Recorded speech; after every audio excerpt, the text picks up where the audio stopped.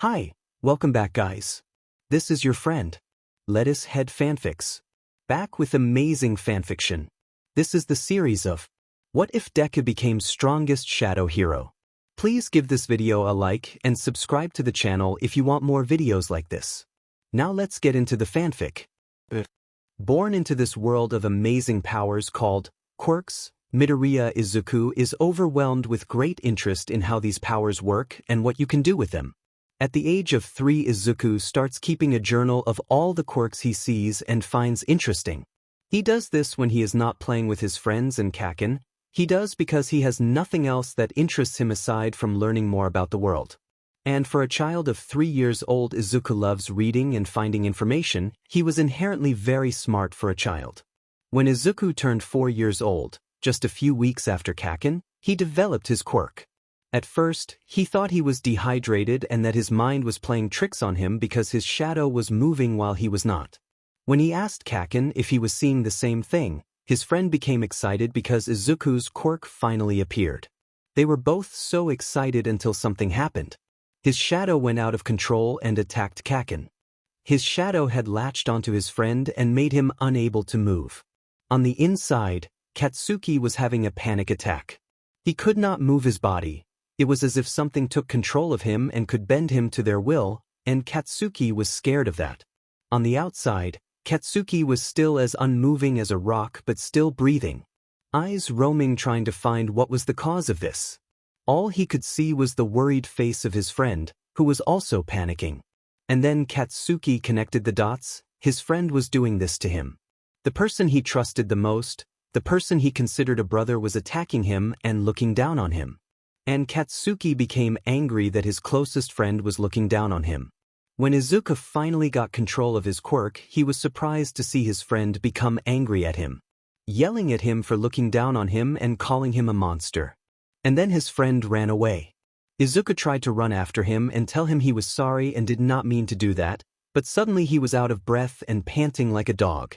He could not muster enough strength to move, and by the time he could gather enough energy to move, his friend was long gone. And so Izuku just went home to his mom. The following week, Izuku had an appointment at the doctor's office to see about his quirk. When they got there, the doctor ran a bunch of tests on him, asking him to use his quirk as much as possible, gathering all the data they could. And when they were done, they were asked to come back the following day to get the results. When they come back the next day, they are informed of the results. His quirk is called Shadow Control. He has the ability to control his and other shadows, forcing them to bend to his will. The overuse of his quirk results in physical exhaustion. The limits can be extended by normal stamina training. At the end of the appointment, Izuku gains the courage to ask a question. Dr. C, can I be a hero with my quirk? His voice is shaky with nervousness. Though you will face adversity with the nature of your quirk, you will have to train hard, but there is no guarantee. If that is what you wish, I bid you good luck, the doctor says with an encouraging tone. Thank you, doctor, is Izuku's meek reply. After that doctor visit, Izuku noticed his mom had changed. She doesn't talk quite as much as she used to, but he thinks that's fine. She just wants to give him more time to think about his quirk. But the change in his mother is not the only one. His friends start to turn on him, calling him names like villain or monster, and he becomes ostracized from his friend group. And as he goes through the years of school, the name-calling becomes worse and worse. Then it turns into bullying until one day in his last year of primary school, when he has had enough of people calling him names and pushing him around. One of his regular bullies comes up to shove him into a locker. What he does not know is that Izuku started training with his quirk. When the bully gets close enough, Izuku wraps the bully in his own shadow, immobilizing him. After that incident, people leave him alone, no longer willing to interact with him for fear of having a similar experience. And for Izuku, after that, he becomes colder and colder, no longer smiling and happy. He starts wearing a neutral face and starts to focus on his studies, learning more and more every day. When he starts middle school the following year, he starts keeping a journal about his quirk, writing down ideas that pop into his head about ways he can use his quirk. Now after school, he spends time testing his ideas and studying. When he enters his second year, he starts to train his body more and more, no longer focusing on his quirk but his stamina and strength. As he is looking for a place to train, he stumbles upon a beach filled with trash. He looks over the beach, over mountain after mountain of trash. He now knows what he is going to do. Every day after school he goes to Dagoba Municipal Beach and starts cleaning the trash, moving it from the beach up the stairs and to the curb for it to be picked up. He is so caught up in the cleaning process that he does not notice that his mom becomes more and more distant. She starts taking more and more shifts at work.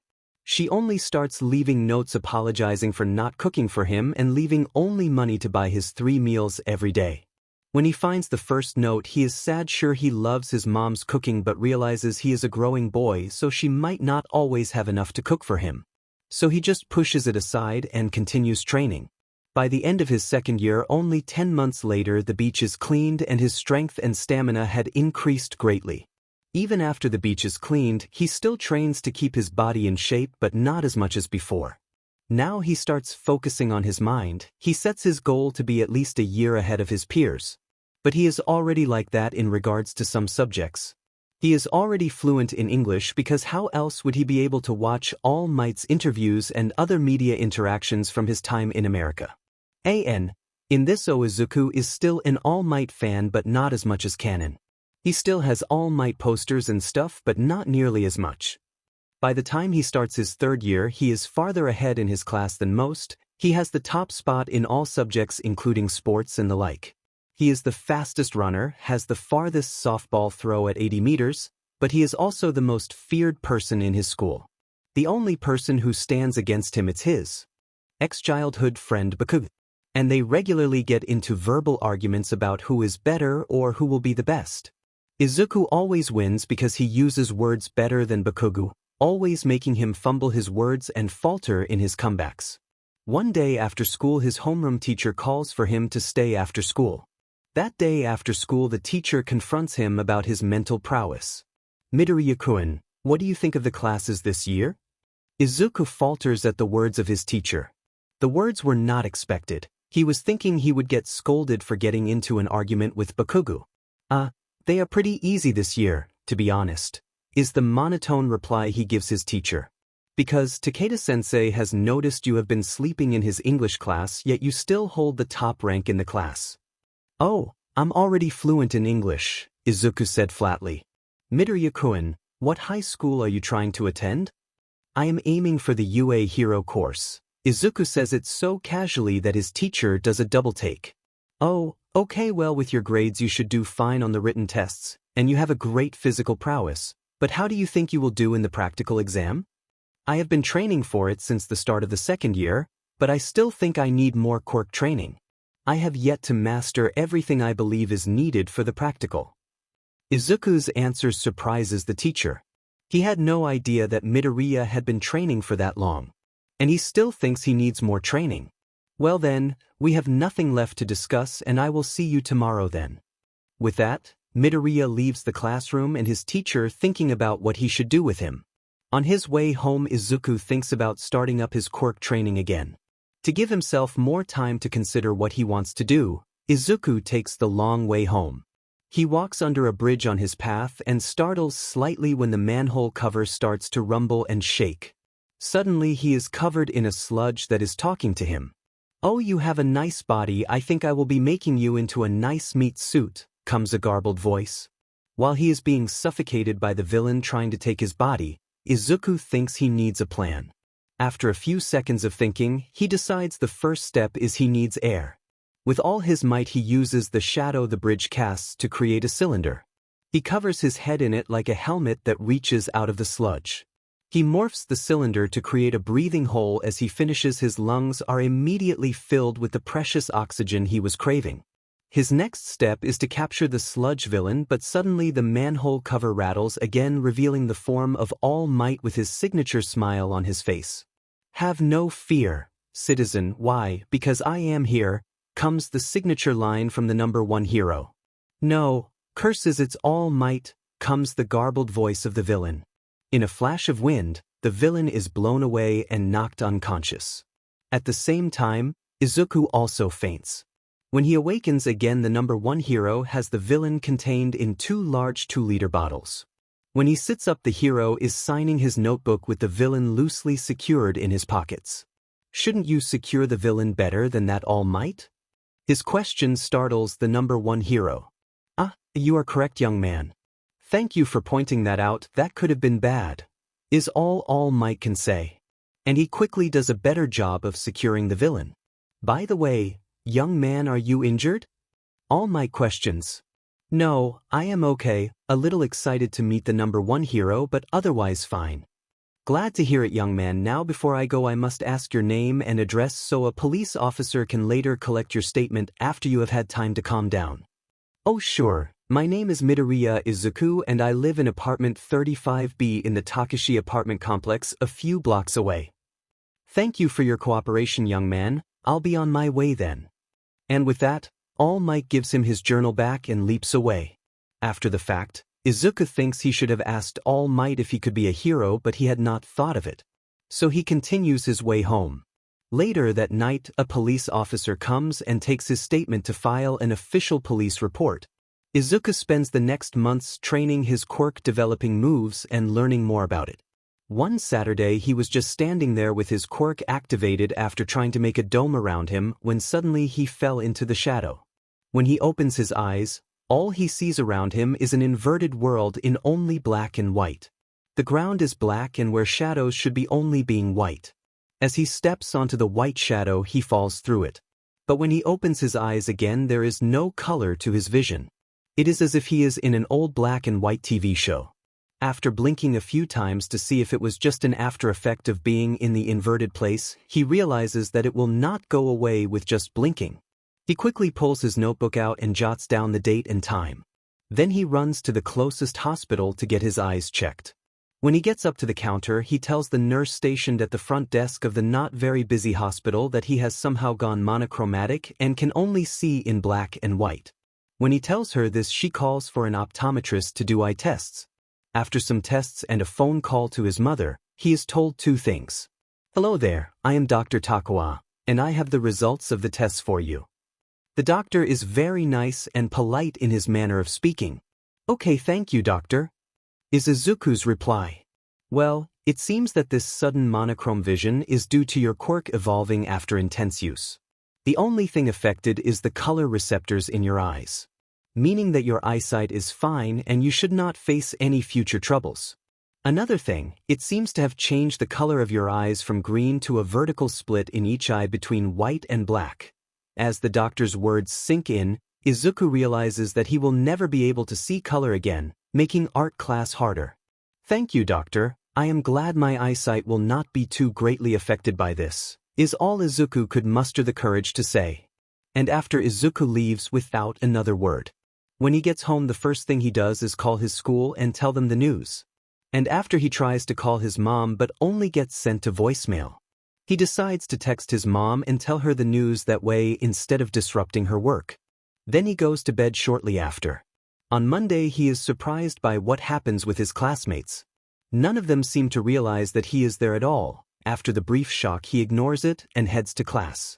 Later on, when the homeroom teacher has to help with an emergency and leaves the room in a rush, Bakugo stands and walks towards Izuku. Oi, nerd, what the F is wrong with your eyes? Bakugo demands. My quirk mutated and now my eyesight is monochromatic, Izuku responds without looking up from his books. What the hell does that mean, you? I'm a nerd. Anything else? It means I no longer can see color at all. Anything else? Tis whatever, nerd, Bakugo says while walking away. Nothing else is said that day between the two. Though the teachers do give Izuku sorrowful looks when they walk in, they don't say anything about it. The next day, Izuku goes back to training his quirk and discovers something else. Now his quirk is sensitive to touch and can feel things even when Izuku cannot see the object. After the shock dies down because of this, Izuku goes back to creating moves, finally getting the hang of the shadow dome and the shadow travel. Then he starts working on offensive moves like making the shadows into weapons and also a capture technique where he uses the shadow produced by the target to bind them in place. When experimenting with the weapons he can create, he discovers that he can make a surfboard-like object and ride it. Though it is not as fast as shadow tunneling as he has dubbed it, but shadow surfing allows him to maneuver in the air. Throughout his third year of middle school, He keeps practicing his new techniques and even develops a fighting style based on going in and out of the inverted place. It is like playing whack-a-mole in reverse, and he thinks it is fun. He also notices throughout his time that he has adopted some shadow-like traits. For example, he can easily go unnoticed and sometimes phase through things. On the day of the entrance exam, Izuku is nervous, to say the least, but he is also happy because his mom had cooked breakfast for him and the omuris was very good. It was the first time he has had his mom's cooking in a long time. After eating his breakfast, he gets ready for the exam. He makes sure to bring clothes to change into after along with water and a sports drink. Once he is ready, he leaves his house to start the 15-minute jog to UA.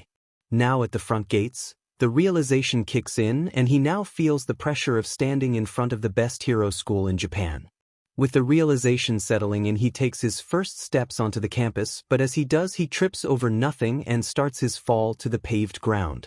On the day of the entrance exam, Izuku is nervous, to say the least, but he is also happy because his mom had cooked breakfast for him and the omuris was very good. It was the first time he had his mom's cooking in a long time. After eating his breakfast, he gets ready for the exam. He makes sure to bring clothes to change into after along with water and a sports drink. Once he is ready, he leaves his house to start the 15-minute jog to UA. Now at the front gates, the realization kicks in and he now feels the pressure of standing in front of the best hero school in Japan. With the realization settling in, he takes his first steps onto the campus, but as he does, he trips over nothing and starts his fall to the paved ground. Uraraka Ochako is walking up to UA High School when she sees a boy with green messy hair trip over nothing and start to face plant. So she takes off running to try and catch the boy before he does. Only a meter away, she watched the boy fall right through the ground, leaving only his duffel bag where he once was. She is overwhelmed with confusion when suddenly the boy comes through the ground right behind his duffel bag. Then dusts himself off, grabs his bag, and starts walking to the doors. Then it finally clicked in her head, that must have been the boy's quirk, she thinks to herself. After the momentary shock and confusion pass, she continues her way into the building. After his almost disastrous fall, Izuku decides it's better to try to move past his nerves and get on with the test. So after dusting himself off and grabbing his duffel bag, he heads into the building for the upcoming exam.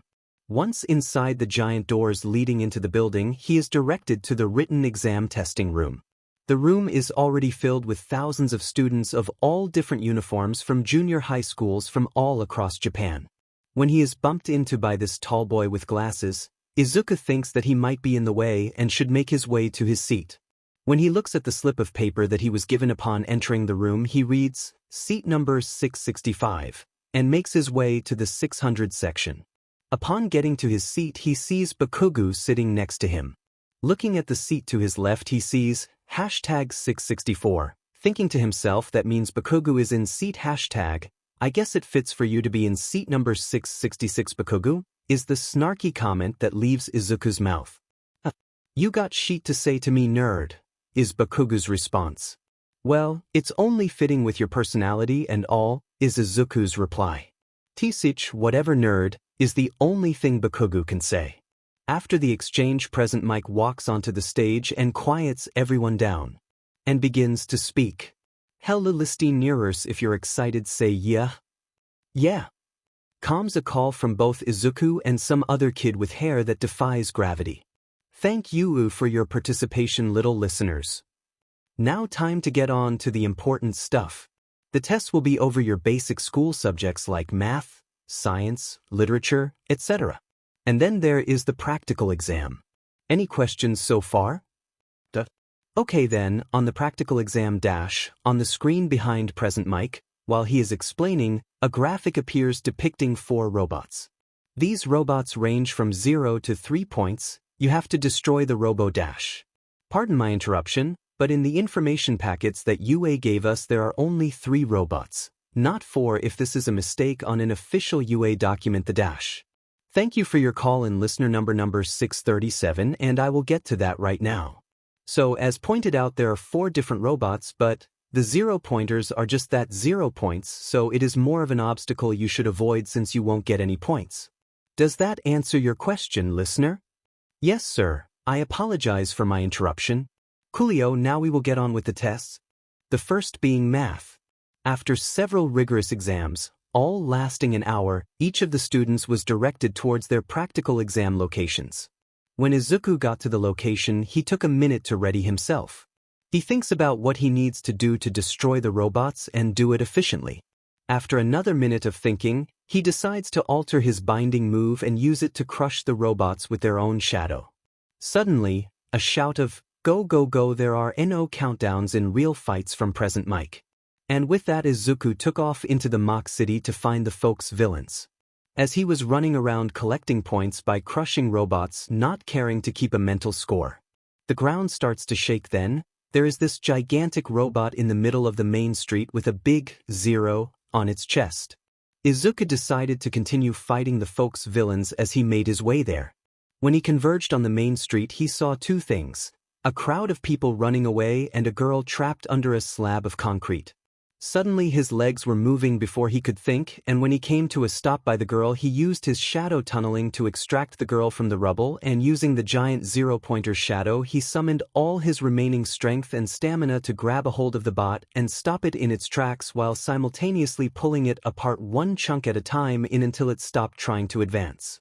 When the robot finally stopped moving, Izuku fell on his back, exhausted and breathing heavily. When he sees the girl he saved look at him, he simply says, "Hey, are you okay?" The girl sputters at the words just spoken to her. After being saved by the boy she watched fall through the ground, she is surprised when he asks her if she is okay. The guy had just stopped a several-ton robot by ripping it apart while holding it in place. I should be fine," is all she could say. "Great, I'm Midoriya Izuku, by the way." "Hello Midoriya-san, thanks for saving me.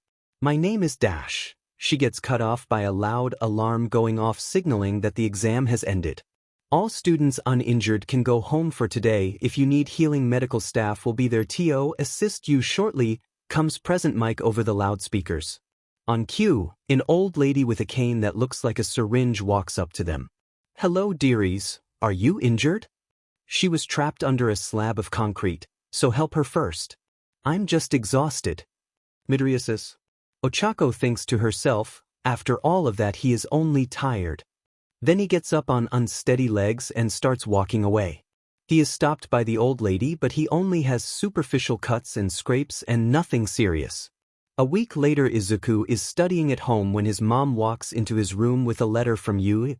Izuku walks into the living room and watches his mom leave for work. When he opens the letter, there is a thick metal disc and a piece of paper inside. He sets the letter aside and looks over the metal disc and finds an on button and pokes it. Suddenly the disc sparks to life, displaying the hulking figure of All Might, the #1 hero. "Hello, young Midoriya, you may be wondering why I, All Might, am talking to you through a hologram from UA High School. Well, I am UA's newest teacher." After a moment and the shock wears away, he continues. "I am here to tell you your score on the entrance exam, and now for that, young Midoriya, I am proud to say you got the highest score on the written tests, with all of them being perfect 100s. After another moment of shock passes, he continues. "On the practical exam, you also got the highest score. You had a total of 65 villain points, but there was also another category of points. These were a secret category called rescue points. And with your fantastic save of another examinee, you got a total of 58 rescue points. In total, you got 123 points, earning you rank 1 and the highest score in UA history. And with that said, I welcome to your Hero Academia." With that, the hologram cuts off and the living room is completely silent. After a silence that seems to stretch on for days, he finally speaks. "I did it," it said so quietly that it is almost like it was never said. "I really got into the UA High School." At the realization of this, he bursts into tears. He is so overwhelmed with happiness that he starts crying even more. After 10 minutes of crying, he texts his mom to tell her the news. And a few minutes later, he gets a simple "congratulations" as a response. A few weeks later, it is the first day of school and Izuku is excited and nervous at the same time. He left for school 15 minutes early so that he could jog to school. When he gets into the school, there are only a few people there. On his way to class, he gets lost and asks an upperclassman with a big build where Class 1A was. And he was close to the classroom too. It was just a left turn and a short walk away. As he approaches the door, he notices the size of it. The door was easily 5 meters tall and 2 wide. When he reaches for the door, the tips of his fingers phase through it. So he pulls his hand back, tries again, and makes contact with the door this time. When he walks in, there are only 2 other people in the room. There was a tall boy wearing glasses and a boy with two-tone hair. Only the two-toned boy notices his entrance. The boy gives him a solemn nod and goes back to the book he is reading. Izuku makes it most of the way to his seat before the door slams open with an explosion. Izuku, unbothered by it, continues to his seat. Once there, he puts his backpack on the hook on his desk and sits down. 10 minutes later, the classroom is filled with students talking with each other. There are a few lone students as well. Izuku is minding his own business when Bakugo, who is sitting in front of him, puts his feet on the desk and leans back. When his eyes lock with Izuku's, he yelps in surprise. "What, did you not notice I was here?" Izuku asks with a hint of surprise. "How the hell did you get there, nerd?" Bakugo yells. "I got here before you did. It's not my fault you're blind," is the bland response Izuku gives. "Wait, what? You were here the whole time?" Comes from a girl with small horns on the top of her head. "And?" Izuku asks. "Dude, how did nobody notice you?" A boy with a lightning bolt in his hair says, "Either you're blind or just don't look around," is the snarky comment. Just then the door opens, revealing a man with long dark hair and deep dark circles under his eyes. He walks up to the front of the room and says, "Get in your seats," just as blank as Izuku's first comment. The students quickly get to their seats. "I took you 5 seconds to get in your seats. It's not bad, but that is still too long. Now put on the gym uniform under your desk and meet me at the training field." With those bland instructions, Aizawa walked out and let the students change. Izuku was the first boy done, but not the first person at the field. A girl with a high ponytail was the first student there. Soon the rest of the class filtered out to the field. Once out there, the students were quiet and waited for the teacher. "Today, you all will be taking a quirk apprehension test. These are the standard physical tests that you took in junior high, except you can use your quirks on them. Midoriya, what was your longest softball throw in junior high?" 80 meters, sir." "Now, throw that ball and use your quirk to enhance your score. The only rule is that you have to stay in that circle," he says as he tosses a ball to him. "Okay." When Midoriya steps into the circle, he takes a minute to focus and then throws the ball. As the ball flies through the air, it starts losing speed and height, but just before it hits the ground, something comes up from the ground and swallows the ball whole. The next second, Aizawa gets a ping on a scoring device. And he turns the device and shows it to the class. 1,376 meters, the class says at the same time. "I have not introduced myself yet. My name is Aizawa Shoyuda. I am the Class 1A homeroom teacher. It is my job to prepare you for a life as a pro hero.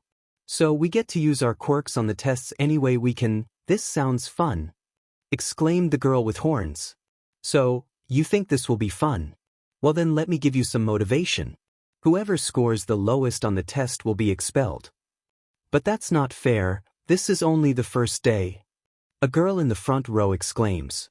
"Oh, and you think natural disasters are fair? Or how about power-hungry villains? Life's not fair. It will be your job as a hero to correct the unfairness of this world." Aizawa says. There is silence across the field.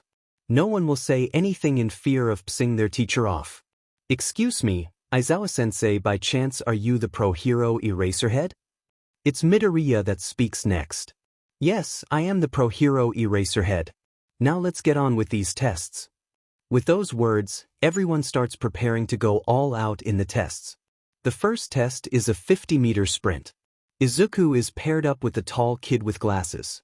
When the teacher calls start, Izuku instantly disappears into the ground. And the next second he appears at the end line. 1.005 seconds, calls the machine at the end line. "Midoriya, you will also need to do the tests without your quirk. I need base physical abilities for you as well." On his second go, Midoriya gets a time of 3.679 seconds. As the tests go on, Midoriya also has to do it a second time without his quirk. And he still does better than most of the class. After everyone has finished their tests, Aizawa calls them to gather. Though it would be amusing to go one by one and tell you your scores, I'm just going to display them all at once. First place, Midoriya Izuku. Second place, Yaoyorozu Momo. Third place, Bakugo Katsuki. Fourth place, Ida Tenya. Fifth place, Todoroki Shudo. 20th place, Mineta Minoru. The person in the last place is this short kid with purple ball for hair that did well on the repeated side steps but nothing else. And the kid was shaking and had tears in his eyes. As I said before, the last place is expelled, so everyone say goodbye to him. There is already a replacement for him which you will meet tomorrow. Now then, the syllabus is in the classroom, so go change, grab one, and go do whatever. You can go home if that's what you want. See you all tomorrow. With that, Aizawa left the field. Once everyone was in the classroom after the test, one kid spoke to everyone. Hey, we should all introduce ourselves and make a group chat or something. Yeah, that sounds so manly, says a boy with pointed teeth and spiked hair said. I'll start. I'm Dash. Oi, Pinky, shut up will ya? Bakugo cuts her off. That's not very nice, Bakugo Katsuki, Izuku says. Tease, whatever nerd, I'm outta here, he says as he walks out. Too bad we didn't get his name, the horned girl says. But he just said his name. The high ponytail girl says. You're right, it was Bakugo Katsuki, right? Yeah, is all Izuku Midoriya says. Like I was saying, I'm a Shido Mina. Wait, how did you know that? The horned girl says. We went to the same middle school, and I'm Midoriya Izuku, and just some forewarning, I am monochromatic. What does that mean? I can't see color, it is because of my quirk. Also, why did he call you Pinky? Is it your hair? Not just my hair, my skin is pink too. Oh, my name is Kirishima Ijiro and my hair is red, the spiky-haired boy says, and now the whole class is calling out their name and hair or eye color. Once the whole class is done introducing themselves, they start to exchange numbers. Hey, do you know Bakugo's number? The question comes from Mina. No, I don't. We went to the same school but we weren't friends or anything, Izuku says. Oh, too bad, he seems kinda cool, Kirishima says. Well, see you all tomorrow, Izuku says. After some more goodbyes, Izuku starts his way home. At the gate he sees Todoroki looking at his phone as if it had somehow wronged him. After some more goodbyes, Izuku starts his way home. At the gate he sees Todoroki looking at his phone like it has wronged him in some way. Todoroki, right? Izuku questions. Yes, that is me. What are you doing? You look kinda sad. Oh, my father is getting on my nerves. Todoroki states. Well, if you don't want to go home, we can find an internet cafe and hang out, Izuku offers. That seems like a good way to avoid my father and make him angry, let's do it. Why do you hate your father if you don't mind me asking? Izuku asks while they start the walk to the cafe. My childhood was not the best, and it was because of my father. When my quirk first manifested, he started training me, he says with air quotes. And by training, he would just beat me until I could no longer stand up. As they continued to walk, they both shared the stories of their childhood. Midoriya talks about his absent father while Todoroki talks of his father treating him and his sibling badly, enough so that one ran away from home. Then the topic of quirks came up and Todoroki talked of his vow to never use his left side, while Izuku talked about how people either bullied him or were scared of him for his quirk. Wait, you control shadows? Todoroki inquires. Then how did you move through the ground? Oh, I fall through the shadows into the inverted place, as I call it, and then pop up from a different shadow. Izuku answers. That's an interesting way to use your quirk. Oh, we're here. Let's go inside and continue talking for a bit. Sure. They spend the next 3 hours talking to each other about small things like family, their previous lack of friends, and are now on a given name basis.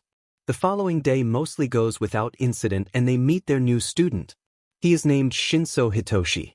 The only incident is in art class. Midnight asks why Midoriya did not color his drawing and only used a pencil to shade it. She is embarrassed when he tells her that he cannot see color and the last time he tried to color his drawing was given the worst grade. So he just sticks to pencil art. They also picked their class president that day, and the person elected was Ida Tenyo with Yayurosa Momo as the vice president. On the third day of school, they have their first hero exercise. I am here, entering through the door like a normal person, All Might says. At this, the class starts to freak out because they are being taught by the number one hero. Okay, young ladies and gentlemen, let's get started. Today's exercise is combat training. Today you will get to use the hero costumes that you submitted a design for before the start of the year. So grab your costume, get changed, and meet me at ground beta. With that, All Might opened the sliding cabinets and left to head to the training grounds. Izuku is the first person to get to ground beta. If only for the simple fact that his costume is a simple black jumpsuit, a tool belt, and a long forest green capture weapon. After a few minutes of waiting, other students start to appear. The first is Shinso, who is wearing similar attire to Izuku, but his capture weapon is purple-gray. When Shinso notices the similarities in their costumes, he approaches Izuku. Hey, nice costume, Shinso starts. Yeah, same to you. Who did you base yours off of? Izuku inquires. I based mine off of Eraserhead's design. Shinso answers. Same, but the only reason I have the capture weapon is to tie people up. So I don't overuse my quirk, states blankly. Yeah, I have mine because like him I have a non-physical quirk. In an equally blank tone. Oh, cool, what's your quirk? Mine is shadow control. Is the flat response Izuku gives. My quirk is called brainwashing, it's a villain quirk. Yeah, mine gets treated the same, but I believe that quirks are not inherently good or bad. It's the choices you make with that quirk which dictates whether you're good or bad, Izuku says. I guess you're right about that. Well, see you around, Shinso says as he turns and leaves. After the rest of the class has appeared at the training grounds, All Might begins to speak. They say the clothes make the pros, and you all certainly look like pros. He exclaimed. Now, let me explain the exercise to you Zygotes. You will be participating in a mock 2-on-2 battle where the villain team will have to defend a bomb until time runs out or capture both heroes. While the heroes either have to capture the villains or secure the weapon by touching it. Your partners will be decided at random, and so will your opponents. All Might Sensei, why are our teammates decided at random at C-? It's because you won't always know who you are working with when you are a pro, so you have to be able to form a team on the fly. You won't always be working with people you know. Izuku cuts him off. I see, sorry for my interruption, Ida says. No worries, young Ida. It was a valid question, now let's pick lots and get started. All Might says. All Might then pulled out 2 boxes with plastic ball in them that had letters on them. Soon everyone found their partner Izuku being paired up with Shuto on Team B. Hey, looks like we're on the same team. It seems so, Izuku. Alright, students, let's choose our first teams. For the heroes, it's Team B. And the villain team is Team D. All Might called. Team D consisted of Bakugo and Ida. The villain team was given 5 minutes to hide their fake bomb and get set up, while the hero team was given the same time to study the blueprints of the building and plan. The other students and All Might went to an observation room to watch from a safe place. When the prep time came to an end, Izuku and Todoroki had come up with a plan that would demonstrate their best efforts. When the announcement came to start, the building was immediately covered in a dome, no longer allowing light to reach its windows. Okay, my part is done, it's up to you now, Shuto, Izuku says with a bow worthy of a magician. You got it, Todoroki says, stepping through the opening Izuku had left for them. Once they were in the dome and it was sealed behind them, Todoroki steps up to the building and places his right hand on it. After a second, a layer of ice starts to encompass the building, hugging tight to its walls and floors. After a second, the 2 boys stepped inside the building and made their way up floor by floor. They ran into a Bakugo frozen to the ground on the 3rd floor. He was quickly wrapped in capture tape and left there. Seconds later, they heard All Might's voice in the communication device they were given, saying that Bakugo was captured. They quickly kept on moving, searching floor by floor. Once on the 5th floor, Izuku stopped. Hallway on our left 20 meters down, that is where Ida and the bomb are. Understood, let's take this slowly, we have time. With that, they slowed their fast walk down to more of a stalk and continued to their objective. Once outside the room, They could hear Ida talking to himself about protecting the bomb and cursing at how the windows have been darkened but there are still the building's lights. I'm going to drop the dome since the most volatile quirk is out of the mix, then you distract him and I'll bind him. Good, Izuku whispers to Shudo. His only reply was a thumbs up. With his teammates' agreement, the barrier separating the building from the outside world falls to the ground and Ida is startled. Taking advantage of the startled Ida, Shudo rushed into the room sending a wave of ice at Ida. The boy dove out of the way just in time to dodge the ice. Well, if it isn't one of the heroes, Ida says in a mocking voice. If you surrender now you won't be harmed, villain, you know it would be easier since your partner was also defeated. I will never surdash, just then Ida's shadow latches onto his body and curls around him. It binds his hands and feet while also covering his mouth. With the villain-bound Todoroki runs to the Folks bomb and touches it rendering it secured. Seconds later All Might's voice booms declaring the heroes the winners and asking them to come to the viewing room. Once Bakugo is freed from his icy coffin and capture tape removed, the four make their way to the viewing room. All the while Bakugo has not said a word, only glaring at the ground, which has Izuku concerned but he says nothing. Once in the viewing room, the heroes are congratulated for their overwhelming victory and outstanding performance. Once the students have settled down, All Might begins to talk. Now to award the title of MVP, does anyone want to venture a guess as to whom the title goes to? All Might questions. It's Yaoyorozu who speaks up. Objectively speaking it would go to both of them since they each found a hero and contributed equally. Very good. Though officially it would go to young Todoroki since he captured the bomb, I will award it to both of them since they both had equally important jobs and did them perfectly. Now who can tell me what the villains did wrong? Yaoyorozu speaks again. They underestimated the teamwork and level of skill in their opponents which lead to their downfall. But from what we saw they did not make a plan or discuss anything because, as soon as the exercise started Bakugo-san just stormed off into the building leaving Ida to defend the bomb by himself. Correct again, if the villains had a plan or strategy they would have had a chance of success but since they had neither and one was uncooperative they lost. All Might said. Now, the rest of you use your classmates' shortcomings to improve your performance. As Aizawa was reviewing the class's exercise, he noticed that as the other groups completed the exercise their performances became better and they challenged themselves to perform at their highest level, to show that they can keep up with the rest of their class. Though Aizawa was reluctant to admit this, he was quite happy that two students designed their costumes after his. One is his son, and the other is the top-ranking student of the grade. He was going to brag about this to Hisashi later, but for now, he needs to keep reviewing the footage from the exercise. The next day in homeroom Aizawa gave feedback on the previous day's exercise and announced that they were going on a trip to an off-campus facility for their heroics class that day. After the bell rang Aizawa left the room and let present Mike start English. At lunch, Izuku started sitting with Shudo after becoming best friends with him. Once seated with their trays of food they started a conversation about the newest thing in their life then transitioning into quirks. Hey, Shudo, can I make a suggestion? Izuku asks. Sure, is the only response. How about instead of rejecting the fire part of your quirk you just use it how you see fit? Why would I use my father's power when I can be a hero without it? Well, that's the thing, it's your quirk, your power, not his. So shouldn't you use it how you see fit? I understand where you are coming from on this matter, but I will need time to think about this. Okay, it was just a suggestion, food for thought, if you will. Just then their classmate Shinso walks up to their table with a tray of food in hand. Hey, do you guys mind if I sit with you? He asks. Shudo and Izuku exchange a glance and then look at their classmate. Sure, we don't mind, Izuku replies.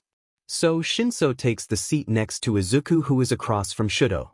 After a minute of awkward silence, the boys start chatting talking about the small things, like what they think of All Might as a teacher and how Shudo and Izuku became friends over bonding about their familial troubles.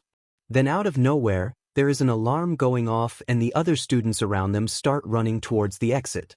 The three boys are confused so they just follow the crowd of people going to the cafeteria exit. The next thing they know their class president is on top of the door frame shouting about how it was just the media that had gotten past the security gate. Once everyone was calmed down, they went back to class. Class 1A is with great difficulty being loaded onto the bus meant to take them to an off-campus training facility. Ida was the one who was guiding the 20 students onto the bus, though it was not the layout he was planning for, got everyone settled. Once the students were settled, a low chatter began as the students talked to one another, and the topics of quirks came up. That reminds me, Karo, what is your quirk Midoriya-chan? Tsu, as she requested, she is called. My quirk is called Shadow Control. I have the ability to control the shadows produced by me and the other people and objects around me. Izuku states. Then how do you move through the ground? Kirishima's. Well, basically I fall into the shadow and enter what I call the inverted place, where the world is upside down and I can choose which shadow I want to come out of. Wow, that's so cool. You have an amazing quirk Midoriya, while all I've got is just hardening my skin. Kirishima deflates as he talks. Nonsense, your quirk is great for both offense and defense, Kirishima, and it is very simple. Mine requires a lot of concentration to be able to use effectively. I mean, I've been training since my first year of junior high to get this good. Izuku says encouragingly. All right, enough chatter, we have arrived, so get off the bus, Aizawa states flatly. The students quickly made their way off the bus and followed their teacher into the building to meet the other teacher waiting for them. Aizawa told the students to wait by the entrance and went to talk to the other hero. Once he walked away, a low chatter washed over the class. A minute later, Aizawa returns with another teacher in a spacesuit. Hello, students, I am Pro Hero No. I would like to welcome you to the Unforeseen Simulation Joint, or USJ. This is a place I created to help you all develop your rescue skills while using your quirks. You should now have an understanding of how dangerous your quirks are with the combat exercise All Might had you participate in. Take my quirk, Black Hole, for example. I could easily use it to kill people, but instead, I chose to help people by becoming a rescue hero. Hey, are they a part of the training? Kirishima cuts in, pointing down at the villains appearing from a black portal in the central plaza. No, they are not. 13 protect the students while they evacuate. I'll stall them. Izawa shouts. No, you can't handle that many people on your own. Shinso yells back. I'll be fine, kid. You can't be a pro with only one trick up your sleeve, Aizawa replies with a smirk. Just then Aizawa jumps down the stairs, capture weapon writhing around his head and shoulders. As he jumps away, the black mist appears in front of the entrance to the USJ. Hello, little heroes. We are the League of Villains. I hope you will excuse our intrusion on this haven of justice. Our only goal here today is to kill the symbol of peace, All Might. Do you know where he is? He was supposed to be here today based on the schedule we obtained. The Mist villain says. Students, stay behind me. 13 commands. But Bakugo and Kirishima still rush the villain anyway. As they attack, the Mist villain's body envelopes them and they disappear. Now the villain's body starts to cover all of the students. But with 13, Ida, and Shoji's quick reaction, they manage to pull some of the students away in time. When Izuku comes out of the misty portal, he is met with cold water. When he opens his eyes, he sees a shark-like villain approaching him with a murderous look in his eyes. The next thing he knows, Azui comes into view and kicks the villain out of the way so she can grab Izuku. Once she has gotten them onto the giant ship, he sees that Shinso is also there. Midori-chan, are you okay? Tsu asks. Yeah, I'll be fine. I'm not hurt or anything. That's fine and all, but how are we going to get past all of them? Shinso demands, pointing at the villains gathered in the water in front of them. I'll handle them, is all Izuku says as he walks to the railing of the boat. Once all of the villains are in his sight, the shadows around them and the one on the water from the boat start to writhe. Then suddenly the villains are covered in a black layer and are unmoving. Next thing they are flying through the air into the side of the boat. When they are no longer black people-like shapes, they are all unconscious. Wow, Karo. That was impressive. No wonder you're ranked number 1 in our class. Shinso says, all the while Izuku is a little out of breath. Yeah, now let's just get out of here, Izuku says as his shadow expands into a large circle and he puts a hand on each of his companions and disappears into it. When the three see the light of day once again, they are next to the central plaza watching Aizawa take down villain after villain barely dodging their attacks. They watch as this dance of death continues. They see another villain, the one standing beside the giant black monster, run at Aizawa just as he finishes off the last of the small fry. Behind you! Aizawa-sensei! The two cries come out at the same time, alerting Aizawa and the villain to their presence. But Aizawa takes their warning and turns around in time to parry an outstretched hand, then elbow the villain in the face. The villain reels back in pain but starts to monologue about how he figured out Aizawa's trick and how his creation called Nomu will be able to defeat All Might. When the creature's name is called, it looks at the villain with interest. Tamura Shigaraki, I have failed you. It seems one of the students has escaped to call for help. Kurojairi, if you were not our escape, I would turn you into dust. The villain Shigaraki says as he starts to viscerally scratch his neck. Well, since All Might isn't here, I guess we could kill a few of his students. Shigaraki hisses. Nomu, grab the hero, the villain commands. In the blink of an eye, Aizawa is face to face with Nomu, but he thinks to himself, its skin is darker than before, almost pitch black like a shadow. Just then Aizawa connects the dots and looks over to the group of students. He sees his son looking as pale as a ghost, a terrified Azui, and Midoriya with an outstretched hand pointed at Nomu. Nomu, why aren't you moving? Shigaraki yells. The creature only lets out a strangled noise as if its throat was being blocked. Seconds later, the creature slumps in place, no longer standing as tall as it used to. Just then the pitch-black layer slowly recedes from the monster. When it is finally all gone, the creature falls to the ground like a marionette doll with its strings cut. And you, get up! Shigaraki demands, but the Nomu does not respond, it just continues to lay there unmoving. And you dash.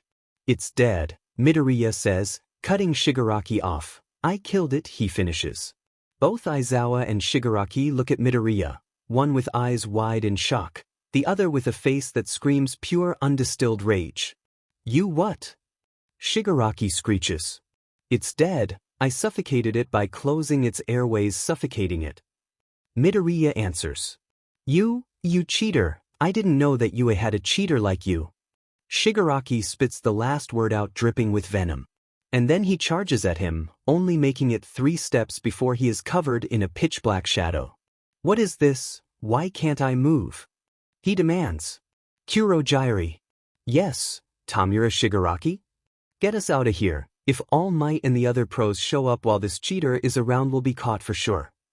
I understand, then let us go, Kurojairi says before opening a portal below Shigaraki and himself, teleporting away. Just then All Might and the other teachers burst through the door ready for a fight that had just ended. Now confused, they see the injured 13 on the ground unconscious and Aizawa in the main plaza surrounded by unconscious villains and a group of students by the edge of the shipwreck zone. Soon after, the paramedics rush in to help the injured 13 and any of the wounded students, while the teachers start rounding up all the low-class thugs and criminals.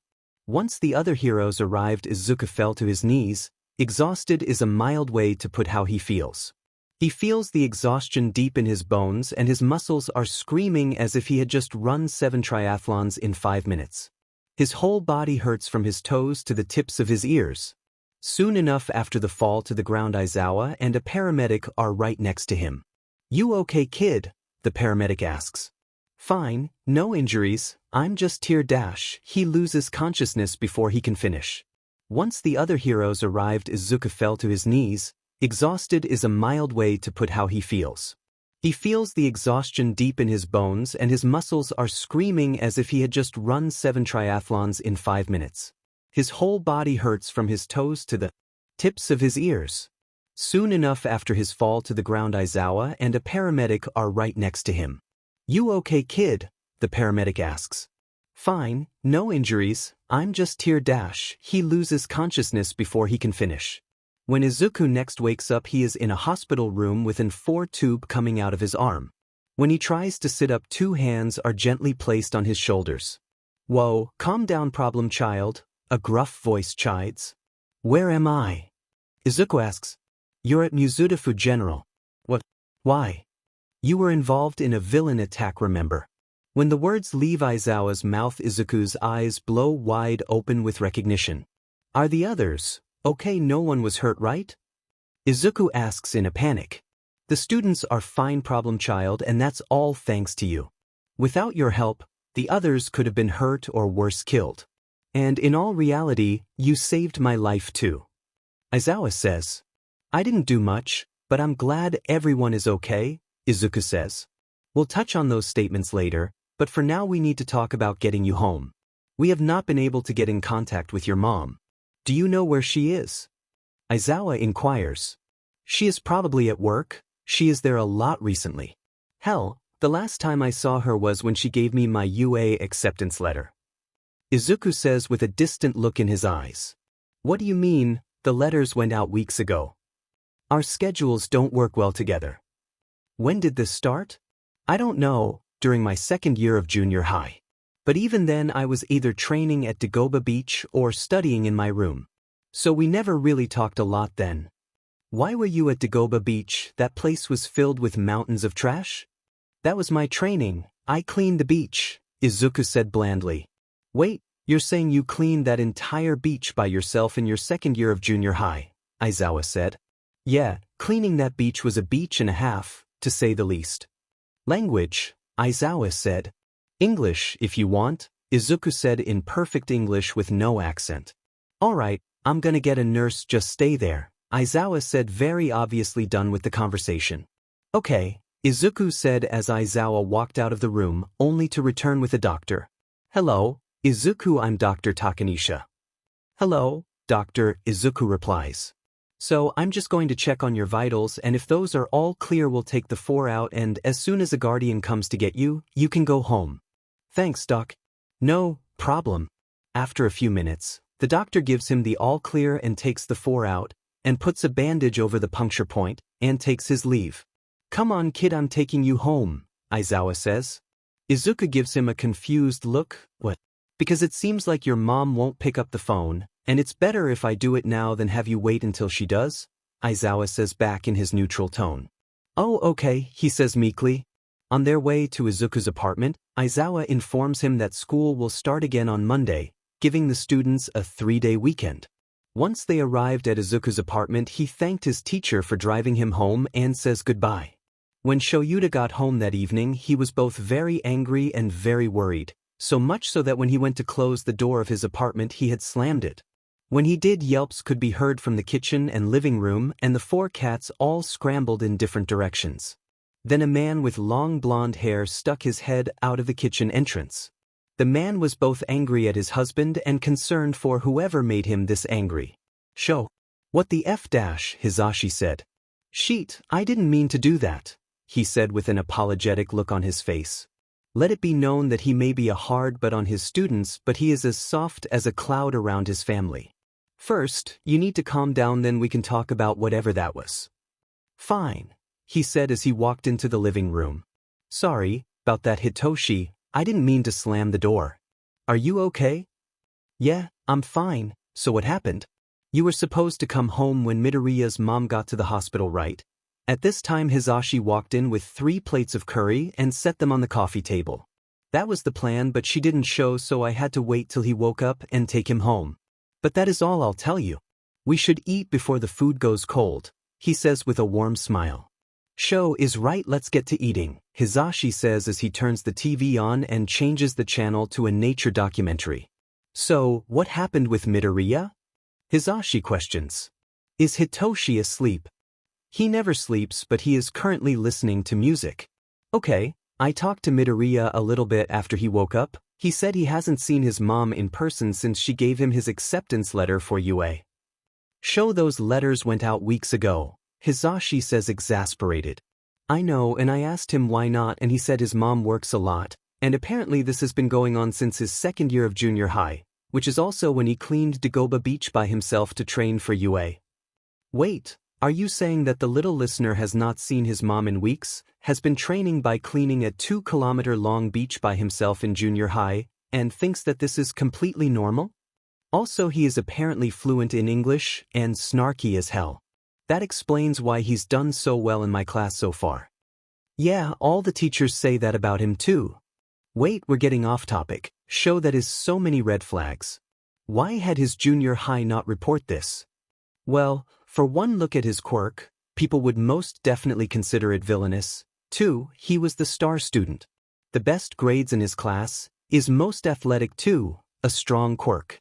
If they had found out about his home situation and reported it, the change would drastically impact him. He would lose all the free time he spent training and studying to trying to acclimate to his new home. And there is no telling if what happened to Hitoshi would have happened to him. It would have just been better for him and the school to leave him be, Aizawa finishes. Well, we're going to have to do something, we can't just leave him all alone. Yes, but it will have to wait, you know what's coming up, I know it would be better to do it sooner rather than later, but this is a very important upcoming event. I know, but we can still start the process, we can let Netsu know now so that he can be prepared for it. Yeah, that can be done, I'll let him know during our next meeting. When Monday rolls around and Izuku gets into class, he tries to be as quiet as possible. The group chat had blown up over the weekend. Everybody was worried about him and multiple times he had to send them selfies to prove that. He did make one mistake in sending one while he was training at the beach. The sun setting in the background and him shirtless made the group chat explode about how manly he was, or being a total slab of meat, as Mina put it. Needless to say, the photo became the topic of discussion for the rest of that night. So he opted to be stealthy when walking into class. Luckily nobody noticed him until he got to his seat. Midoriya, I am glad to see you at school today, Ida says, drawing all the attention to him. Soon enough, he was surrounded by his classmates, all asking if he really was okay, and Mina even grabbed his arm to feel his muscles, which made the others also start grabbing him until he disappeared into his shadow, leaving behind his bag. When he appeared again, he was behind Shudo, who stayed at his seat. Just then Aizawa walked in. Get to your seats, we have stuff to talk about. In a flash, all seats were filled and not a word was said. Good, now your fight is not over yet. The UA Sports Festival is coming up in 2 weeks and you all need to prepare for it. Wait, Sensei, is it really a good idea to still have the sports festival after the attack? Personally, I disagreed with the idea, but this is UA's way of showing that a villain attack won't slow us down, and for this event, they have asked a lot of hero agencies to work together on security for the event, Aizawa says. With that, the bell rings, and Aizawa leaves as Present Mike enters to start English. Midoriya, I have a question for ya. Present Mike calls in English. Yes sir, what did you need? He responds in English as well, and perfect English at that. Traitor, Midoriya says in realization. So that little bit of info was true. Present Mike says, speaking Japanese again. Guess what, little listener? He continues. I get more difficult work, he says meekly. You're a smart one, ain't ya? Hit the nail right on the head. As the 2 weeks go by, the students of Class 1A train like never before, pushing themselves to improve more and more, never stopping or slowing down, only moving forward at full speed. 2 days before the sports festival, when classes are dismissed for the day, Kirishima and Siro go to leave and open the door, and the hallway just in front of the door is filled with students from all classes. Whoa, why are all of you here? Kirishima exclaims. You should know, as students of UA, it is not acceptable to crowd the hallways or exits. I must ask you all to move. Ida scolds. They're here to scope out the competition, so now that you've gotten your look, move out the way, you extras. Bakugo exclaims.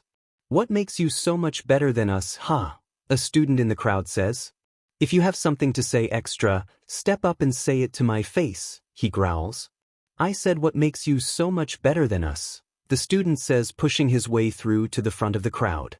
Monoma Nito, Class 1B quirk. Copy. His quirk allows him to copy the quirks of the people he touches. He can only copy 3 quirks at a time, only lasting 5 minutes each. Izuku cuts in.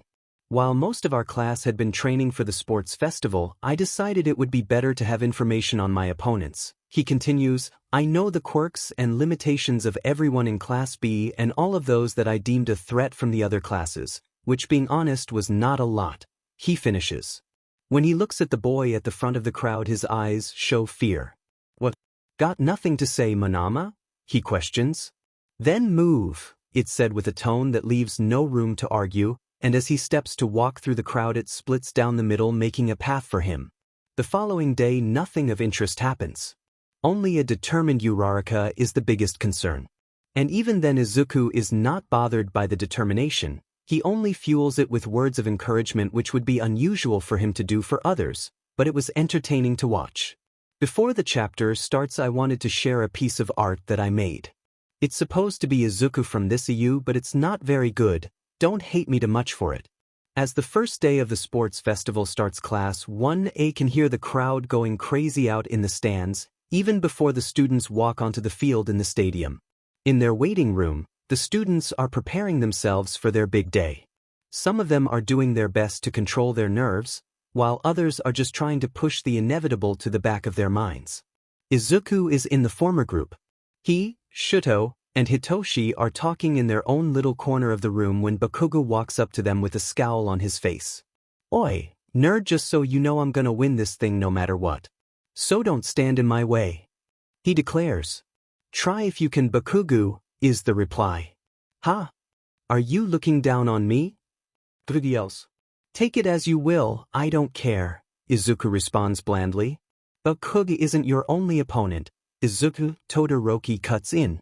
"That is in fact true, Midoriya-san," Ida says. With a sigh, Izuku stands and responds, "No matter who you are, and what you think you are capable of, there is always somebody better than you. It doesn't matter if it's just Bakugo or the whole school. If you plan on beating me you better come at me with only your absolute best, otherwise, you will fall at my feet before you realize it." At the end of his monologue, Izuku starts to walk to the door. Seconds later Present Mike asks the students to start making their way to the field. And soon the rest of the class follows behind him. "Hello ladies and gentlemen.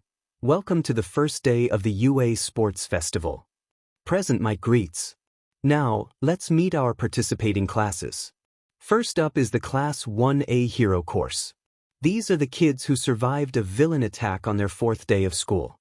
Next is Class 1B, also Hero course. Even though they didn't get much spotlight like their partner class, these kids have just as much determination. Following them are the General Studies classes C, D, and E. And then we have the support courses F, G, and H. And last but not least is the business courses I, J, K, and L. Now that the students are here I'll pass the mic to my colleague and this year's umpire Midnight. Thanks, Mike. So now, we will have our first-year representative, Midoriya Izuku, who now holds the record for highest entrance exam score to give the pledge. With that Izuku made his way up to the stage and to the mic for his speech.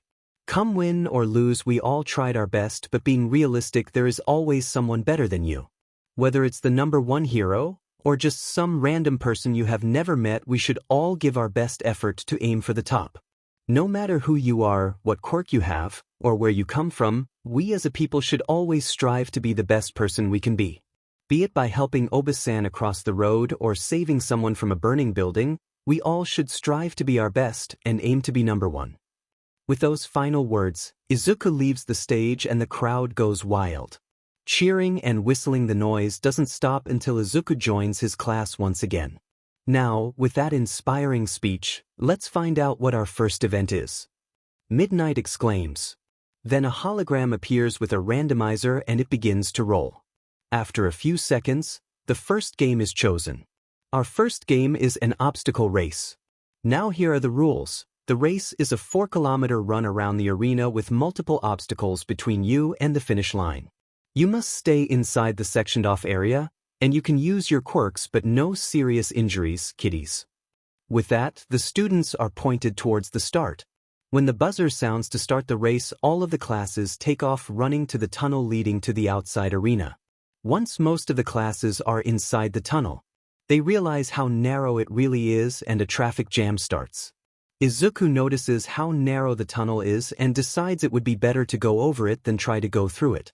So he uses his shadow to make a surfboard-like object and go up and over the students' heads. Once outside the tunnel, he sees Todoroki skating on his ice and Bakugo right behind him using his explosions as rockets. Wow, look at that, right off the bat we have our 3 leaders, Midoriya in first, Todoroki in second, and Bakugo in third. What are you teaching these kids, Eraser?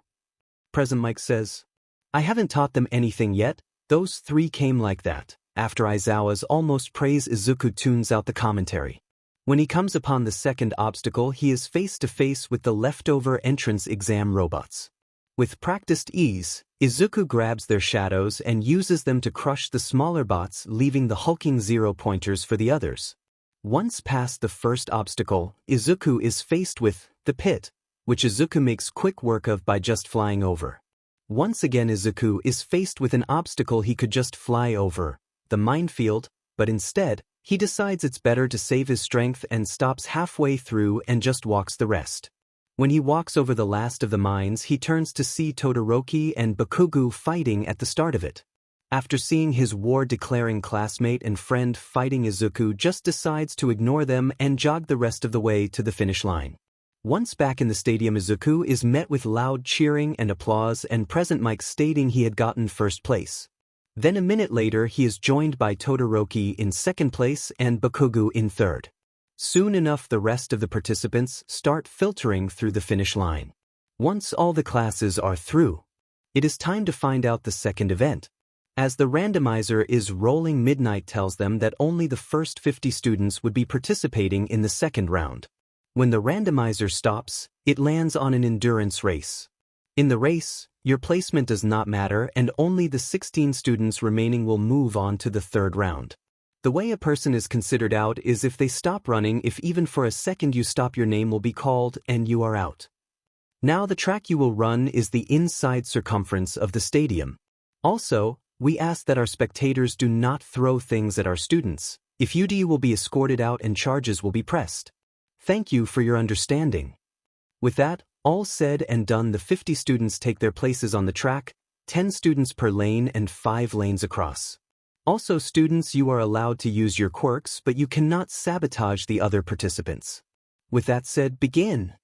As the students start running, nothing happens. Some choose to pace themselves with a slow jog, others start sprinting, but Izuku knew whether he sprinted or jogged he would still win. Even so, he chose to go with a normal jog, just a little slower than his normal one. A minute later, people started dropping like flies. Name after name was called for 5 minutes, none being from Class 1A. Only 10 minutes later were they in the final 20 students. Soon enough, 3 general studies students are out, leaving 17 remaining. After another 5 minutes of running, Aoyama trips on his own feet and falls, leaving the final 16 students. All participants can now stop running. You are now in the final 16. Midnight calls. After almost 30 minutes of running, we have our finalists, and now we will take a 1-hour lunch break and then announce the bracket for the one-on-one matches. Present Mike says. True to their word, an hour later, all 16 finalists were gathered on the field to find out their opponents. Thanks for tuning back in, listeners. We are finally back from our lunch break, so let's find out our final bracket for this year. As he says that the bracket appears on the giant screen in the arena. Midoriya versus Monoma. Todoroki versus Shiro. Shiozaki versus Kaminari. Ida versus Hatsumi. Mina versus Shinso. Yaoyorozu versus Tokoyami. Tetsu versus Kirishima. Uraraka versus Bakugo. Huh, who's Uraraka? While Bakugo can't even be bothered to learn your classmates' names, Izuku snarks. What, I know who she is, Bakugo says. Okay then, there are 5 girls in the bracket, and I'll give you 2 hints. 1, she is in our class, and 2, ONL dash. I don't need your help, stupid nerd. Bakugo cuts him off. It's Ponytail, Bakugo says confidently. My name is Yaoyorozu, she cuts in. Oopsies, guess you don't know your classmates' names, but at least you guessed a person in our class. Whatever, so it's round face, I'm outta here, he says as he stomps off. Midoriya-sen, that was not very nice. Yaoyorozu scolds. I know, I'm just letting him know his faults by speaking his language, Izuku says. That is still not nice, so don't do it again or I'll have Ida lecture you. She threatens. You got, he says while making a lazy 2-finger salute as he walks off. When Izuku is called to go down to the arena for his first match, he is kinda nervous but overall calm. He knows he can beat Monoma, but he is about to put his quirk on blast for the whole world to see, and he is kinda nervous about that. And entering from the west is Midoriya Izuku, the first place winner for the first round and least affected by the endurance run. And from the east is Minoma Nito, one of 3 competitors from Class 1B. Any thoughts on how this will turn out, Eraser? This match will go one of 2 ways. Either Midoriya will give Minoma a chance to win or he will incapacitate him immediately. In my opinion, he will go with the latter. Aizawa deadpants. So are you saying the match is decided by how nice Midoriya is feeling? That is correct. I've seen this kid in action and by far he is the strongest in the class. Well, let's see how this goes, shall we? Hisashi exclaims. Ready, fight. Midnight calls. Izuku charges Minoma with 2 long pitch-black sticks in each of his hands. Once in striking distance, he swings his right hand at Minoma's legs and his left at his torso. Unable to block the leg shot, Minoma falls to the ground on his back. Izuku quickly points one of his batons at his opponent's head and changes its shape from skinny and blunt to skinny and sharp. Surrender, is all Izuku says. In vain Minoma tries to move, but the blade is just put closer to his head. And with great reluctance, he surrenders. That was quick, Eraser. You were right, he didn't even give him a chance. You're wrong, he was being nice. How was he being nice? Present Mike exclaims. During the entrance exam, he showed a move that allowed him to capture an opponent with their own shadow, rendering them incapacitated instantly. Oh yeah, he did do that. You heard it here first. Midoriya gave his opponent a chance. Anyways, the next matchup is Shiro Hanta vs Todoroki Shudo, so stay tuned. Izuku had already made it to the stands by the time their back and forth had ended. Dude, your fight was so manly that you got Aizawa-sensei to give you praise, Kirishima says. Yeah, dude, I hope you go easy on me if we get matched up, Kaminari interjects. It was nothing special. I had thought about just throwing him out of the ring but decided it would be better to give him a chance, Izuku says blankly. You are seriously heartless, sometimes you know that, Mina says. I don't care, is the reply. The next few matches fly by in a flash. Todoroki had embedded Shiro in a glacier. Shiozaki quickly blocked Kaminari's attack and bound him. And Mei turned her and Ida's match into an advertisement, and only after she had gotten to show off all her babies did she step out of the arena. During Mina and Shinse's match, Mina tried her best to not say anything, but he then switched from cheesy pickup lines to straight-up insulting her and her costume. In the end, she slipped up and was forced to forfeit.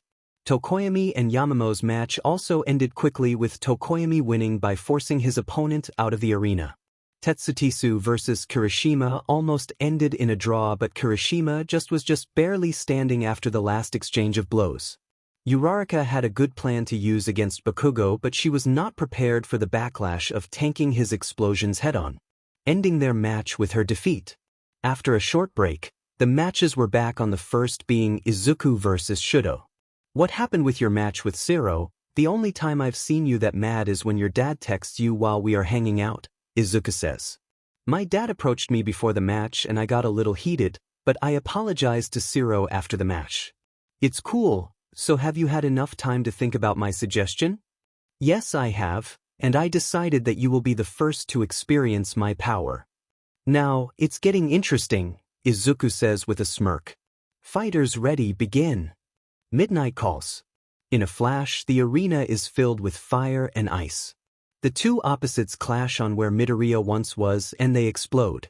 Once the dust settled, 2 figures could be seen standing back to back, one standing straight up, while the other was leaning against the former's back. As Todoroki is currently captured, Midoriya wins. Midnight exclaims. Too slow, Todoroki, Izuku says as he releases his quirk. Yes, it appears so. Eraser, can you explain what happened? I don't completely know myself, but I do have a guess. A theory is better than nothing, I guess. Well, from what I know about Midoriya, it seems the first thing he did was shield himself from the incoming attack. And while the dust was in the air, he moved through a shadow to appear behind Todoroki, and then bound him with their shadows. You keep bringing up shadows, what's that got to do with Midoriya? Hisashi inquires.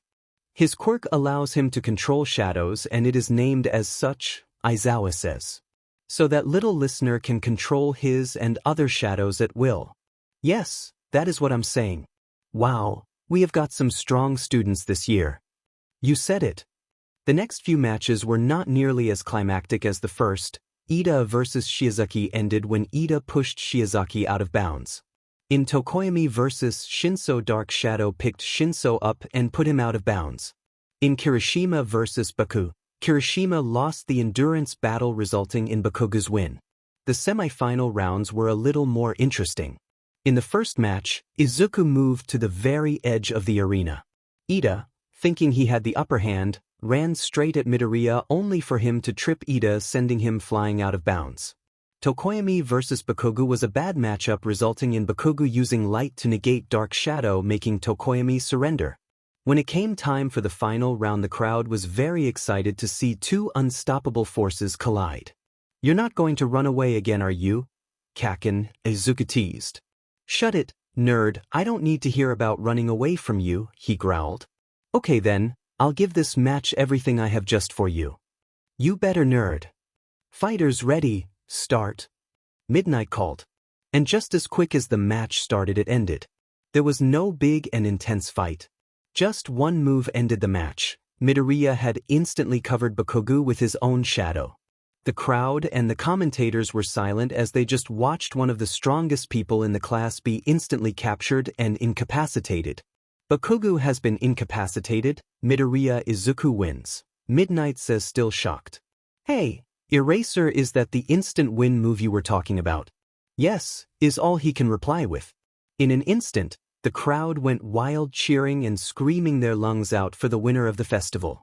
When Midoriya walked away, the crowd settled down and the stadium got set up for the award ceremony. When it started, Midoriya was standing on the tallest platform, face stern like he was trying to hide his true feelings. Bakuga was eerily quiet on the second-place podium, and Todoroki along with Tokoyami shared the third-place podium. All Might was the one giving the medals to the students. When he did, he gave each student a hug and a few words of encouragement and advice. After the ceremony, Izuku just grabbed his bag and went home without stopping to talk to anybody. Even his friends who wanted to celebrate with him were only given a "some other time maybe," and then he walked away. After the ceremony, Izuku just grabbed his bag and went home, not stopping to talk to anybody. Even his friends who wanted to celebrate with him were only given a "some other time maybe," and then he walked away. Over the 2 remaining days for the sports festival, Izuku did nothing. He only sat in his room reading a book. Occasionally he would go out to get food, but those trips didn't last long. When the sports festival ended and classes started again, the students in Class 1A were excited and worried. Izuku had ignored his phone the whole time, not even reading the messages from his friends and classmates. When he had walked into class that day, he had a scowl on him that was even more frightening than Bakuga's. "What's wrong with yo dash? Shut it, Katsuki." Izuku cuts him off. The room is silent after his command. No one is willing to try to approach him, and just then Aizawa picks the right time to make his entrance. The whole purpose of the sports festival is to make you guys known and show off what you can do. This is so that hero agencies can send in offers for the internships that start next week. Aizawa paused, expecting his class to explode with excitement, but when they didn't, he pet an eyebrow at Ida. The class president only looked towards the windows. When Aizawa scanned the class, he noticed the dangerous scowl on Midoriya's face. He let out a sigh and continued. "It doesn't matter if you got any offers or not, because you all will be participating. UA has a list of 40 heroes that will take in students regardless of skill. Now I'll display the offers you all got from pro heroes." On cue, the digital blackboard came to life, displaying a bar graph with student names on the left and numbers on the right. Midoriya Izuku, 3,204. Todoroki Shuto, 2,305. Bakuga Katsuki, 1,406. Shinso Hitoshi, 786. Tenya Ida, 645. Tokoyami Fumikichi, 502. "Midoriya sure got a lot," Kaminari said. "You can say that again," Kirishima responded. "Now, you will have till the end of this week to decide on the heroes you wish to intern with and fill out the forum and submit it. But before you can do that, you need dash hero names." Midnight interrupts. "That is correct, and since I'm not very good at names, Midnight will handle that." "Yes, because if you are not careful, you could end up with these names for the rest of your career." "I'm going to take a nap," Don't bother me unless villains are attacking, Aizawa says as he steps into his bright yellow sleeping bag. All right, kiddies, take a whiteboard and get to thinking because in 10 minutes you're presenting these names. As the time ebbed away, the only thing Izuku could think about was what his mom had texted him. He was so angry that she made that choice on her own without talking to him at all. And his thoughts kept spiraling from there until he was called on to present his hero's name. Then he realized he hadn't written anything on the whiteboard. So he quickly jotted something simple down and walked to the front of the class. Midoriya, will you present your hero name for us? Midnight asked. Sure, he said while turning his board around. On the board was the single word, shadow, nothing less and nothing more. Why did you choose that name? Midnight asked. Simply because you can never escape your own shadow, he said the words with no emotion. They were as cold as ice. It was almost as if he was angry. Then he walked back to his seat. When the bell rang for lunch that day, Izuku didn't head for the cafeteria. No, he went to the teacher's lounge instead. When he got there, it was full of teachers also taking their lunch break. So he knocked on the door and waited for the commotion on the other side of the door to settle, and then heard a "come in." And when he entered the room, he went straight to Aizawa's desk. What happened? He questioned. My mom left. Those 3 words silenced every teacher in the room. Let's go somewhere private to talk about this, Aizawa says. And so they walked to a meeting room down the hall. So what happened? Aizawa prompted. Before the awards ceremony of the sports festival, my mom texted me. When I saw the notification, I thought it was to congratulate me on winning the festival. But instead, all she said was that she left the country and wasn't coming back, he explained.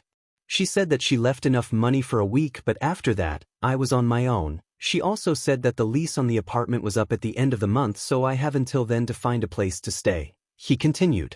Aizawa was enraged at what his student had told him. His only parent left him with a week's worth of money and a place to stay for a week and a half. Meaning he would be homeless after his internship finished.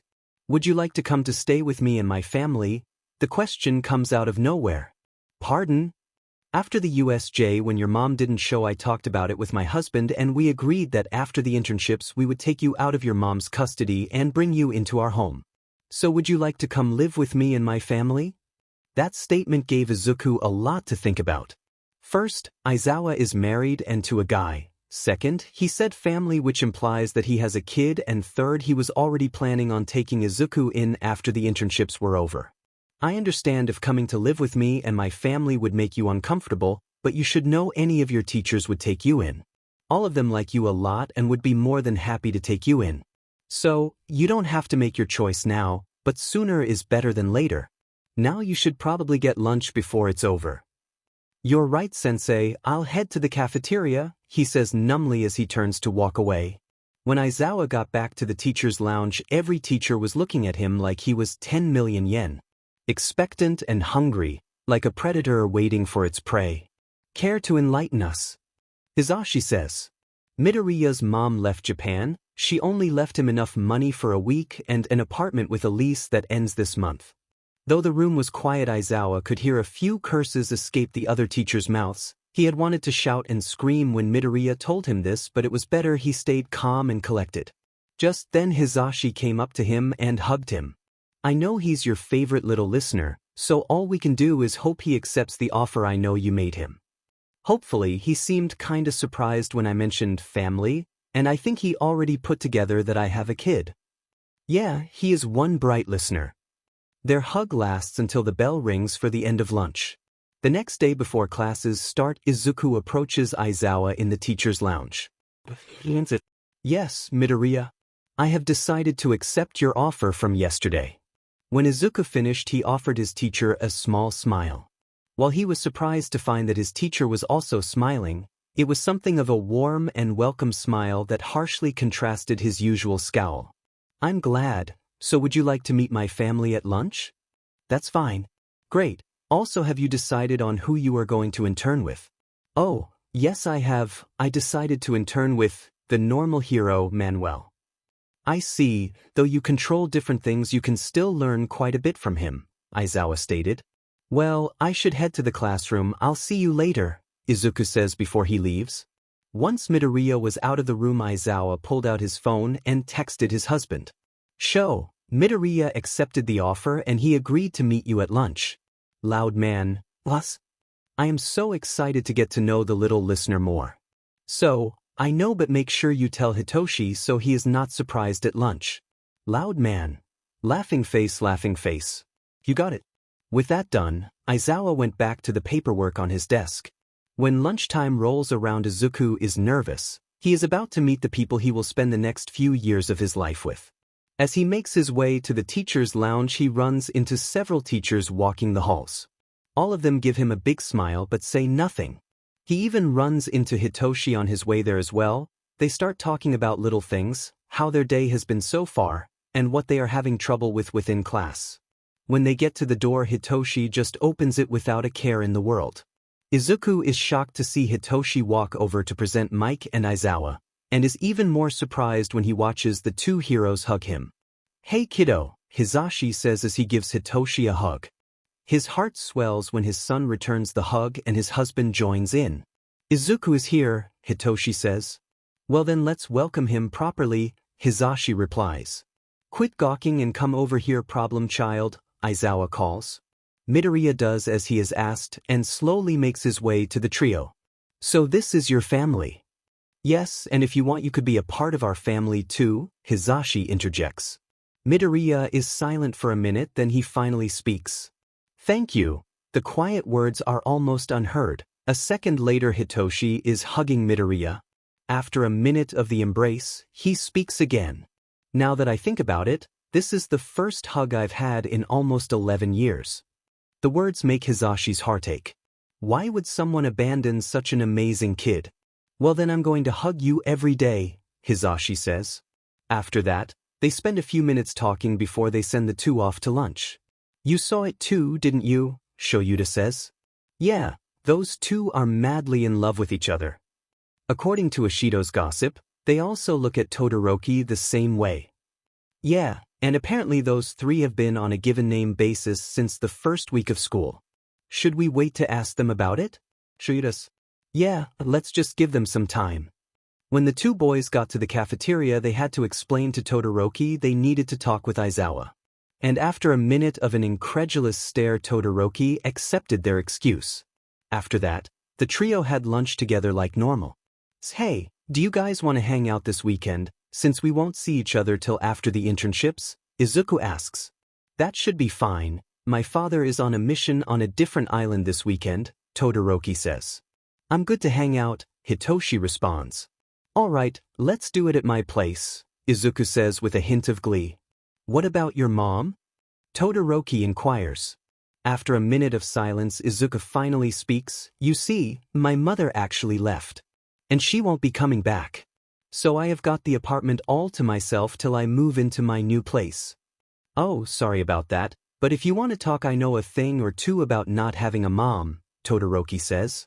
Did he just make a joke? Hitoshi asks. I think he did, Izuku says incredulously. You two better not do this every time I make a joke, Todoroki chides. At his remark, the two other boys start giggling with small smiles on their faces, which makes Todoroki smile.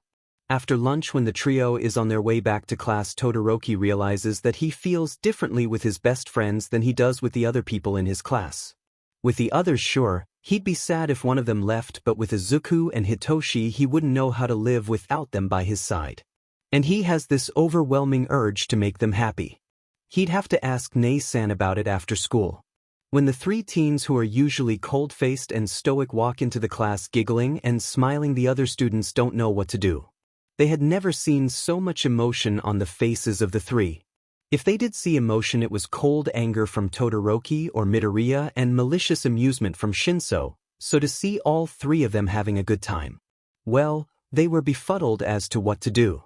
So they opted to leave them be so as to not ruin their mood. That Thursday was the most energy-filled one by far, and that energy followed them to Friday as well. The whole class was in high spirits. Even Ito was more relaxed with the rules and everything that had happened with his brother, Ingenium. The relaxed atmosphere was what they needed for the upcoming internships starting on Sunday. That Thursday was the most energy-filled one by far, and that energy followed them to Friday as well. The whole class was in high spirits, even Ito was a little more relaxed with the rules and everything that had happened with his brother Ingenium. The relaxed atmosphere was what they needed for the upcoming internships starting on Sunday. On Friday evening when Shudo got home he could see that only his sister was home. "I'm home," he called. "Welcome back," Fuyumi responds, walking out of the kitchen in an apron. "How was school?" she asks. "I was really good today. Did father already leave for his mission?" Shudo asks. "Yes, he said he'll be back in time for your internship with him." "Why do you ask?" "My friends and I are having a sleepover." "Really? That's so nice." "I'm happy for you," she squeals as she runs and hugs him. "I also wanted to talk to you about them, Nason." "Oh, what is it?" she asks curiously. Shudo then starts explaining how he feels about them compared to his classmates to Fuyumi. About how he feels like he wouldn't know what to do if something happened to one of them. About his unending urge to make them happy and smile every second he's with them. When Shudo was done talking, he felt lighter, like an invisible weight had been lifted from his chest. "Shudo, what you're feeling is called love. It is a special emotion that is shared by people when they become closer together emotionally," Fuyumi says. "So you are saying that I think of them as family?" Shudo responds. "Yes and no. There are different kinds of love. There is familial love, which is the kind we share. There is comforting love, like when I say, I love TV dramas. And then there is a romantic love, which is the kind you feel towards your friends," Fuyumi explains. "So I have romantic feelings for my friends, is what you are saying?" Shudo asks. "Yes, that is what I'm saying," Fuyumi confirms. "Oh, okay, thanks for explaining, Nason. Anytime, Sho-chan." With his newly discovered romantic feelings for his friends, Shudo goes to his room. When he tries to sleep for the night, he finds himself restless mind abuzz with what-ifs and maybes. To take his mind off of everything, he turns on the radio in his room to present Mick's radio show, Put Your Hands Up Radio. He does this sometimes because the music that is played during the evening is a lot softer than during the day. With the soft music playing in the background and present Mike talking about the newest trend among the kids, he finally finds his mind at rest enough to go to sleep. When Izuku woke up Saturday, he checked his clock and it read 4 a.m. After 20 minutes of trying to go back to sleep, he decided it would be better to start packing his stuff. He is also glad that his mother took all of her stuff with her. The only things left in the main apartment were the furniture in the living room and the cookware in the kitchen. She didn't touch his room or the guest room. After his assessment of the apartment, his stomach growled, signaling it was time for some food. He hadn't eaten anything since lunch the day before. So with a hungry stomach and 350 yen, he went to the gas station down the road. When he got there, he heard two people with the same mix of puffy and spike hair yelling at each other. He instantly knew who they were and wanted to avoid the Bakugus at all costs. Dealing with Katsuki daily is enough for him, but both he and his mom would be too much. So as quietly as he could, he walked over to the pre-made bentos and selected the cheapest one, which was 150 yen. Then he expertly went around the two loud people and grabbed a protein shake that was 100 yen. Just as he was about to walk away, what he was trying to avoid the most happened. "Izuku-kun, what are you doing here at this hour?" comes Bakugu Mitsuki's loud voice. After a silent f-dash, he responds, "Hello, Miss Bakugu." He tried to pour very fake happiness into his voice and it seemed to work. "Don't, Miss Bakugumi kid. I know it has been a long time since we last talked, but you can still call me Auntie," she says. "You're right, it has been a while since we last talked," he replied. "Yes, so how have you and Inko been?" she questioned. "Oh, I've been fine." "That's good, so how about Inko?" she says insistently. "What? She left Japan?" he answers nervously. "Oh, she went on a vacation and left you here. I know you have those internships coming up," she replies optimistically. "No. She just left Japan never to return. Anyway, I've got to go, so see you around," he says, walking up to the register. He makes it out to the parking lot before he is stopped. He knew it would turn out this way if they started talking and tried to avoid it the best he could. "What do you mean she left Japan?" Mitsuki questions out of breath. "Before the award ceremony for the sports festival, she texted me saying that she couldn't stand to be around me anymore. So she packed her stuff and left Japan." She didn't tell me where she went, just that she never wanted to see me again. He explained. Do you know why? She asked desperately. After my eyes changed, it became harder for her to look at me. She said it was because I looked too much like my father. That's all she said. So she just left you here and ran away, she says sadly. Yeah, but it's not like it's much different. She was barely around before now. Hell, the last time I saw her was when I got my UA acceptance letter a few weeks ago. He said coldly. So, do you need a place to stay? I mean, we still live in the same house. We have spare rooms. I'll be fine, I have a place to stay. You know you can come to us if you need anything, right? I'll be fine, is all he said as he walked away. Izuku's walk home was a difficult one. He was grateful that his mom's friend was willing to help him, but seeing Katsuki at a place other than the school would be more hurtful than helpful. Even though it has been years since he had stopped attacking Izuku, he could still feel the burns on his shoulder and arms every time he sees him, and being under the same roof would only cause more problems for them. When he got home, he was glad the cable still worked because he needed a distraction till his friends got there while he ate his breakfast. After breakfast and an hour of old All Might cartoons, he decided to start packing for his internship and for the move into the Yamazawa apartment. When he started packing, he did the cookware first so he could donate them to the nearby thrift store. After that, he boxed up his All Might collection and put it up for sale on an iBuy auction. After that, he did the rest of his room, first his clothes and then other hero merch. When he was done, his room was in boxes and his bed and desk in their original boxes as well, and the walls were bare. It was 10 in the morning when he was done, and when he checked the iBuy auction, his collection sold for 89,000 yen. He decided to do the drop-off for the thrift store after the buyer came for the All Might collection.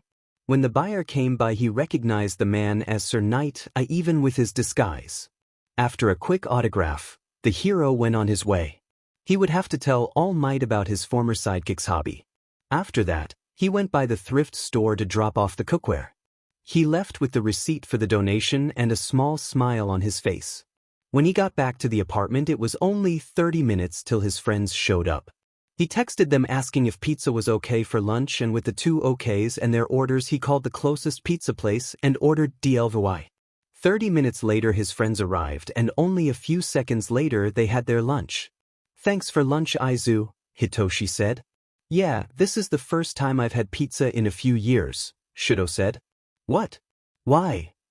Hitoshi asked in confusion. After my father started my training, he banned me from all junk food. But since my rebellion, as he put it, I just don't care what he says. I mean, if Izuku can eat cheap bentos and still be the strongest in the class, why can't I? Shudo explains. Makes sense, Izuku says. Yeah, your father is kinda AD man, Hitoshi says. Be glad you don't have to live with him. It's such a pain in the butt. I mean, ever since I started using my fire, he has been crazy about me training with it. Well, if you explode like that every time you use it, you could hurt a lot of people, Izuku says. Except for you, Mr. Spear and Shield combo, Hitoshi remarks. What can I say, I'm just that good, Izuku says while shrugging. Oh, whatever, top of the class san, Shudo jokes. Okay, so what games have you still got, because the place is like a ghost town, Shinso says. I kept my special edition All Might Monopoly set.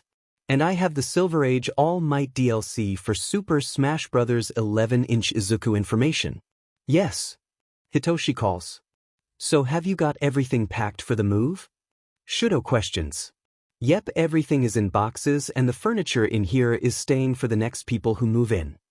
Okay, enough sad sheet, let's game, Shinso demands. The next 5.5 hours are spent playing games and talking about absolutely nothing important, just mindless chatter. Sometimes discussing who besides Izuku is the strongest in class or who is the hottest or cutest. Both Shudo and Hitoshi teased him about the picture. I'm telling you, it was an accident. I didn't mean to send that pic to the group chat. Izuku whines. Really, now, Hiroshi teases. Yes, I was being pressured and just took the pic without checking it first.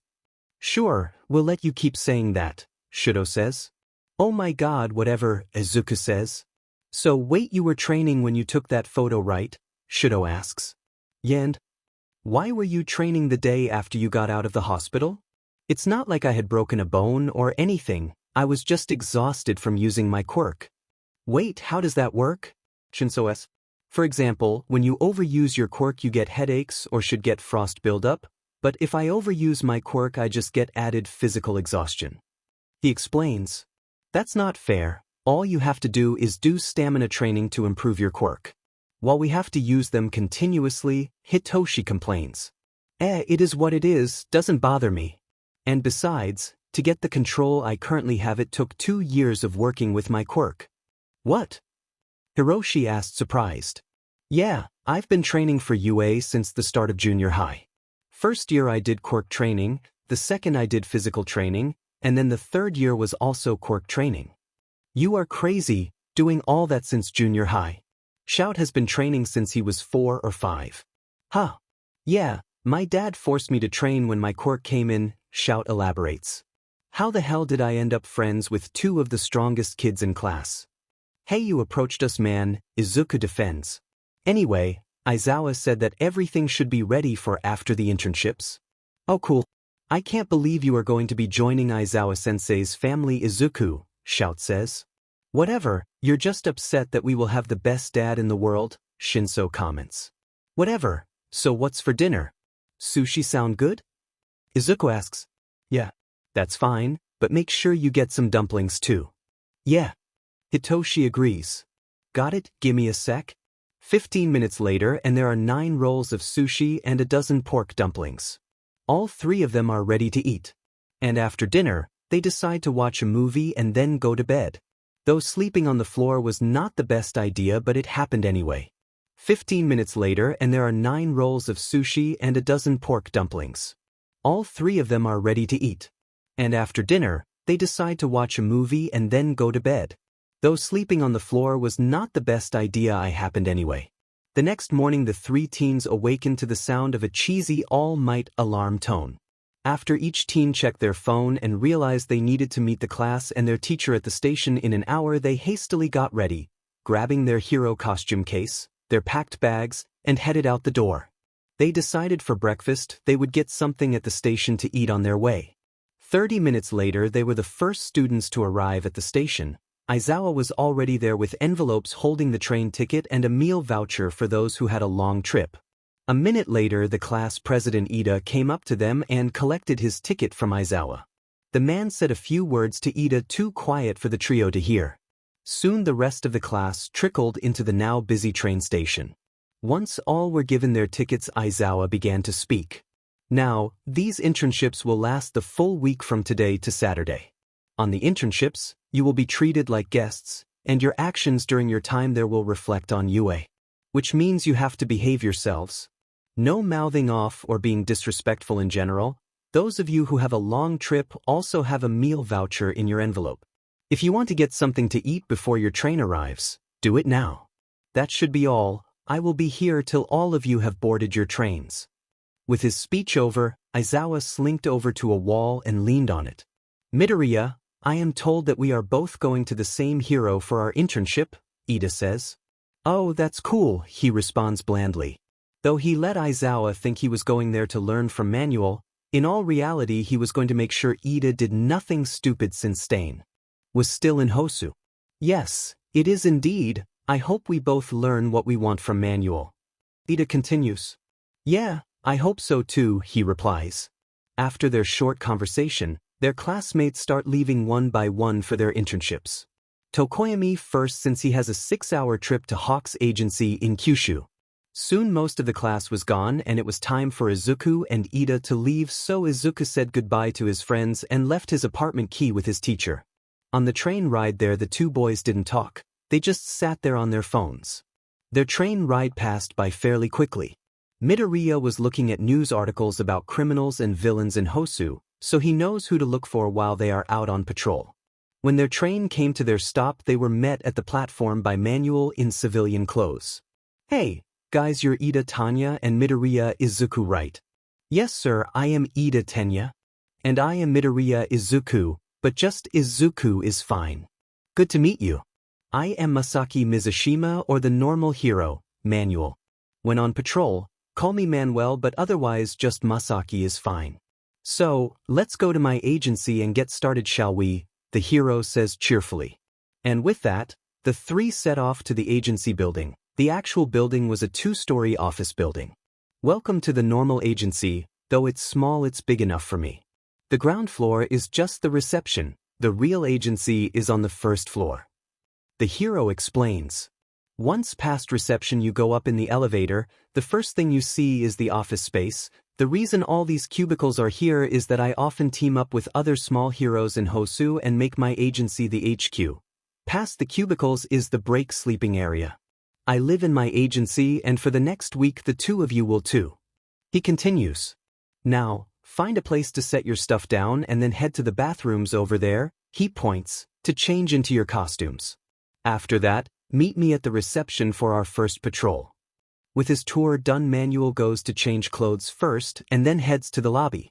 After Izuku and Ida make it to the sleeping area, they both find comfortable spots, Ida by the window while Izuku is against the adjacent wall.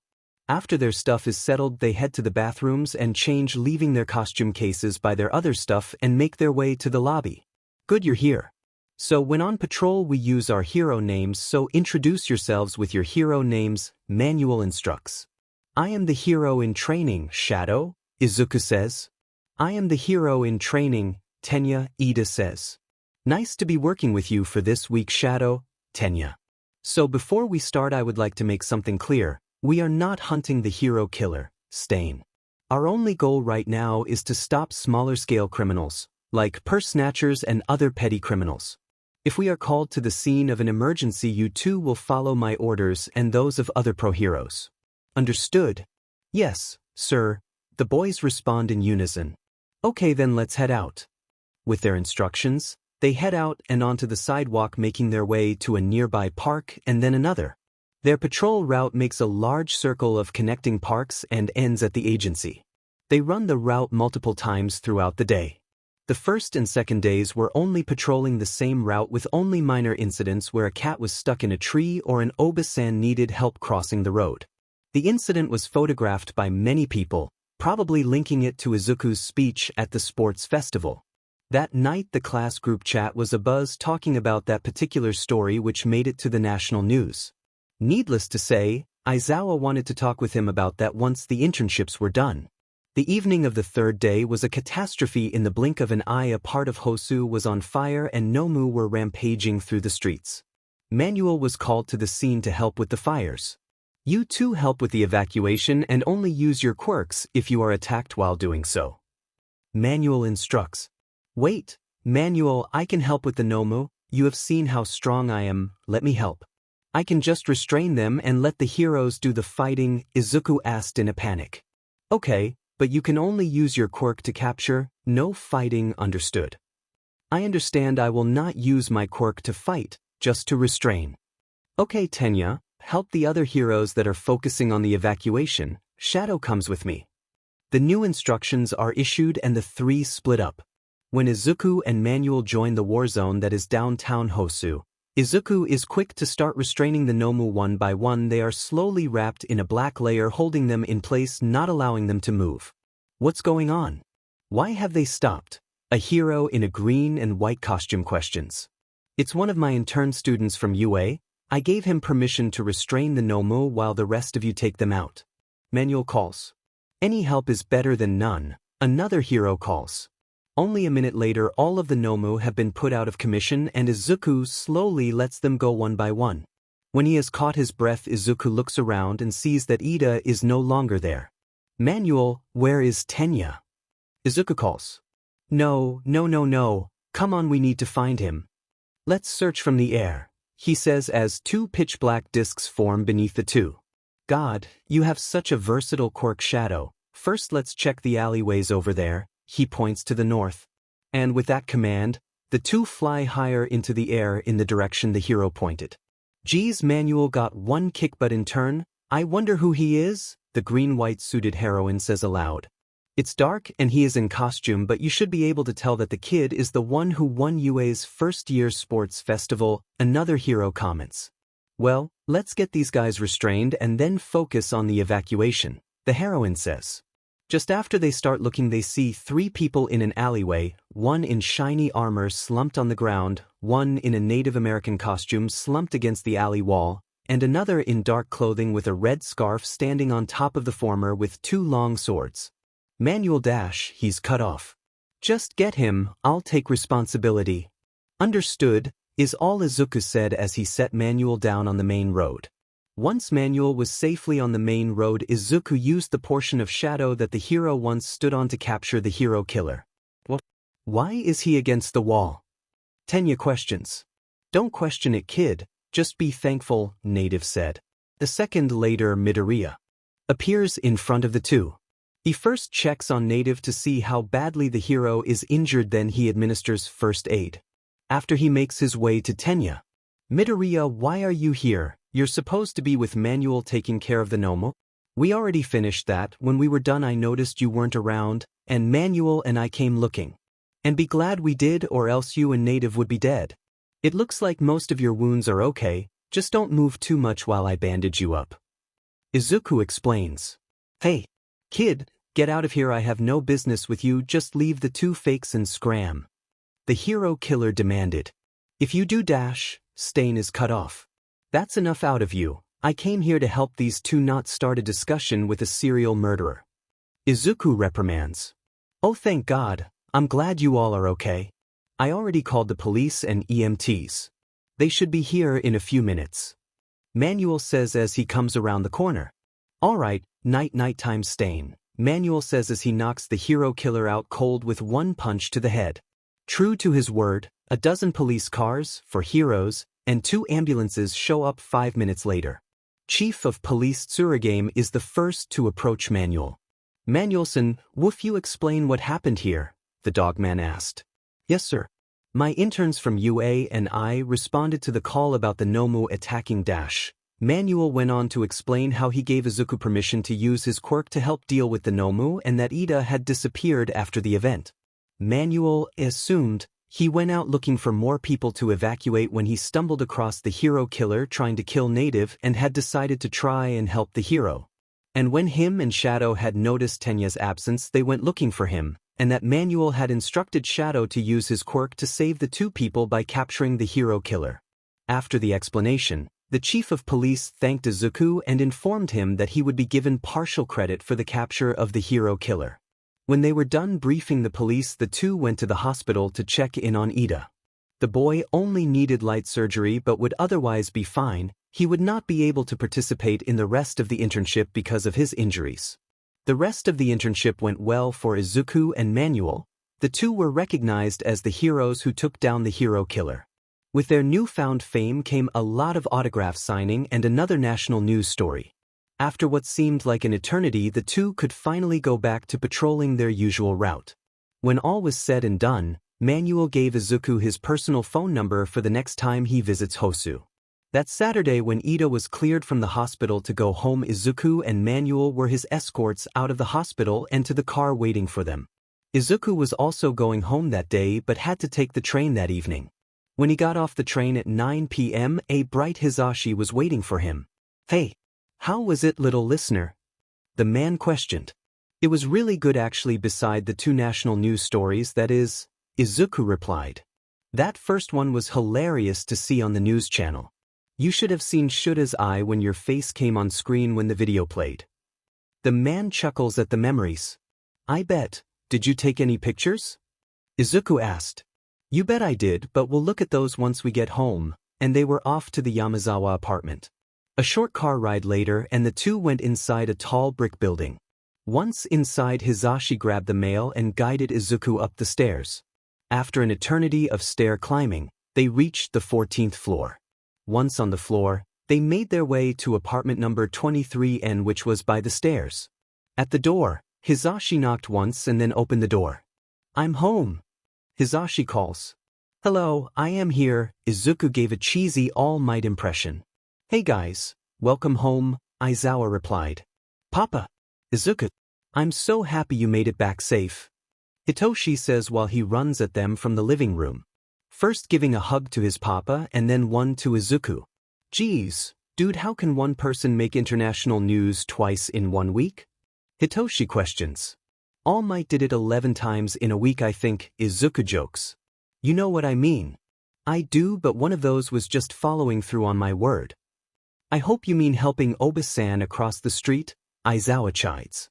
We'll never know, I guess, Izuku remarks. Anyway, now that you're here, Hitoshi will show you to your room. All of the stuff from your old room has been moved in. Hisashi cuts in. Yeah, also why do you have the original boxes for your bed and desk? Hitoshi asks. Yeah, that's kinda weird, Aizawa interjects. I needed the stuff to make my room look full, Izuku says. Why? Hitoshi asked incredulously. I don't know, the peace of mind, I guess. So you said my room was where? He deflects. Hitoshi, go show him to his room, Aizawa said. Roger, Captain, the teen said. Then Hitoshi takes Izuku's hand and leads him down a hallway. The first room on the right is Dad and Papa's room, then on the left is my room. Yours is next to mine on the left, and the bathroom is the second door on the right. Hitoshi explains. Okay, thanks for moving my stuff, Hito. You have 4 boxes of stuff including your desk and bed. Papa threatened to just start buying you clothes and other stuff. You're fine. Hitoshi says. If you're sure, then okay, I just don't want to be too much trouble. You trouble? Hitoshi laughs. You could never be trouble. He continues while chuckling. Well, I'm gonna start unpacking and setting my room up. It'll take me a minute, so you can go if you want. Izuku says. Yeah, Dad was starting dinner when you two got here. So I'll go help him. Hitoshi says before he leaves. Izuku spends the next 30 minutes setting up his room. He put his bed on the wall away from the door on the wall adjacent to the window. He built his bed in 5 minutes flat. Halfway through putting his desk together, Hisahi opened his door. Little listener, I brought some tools to put your furniture together with. Hisashi then notices the pitch-black screwdriver in his hand. That's one versatile quirk you got there, the man comments. Yeah, it's useful for a lot of things, he responds, continuing his work. Do you want more clothes or something, because you have way too little stuff for a teenager? And even then you mostly have workout gear for lounge clothes. I mean, I'm fine with what I have. It doesn't matter to me if I get more clothes or not. Izuku responds. Now finished with his desk. So you wouldn't be opposed to getting new clothes? Any colors you favor? Hisashi asks. Purple, white, and black, I guess. Doesn't really matter to me. I assume that stems from hero merch, but whatever. Izuku says, now done filling his wardrobe and setting up his stationery on his desk. Kid, the way you use your quirk is like you have multiple arms. And that is confusing as hell. I mean, you have the skills of a pro already. I mean, I got this good with just 2 years of practice, but even then I'm pretty okay with my quirk. It still requires lots of concentration to use effectively. Yeah, sure. By the way, dinner will be ready in 5 minutes. Okay, I just finished putting up my posters. So I'll join you in a minute. Okay, Hisashi said before he walked out. True to his word, a minute later Izuku joined the rest of them in the kitchen dining area. He has changed from his uniform into a sleeveless top and running shorts. Okay kid, you need better lounge clothes than that, Aizawa chides. Why, these are perfectly fine, Izuku says, inspecting himself. The clothes are fine. Hitoshi blurts out, attracting the gaze of the other 3 people in the room. When they saw him, his cheeks had a light dusting of pink, and he was only looking at Izuku. Yeah, you are definitely getting new clothes, solely to stop that, Aizawa says, pointing at Hitoshi. I guess Hitoshi won't be able to see this slab of meat, as Mina put it. Izuku teased. What is that supposed to mean? Hisashi asked. That is a long story, and how my nickname in the class went from strongest to hottest, or slab of meat, as Mina put it. That was definitely the best picture though, Hitoshi interjects. Give me a shortened version of the story, Aizawa demanded. My pleasure, Hitoshi starts. So after the USJ, when Izuku got out of the hospital, the rest of 1A wanted proof that he was okay, so they had him send selfies multiple times. One time he was training on a beach, and when he took the picture he was topless and the sun was setting in the background. He claims he was under pressure and just took a photo and sent it to appease the class. But no one believes it. He continues. That was not a shortened version, that was the whole thing, Izuku pointed out. Whatever.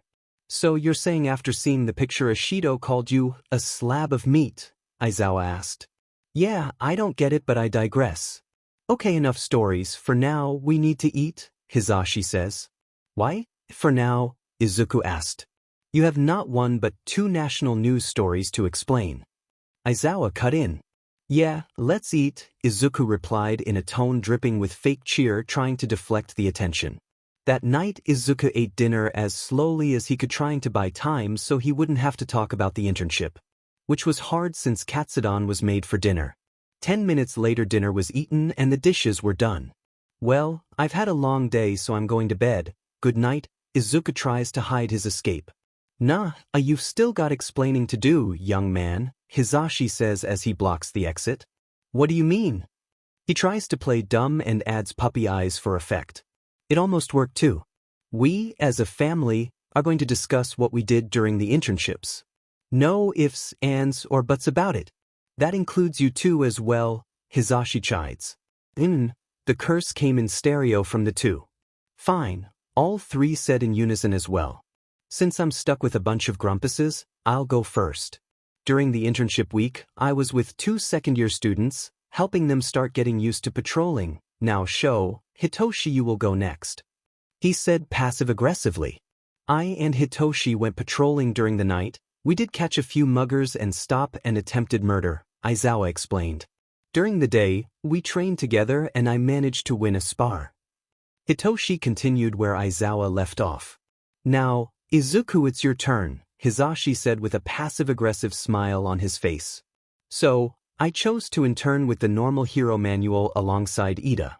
On the first day, we learned our patrol route and went over the basic procedures while on patrol.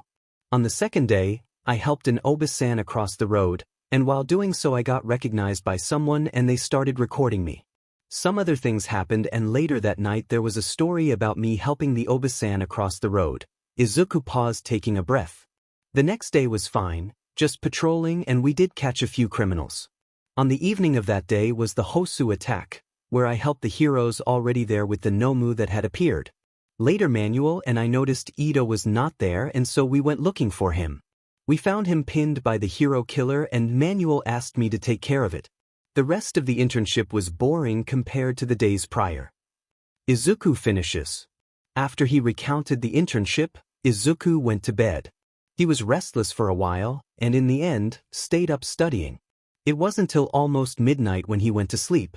After he recounted the internship, Izuku went to bed. He was restless for a while, and in the end, stayed up studying. It wasn't till almost midnight when he went to sleep. The next morning he woke up at 6 a.m.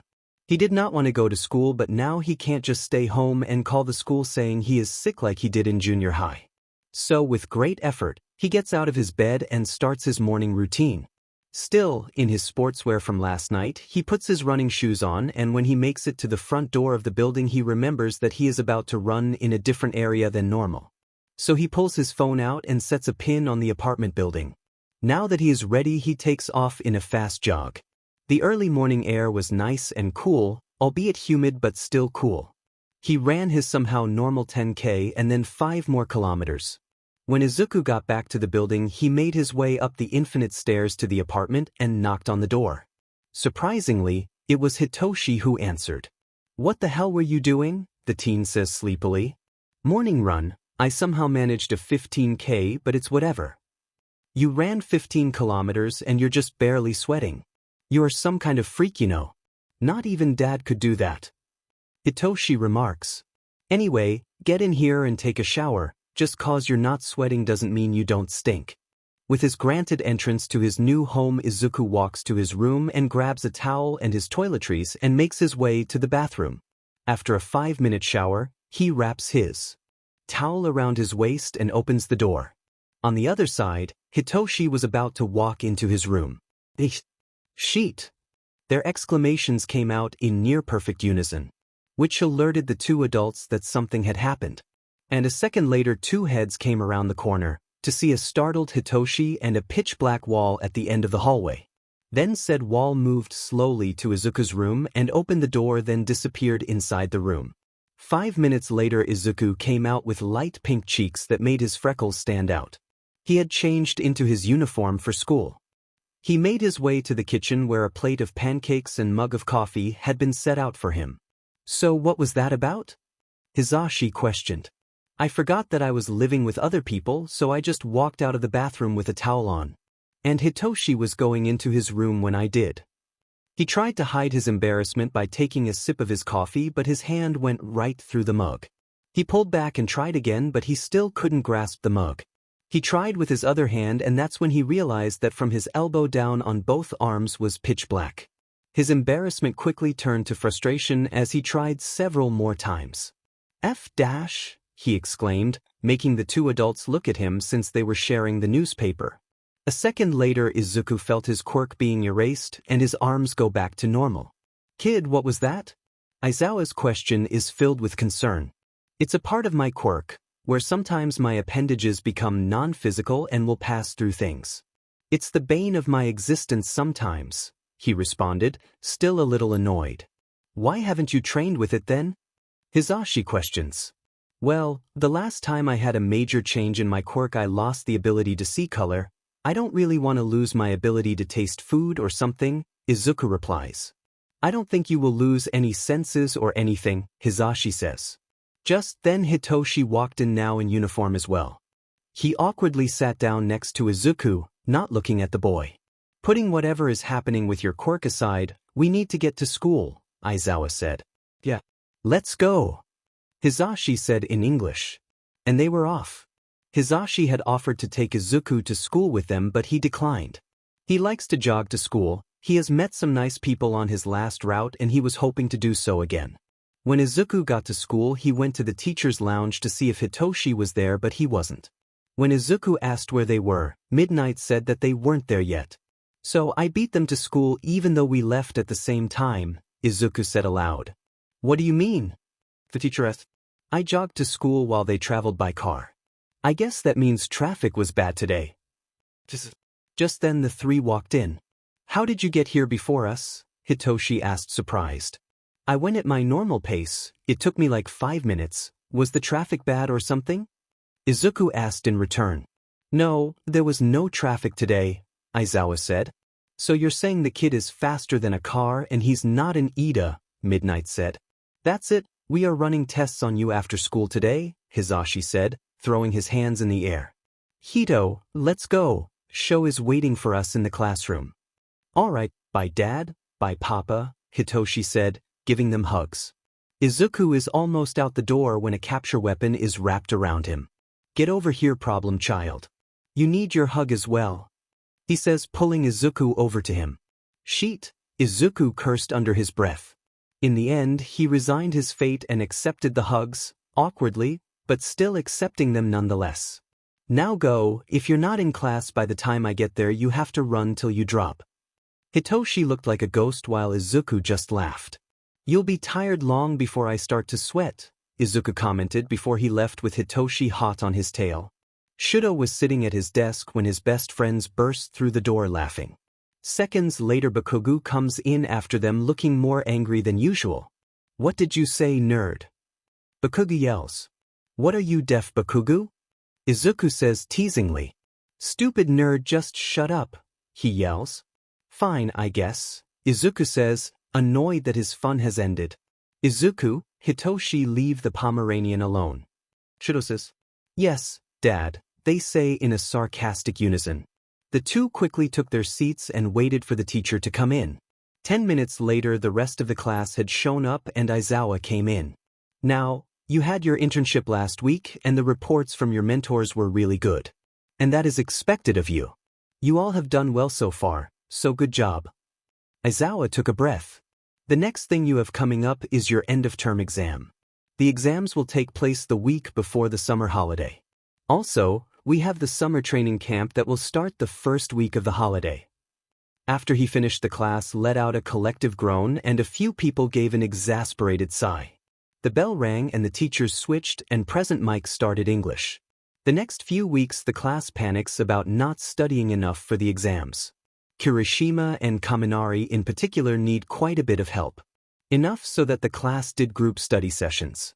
Izuku didn't have to study, but he did review the material so that he could be prepared for the tests. Once he was done reviewing the topics the tests will cover, he continued from where he left off on his actual studies. Izuku was asked to lead the group study sessions on multiple occasions but only accepted the first time. The reason being that he couldn't break down the material enough for his classmates to understand. Often Izuku just studied by himself, and on occasion, he helped Hitoshi and Shudo who could understand the terminology he used. And often got comments about being a super genius or a nerd. He didn't pay much mind to the comments. When he was complimented by Aizawa or Hisashi, he would deflect them, and then ran away before they realized that he did. After they started to realize Izuku was deflecting their compliments, they would corner him and then compliment him, making sure he accepted and got used to accepting them.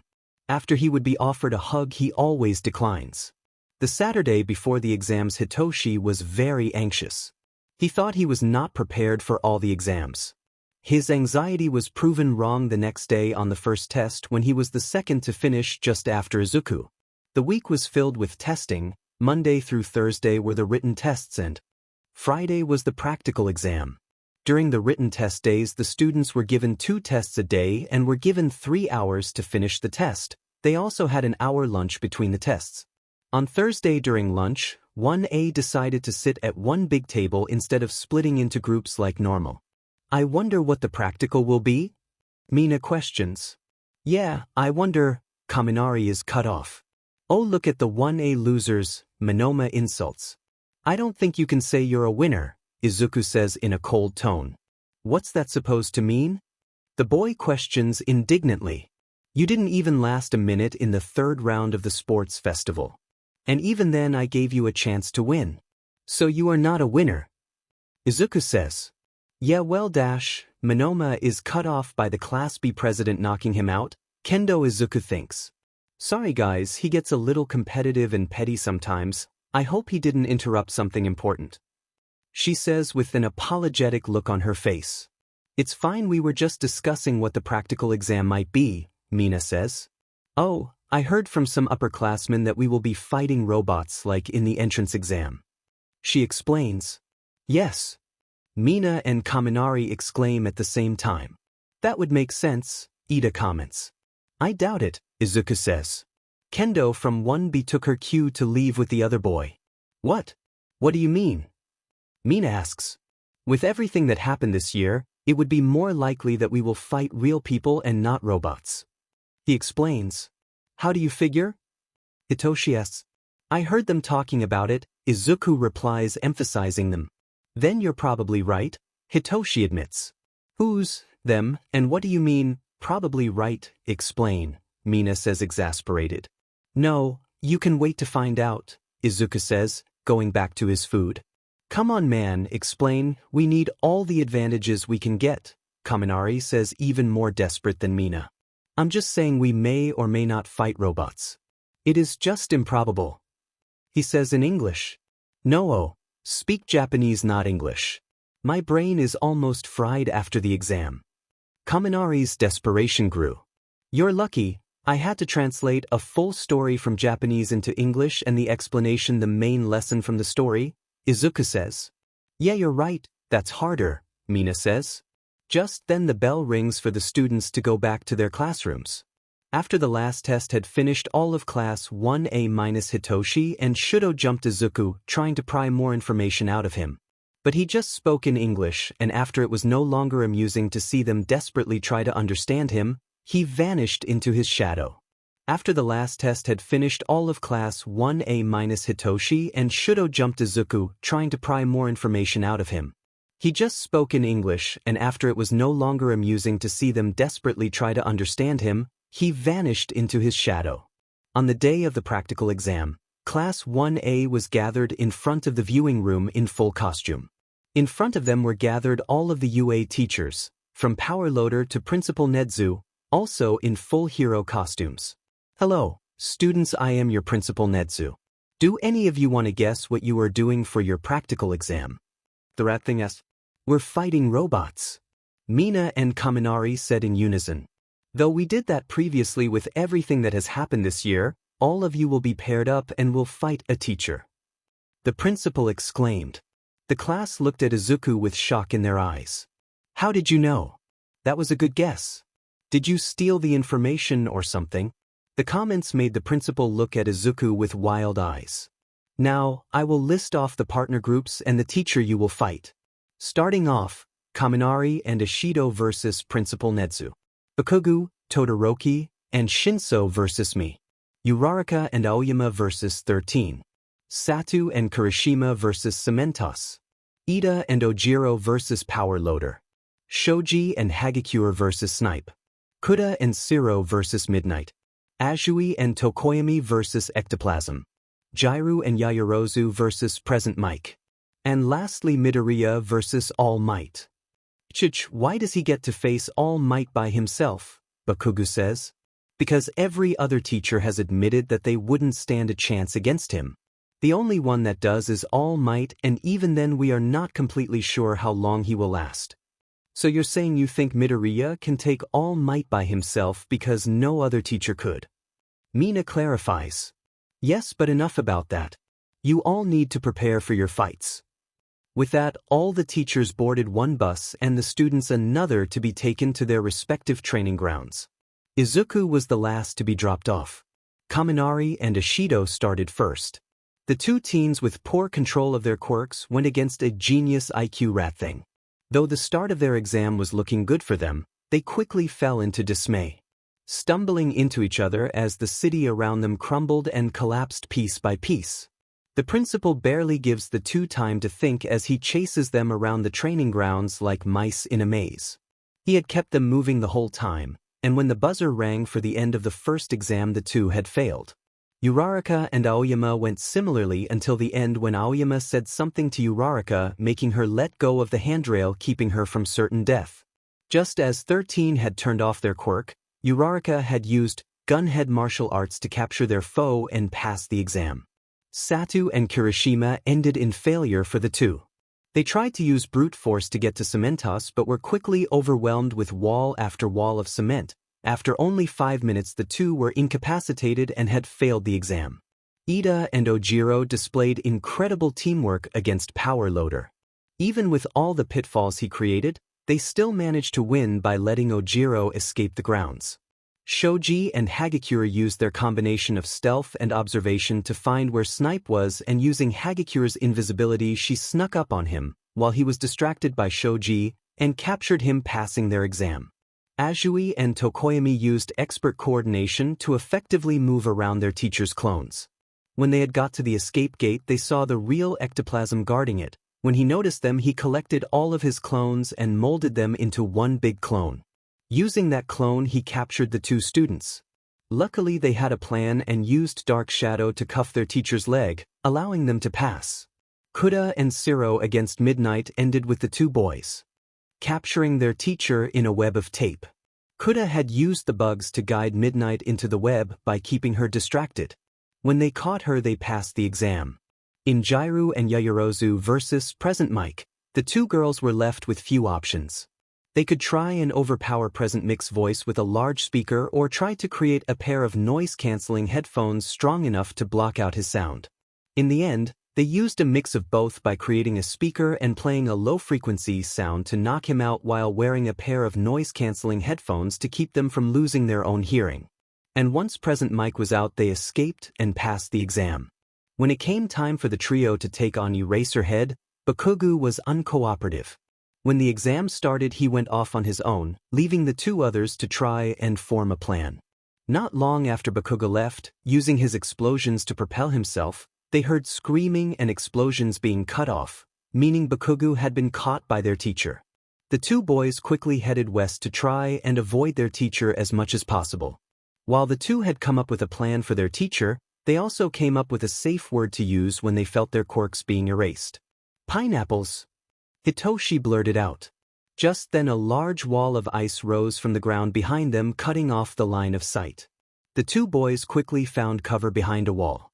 Once they found his location Todoroki sent a discreet wave of ice at him.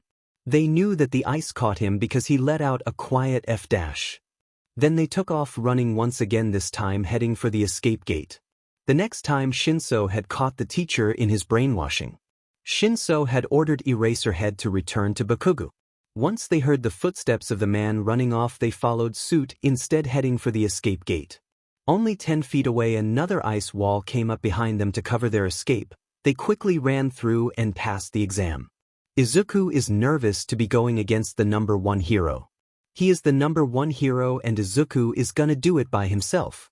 As he is waiting for the buzzer to start the exam, Izuku is pacing back and forth trying to calm himself down.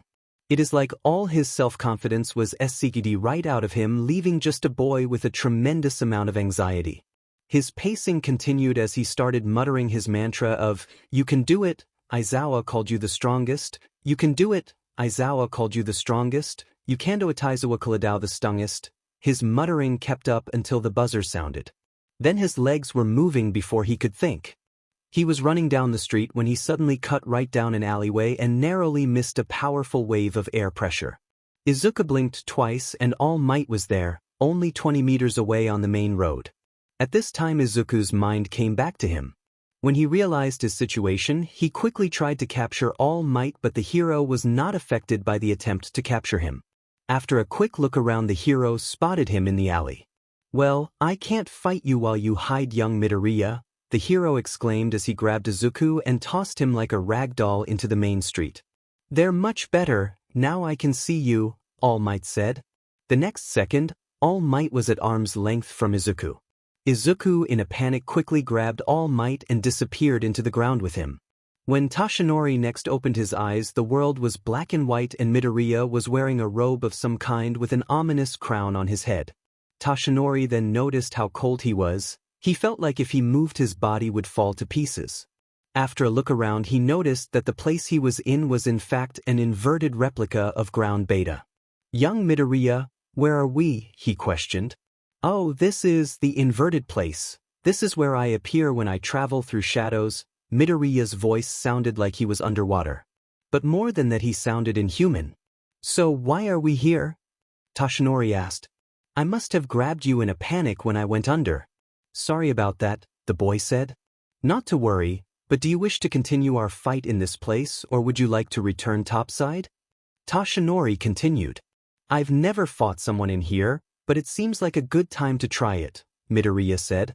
"Well then, let's pick up where we left off," Toshinori says, getting into a fighting stance. Once Izuku saw All Might get in a fighting stance, he also readied himself. Though Izuku has never fought anyone in the inverted place, he knows that his abilities are a lot stronger there, and that he can create large monsters to fight for him. He discovered it one day when he was training in his 3rd year of junior high. He was thinking about an American mythical monster called the Wendigo, and it appeared in front of him exactly how he had read its description to be. A tall, thin frame standing on 2 legs and an almost human-shaped head. It also had the abilities it was described to have. It could mimic human sounds and was incredibly fast. In the blink of an eye, the streets of the inverted city were covered in American mythological creatures, from Bigfoot to the Chupacabra. Well, it seems you brought friends," All Might comments. "Yeah, I discovered this when I was training in here, and just for you I made all the creatures come from American folklore." Then Izuku pointed a finger at All Might and said, "Foe." With the simple word, All Might was overwhelmed with creatures of all sizes and shapes. One second he was in a bare-knuckle brawl with Bigfoot, the next he was kicking away Chupacabras, then his breath was being stolen by a boohag. He almost took a claw to the side from a Wendigo. The only constant sound from the mob of creatures was the howl of a Rougarou, the creature being werewolf-like. All Might's battle lasted 10 minutes before he could get a break. "You know the creatures are weak and feeble," he mocked. "I know, I did it on purpose." Izuku started.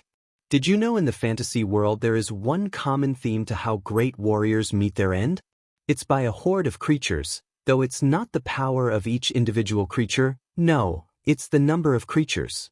The warriors always meet their end because of exhaustion. They feel their breaths become shorter, their muscles ache, their arms feel like they are made of lead." Izuku continued listing off the different things you feel when you are tired and exhausted. He was NTMT with this feeling. And All Might started to slow down, his fist no longer a blur of motion, almost like he was under a spell Izuku had cast. The hero only lasted another 5 minutes before he collapsed from exhaustion. When he did, Izuku relinquished his hold on all of the creatures except for one. It was a Bigfoot. It stood 3 meters tall. He instructed the creature to pick up All Might's body. Aizawa had gotten to the viewing room just before Midoriya's exam started. He watches as All Might destroys the main street in one punch. And how the man was unfazed by Izuku's attempt to capture him. He watched as the teen was thrown like a rag doll into the middle of the street. As Izuku stood on unsteady legs, Aizawa saw the raw panic in the kid's eyes as he grabbed the hero and disappeared. When he blinked again, the hero was slung over the shoulder of a large creature and Izuku was standing there unharmed. Like he watched the fight that knocked out the #1 hero.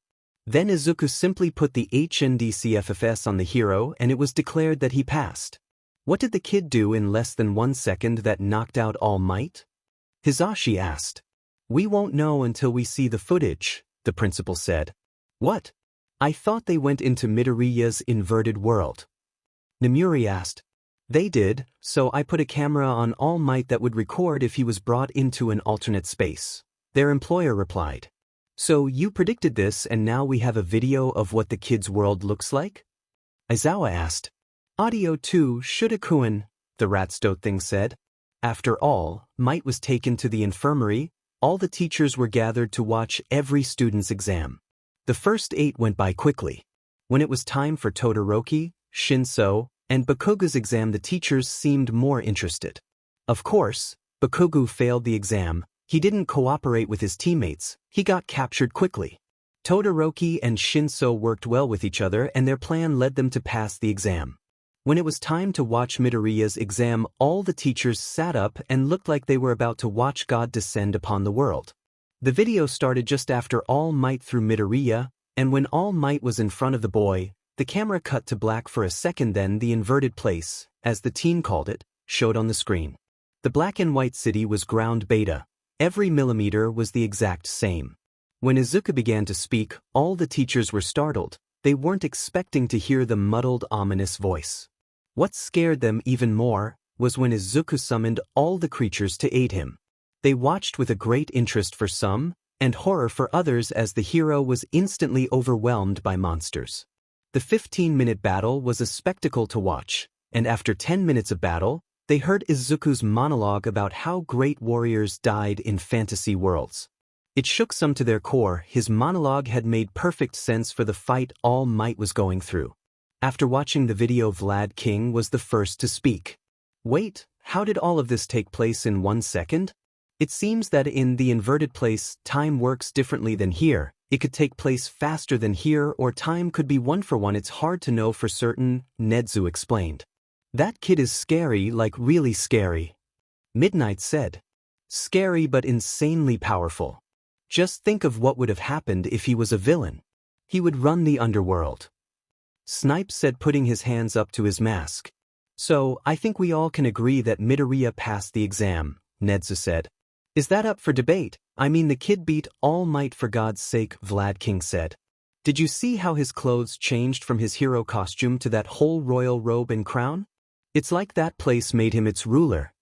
Power Loader said. Putting that aside, this concludes our review of the first-year end-of-term exams, Nedzu said. When Izuku got home after the exam, he went to his room and passed out. The long fight with All Might had thoroughly exhausted him. The next few days Izuku still felt tired, nodding off throughout the day. Izuku also got eye bags from his exam. They were large and dark enough to rival Aizawa and Hitoshi's as well. When Izuku got home after the exam, he went to his room and passed out. The long fight with All Might had thoroughly exhausted him. The next few days Izuku still felt tired, nodding off throughout the day. Izuku had also got eye bags from his exam. They were large and dark enough to rival Aizawa and Hitoshi's as well. The following Monday was the day before the students left for the training camp. The class had decided to go on a day trip to the Kiyoshi Ward Mall. It was so that people who did not have certain items needed for the trip could get them. Shudo had declined because he had something else to do that day. Still not having Bakugo's phone number, he never knew about the trip. Hitoshi tried to decline, but Hisashi had forced him to go because social interaction with your peers is good for you, the man said. When Hitoshi tried to get Aizawa to help him, the man only grumbled, "It's logical," and his fate was sealed. Hizashi also went on the trip, but not to be a chaperone. No, he went so that he could buy better lounge clothes for Izuku. And though Izuku protested at first, he failed in the end. With their plans made, the students met up for their excursion. "Hey, is that Mike-sensei with you guys?" Mina asks, pointing at the three walking up. "Just Yamada-san is fine when not at school, kiddos," Hizashi says. "Okay, so why is Yamada-san with you?" Mina questions again. "I just ran into them on my way here," Izuku says. Hizashi gave Izuku a look that said they were going to talk about that later. "I'm one of Hitoshi's dads," Hizashi answers. "Oh, so are you like chaperoning our trip or something?" Kaminari asked. "Yes and no, I'm mostly here to shop for one of my other kids," he said with a bright smile. "Oh, okay then," Kaminari said. "So, everyone, I think we should split into groups. It would be more effective to look for the items we need if we went in small groups looking for the same things," Ida suggested. "That is a great idea, kiddo. If you are looking for clothes, you can come with me," Hizashi announced. After his announcement, 5 people joined the 3 that were standing there. "I'm looking for outdoor shoes," Kaminari called. And soon Izuku joined the team along with Uraraka and Kirishima. Quickly after that, the students found a group looking for the same item or similar enough that it would be in the same store. In the end, there were 4 groups of students, the biggest being Yamada's group, then Kaminari's, then there was a group looking for bug spray, and another for outdoor accessories. "Okay, let's meet up at the food court on the 3rd floor at 1:30, Yayarosa said. And the other groups agreed. That meant they had 3.5 hours to shop and look around before meeting for lunch. Izuku was walking around a sporting goods store when Kirishima approached him. "Hey man, I have a question for you," the teen said. "Go for it," Izuku said, looking at a pair of shoes. "So what happened after the sports festival, because everyone was worried about you and then the next day you were fine?" Ha asked. "Just some family troubles, nothing to worry yourself with. I got it sorted out anyway," Izuku responded after a beat of silence. "Oh, it's a sensitive topic, I guess. I'll leave it be, but you should know Bakubro was worried about you, even though he would never admit it," Kirishima said before walking away. Next, it was Uraraka's turn to talk to him. "Hey, Midoriya-san," she started, "I've got a question for you." She finished. "What did you need?" Izuku said, looking at a chart with information on different shoes and their uses. "Ida and I noticed that you only really hang out with Shinso and Todoroki, and we were wondering if you wanted to hang out with us sometime?" She offered. "Why do you care?" Izuku asked coldly, thinking she was implying something about his friends. "Oh, well, it just seems like they wouldn't be the best people to help you out, you know," she said sheepishly. "I don't know what you're implying about Hitoshi and Shudo, but I do suggest you stop. They understand me better than any of the rest of you," Izuku says, now glaring at the round-faced girl beside him. "Oh, sorry, I guess it would be better to leave you alone," the girl said, walking away quickly. After Izuku was done inspecting the poster, he went to the section of the store where he would find the shoes he wanted. After finding a pair that was the right size, he took them up to the register and paid for them. Once the security tag was removed and the box was put in a bag for easy carrying, Izuku left the store and waited at a nearby table. On the other side of the mall, Hitoshi was with his dad in a clothing store. They were picking out loungewear for Izuku. The others were also in the store but had split into boys and girls. "What do you think about this color?" his dad asked. "You realize that color doesn't matter to him, right?" Hitoshi asked. "I know, but I still want him to look nice," the man said in an almost whine. "He told me that when he could see colors that he liked purple, black, and white. He also said that he hates red and orange." Hitoshi commented. "Did he say anything about patterns?" Hizashi asked. "He prefers simple clothes. He said he wore a lot of shirts with kanji on them that had really boring things like shirt or the color of the shirt on them. Apparently, he was even more boring before he lost the ability to see color," Hitoshi explained. "Wait, you're saying that he just wore shirts that said shirt on them?" the man asked incredulously. "I'm just telling you what he told me," Hitoshi said, shrugging his shoulders. "This kid will be the death of me," Hisashi said exasperated. He also likes hero merch. He can name any hero you show him a picture of, Hitoshi said. That I can work with, his dad said with a gleeful look in his eyes as he speed-walked to another corner of the store. Sorry Izuku, Hitoshi said in his head as he followed his dad to the hero section. When his 3 classmates were done in the shoe store, they came up to the table he was at. They had only spent half an hour in the store, which meant they had time to kill. Well, since we're all done, is there anything else anybody needs? Kaminari asked. I'm good, Izuku responded. Same for me. Uraraka chirped. I don't need anything, Kirishima said. Well, we could join up with another group and go with them till it's time to meet, the teen said. Sure, both Kirishima and Izuku said at the same time. The more the merrier, the lone girl said.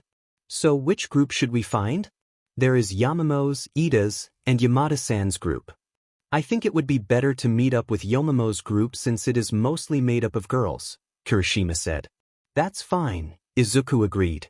I agree, Uraraka said. Now we just need to find them, Kaminari said. They are at the outdoor store on the 5th floor, Izuku informed. How'd you know that, bro? Kirishima asked. Ida created a group chat and added one person from each group to it. He also said to inform the chat when you went to a different store. Izuku explained. Oh, that's so smart, Kaminari said. Well, let's go, Uraraka exclaimed. Momo was getting more and more concerned. This guy in a dark hoodie had been following them for the past 10 minutes. It seemed like the others had not noticed him yet. The man had been keeping his distance. He never got more than 5 meters from them. Her concern was growing since he was getting antsy. He would look around for a second, then he would go back to looking at the ground. Or when he pulled his hands out of his hoodie pocket, he would make them do a grabbing motion. Just then the man started walking towards them, no longer keeping his distance. And just before he was at arm's length, a hand landed on her shoulder and pulled her back. When she opened her eyes again, Kaminari, Kirishima, and Midoriya were standing in front of her. When she recognized the figures of her classmates, she let out a breath she hadn't realized she was holding. When the man saw the 3 teens step in front of her, he quickly took off. You okay, Yamamo? Kirishima asked. Yeah, that dude looked hella creepy, Kaminari added. I am okay. You guys saved me, I suppose, the girl responded. Glad you're okay, Izuku said. Just then his and Yaoyorozu's phones went off. It seems that Ida's group has finished shopping and asked if anybody else wants to meet up, Izuku informed. Well, my group has finished and we were just wandering around, Yaoyorozu states. We finished and decided to meet with all of you, Kaminari says. So do we want to meet up with Ida's group? Izuku asked. A round approvals came from the 2 groups and they headed off. Hitoshi was getting tired of his dad buying clothes. He knew Izuku wouldn't mind the clothes, but he wasn't sure how Izuku would react to the sheer amount of clothes. His dad was carrying around 10 bags of clothes and had another 10 in the car. He tried to get Hitoshi to carry some, but that notion was quickly shut down. At 11, the group chat Hitoshi had been added to for the trip came to life. Ida's group was done and he asked if any other groups wanted to meet up if they were done. Izuku's and Yaoyorozu were already together and they had accepted his offer. Hitoshi had decided it was time to stop his dad's shopping spree as the man added 2 more bags to his hands. That is plenty of shopping for you, Hitoshi said, taking his dad's wallet before it could be put away. Wah, I've barely got to the limit me and Sho had agreed on, the man whined. Yeah, but you've also bought him 22 bags worth of clothes. I doubt he could wear half of that in a week. So, you can no longer buy any more clothes, Hitoshi said, putting his metaphorical foot down. Fine, the man said, now pouting. Just then the rest of their group came up to them. Well, all of us have gotten what we needed, Ojiro said. So have we, and as it turns out the other groups have decided to meet up since they are done as well. Do you guys want to join them as well? Hitoshi asked. Yeah, Ojiro said. That's fine, Shuji agreed. Totally, Hagakure exclaimed. Cool with me. Circled. I agree, Tokoyami said. Well, let's head out, they said to meet at the food court, Hitoshi informed. With that, the last group was off to the meeting place. As they walked, they watched a shady man speed past them and out of the complex. Hitoshi thought it was weird, but in the end, he kept on walking. As they got to the food court, they saw that a few different tables had been pushed together and that there were just enough seats for their group. "Hey guys," Mina called. "Hello, did you get all your shopping done?"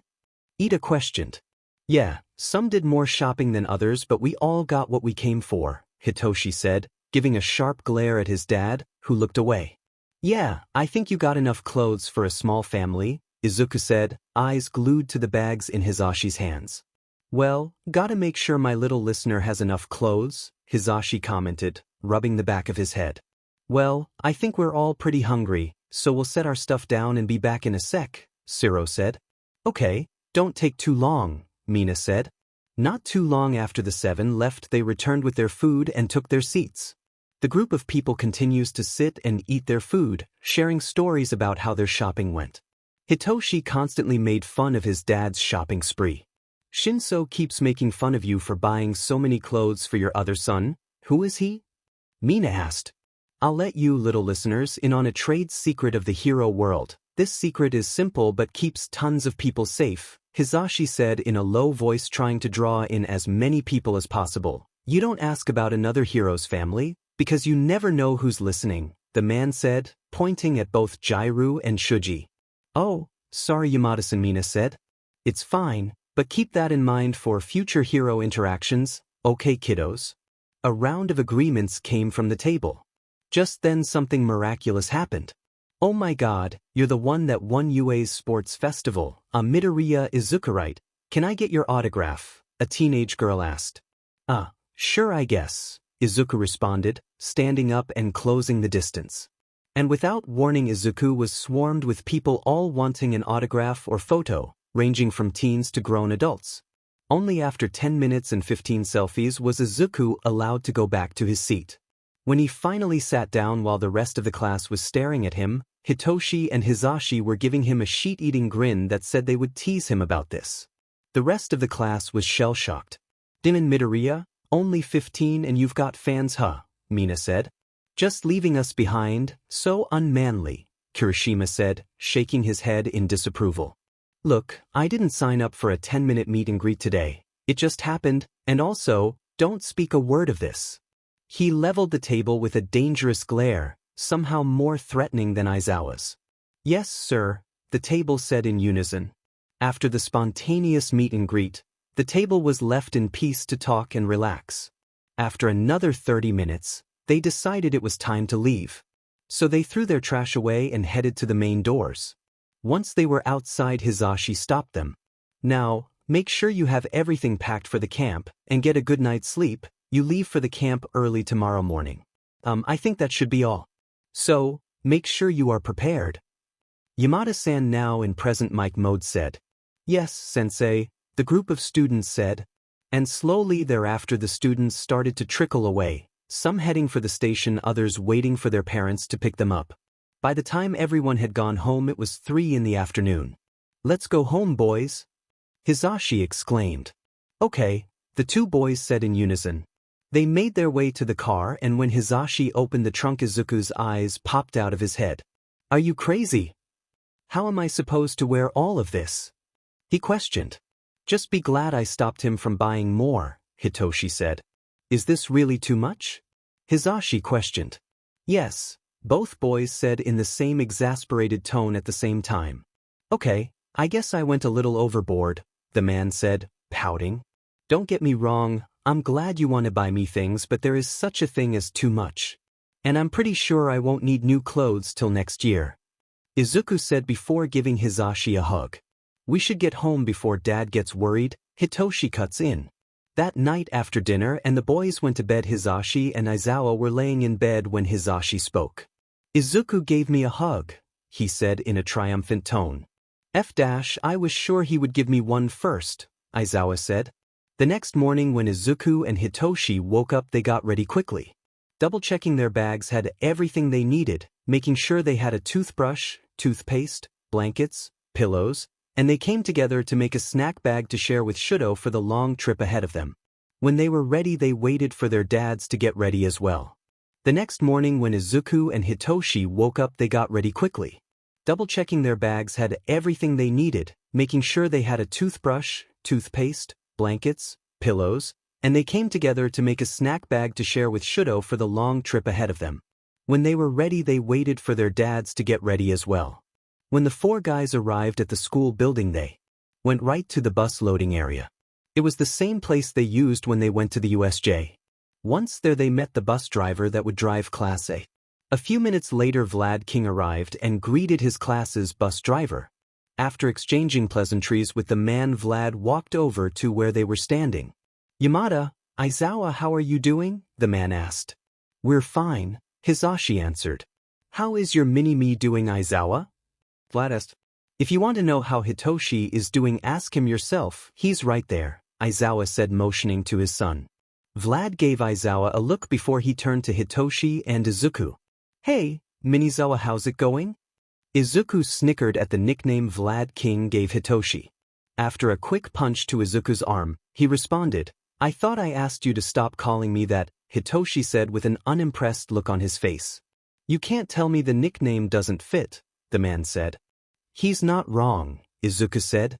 Vlad, completely ignoring Izuku's comment, continues, "You didn't answer my question. How is it going?" Hitoshi pet an eyebrow at Vlad King.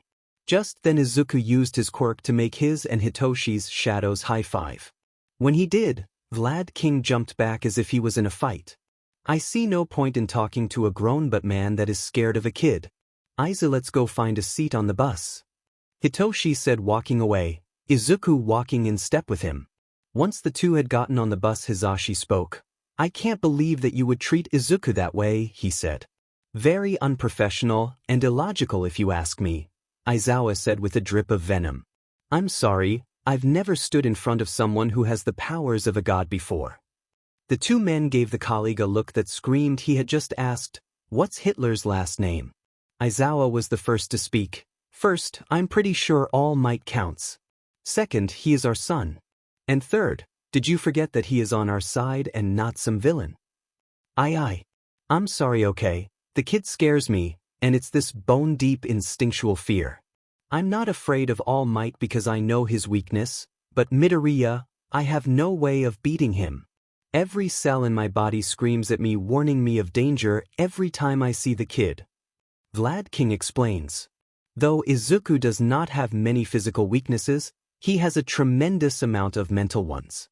The kid is so chock full of holes in his confidence and self-worth that we have to corner him to get him to accept a compliment or praise. Hell, when Hitoshi hugged him when he agreed to stay with us, we learned that that was his first hug in almost 11 years. He was deprived of a parent's affection for 11 years. Do you understand how detrimental that is to a person? I mean, for FS sake, his mom left Japan just to get away from him.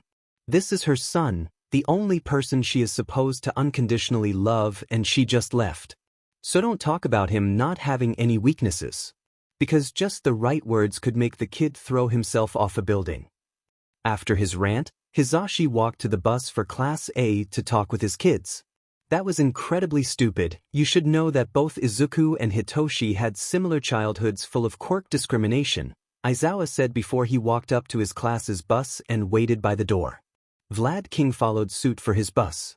10 minutes later, students started arriving, the first being Ida. The boy greeted his teacher and got on the bus. After a reluctant goodbye, Hisashi left to return home. They have cats to take care of after all.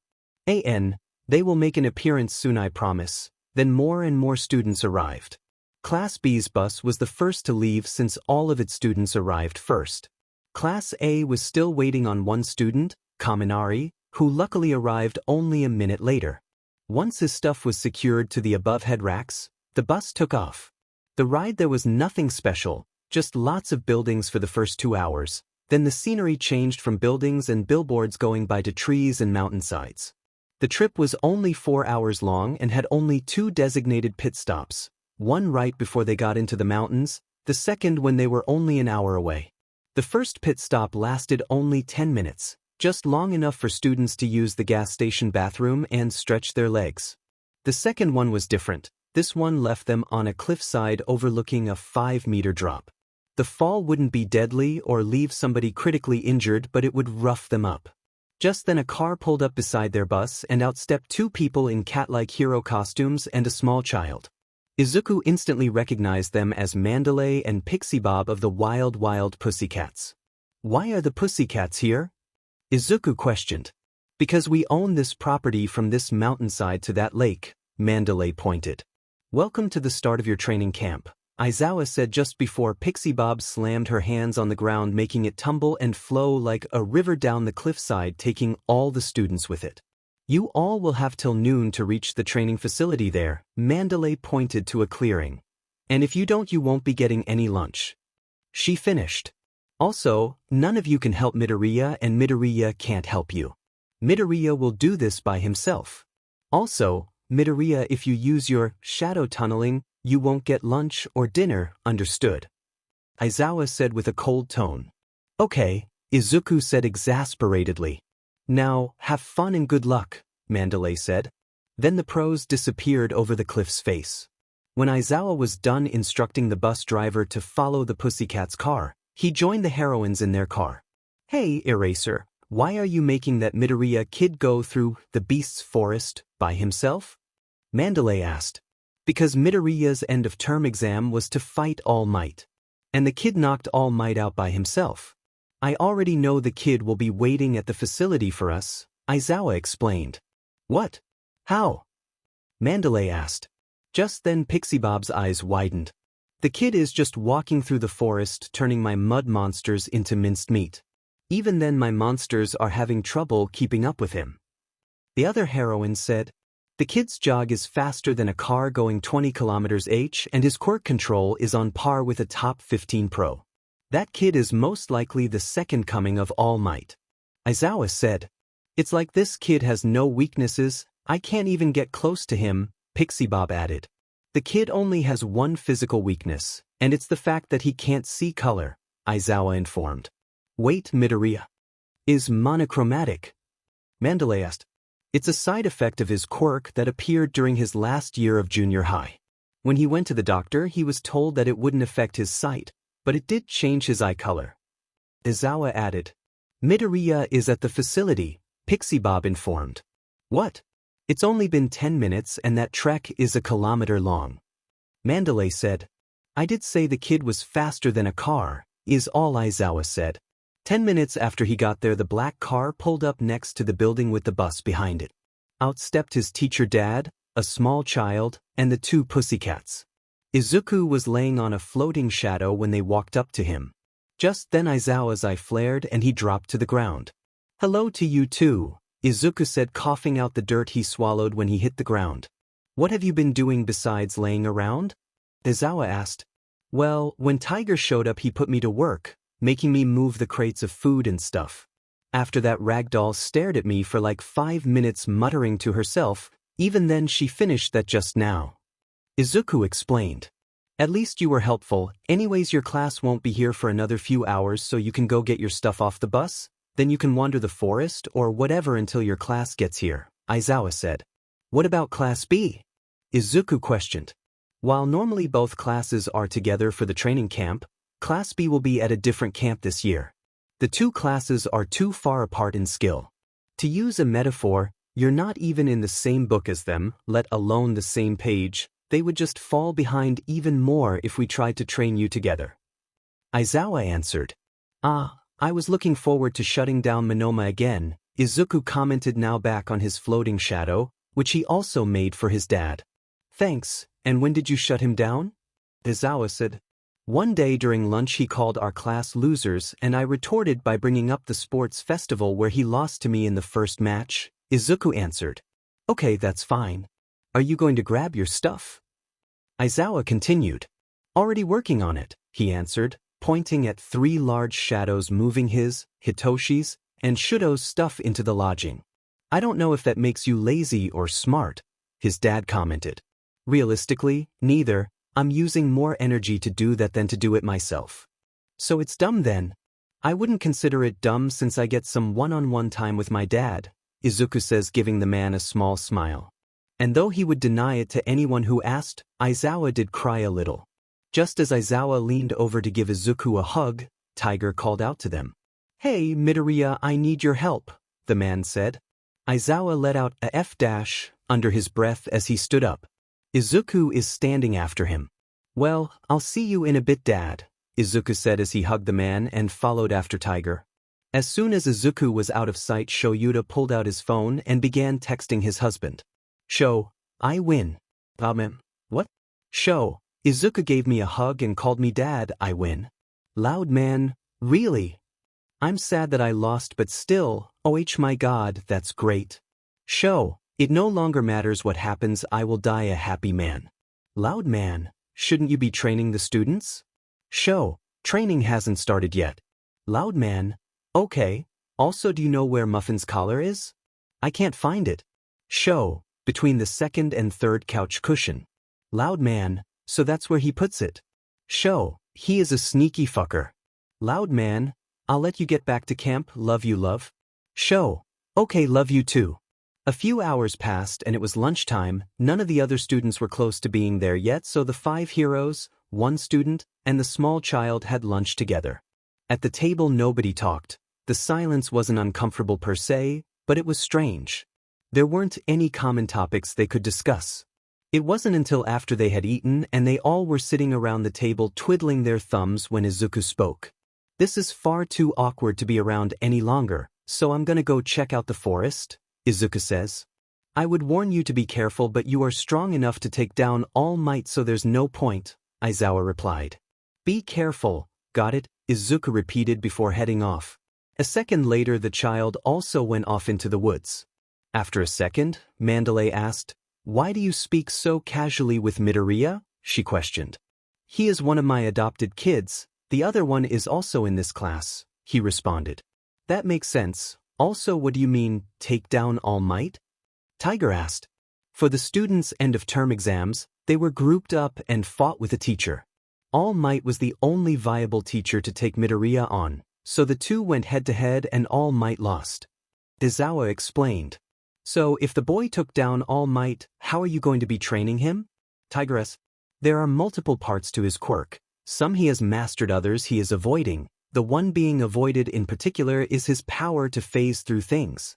Why is he avoiding that? Pixie Bob questioned. To borrow his words, the last time I had a major change with my quirk I lost the ability to see color. I don't want to also lose the ability to taste food or something. But neither I nor Zashi thinks he will lose any of his 5 senses. Aizawa explained. So the kid lost the ability to see color and now he is afraid he will lose another ability as well, Tiger says.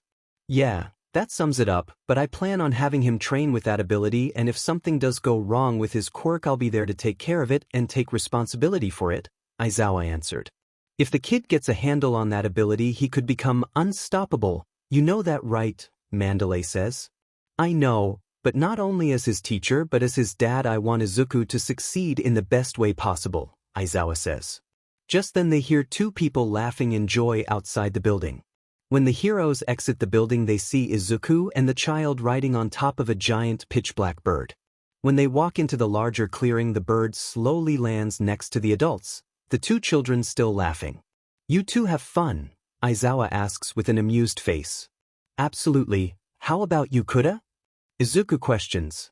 Yeah. It was so much fun riding your bird, Shadowson, the child, Kuda, called.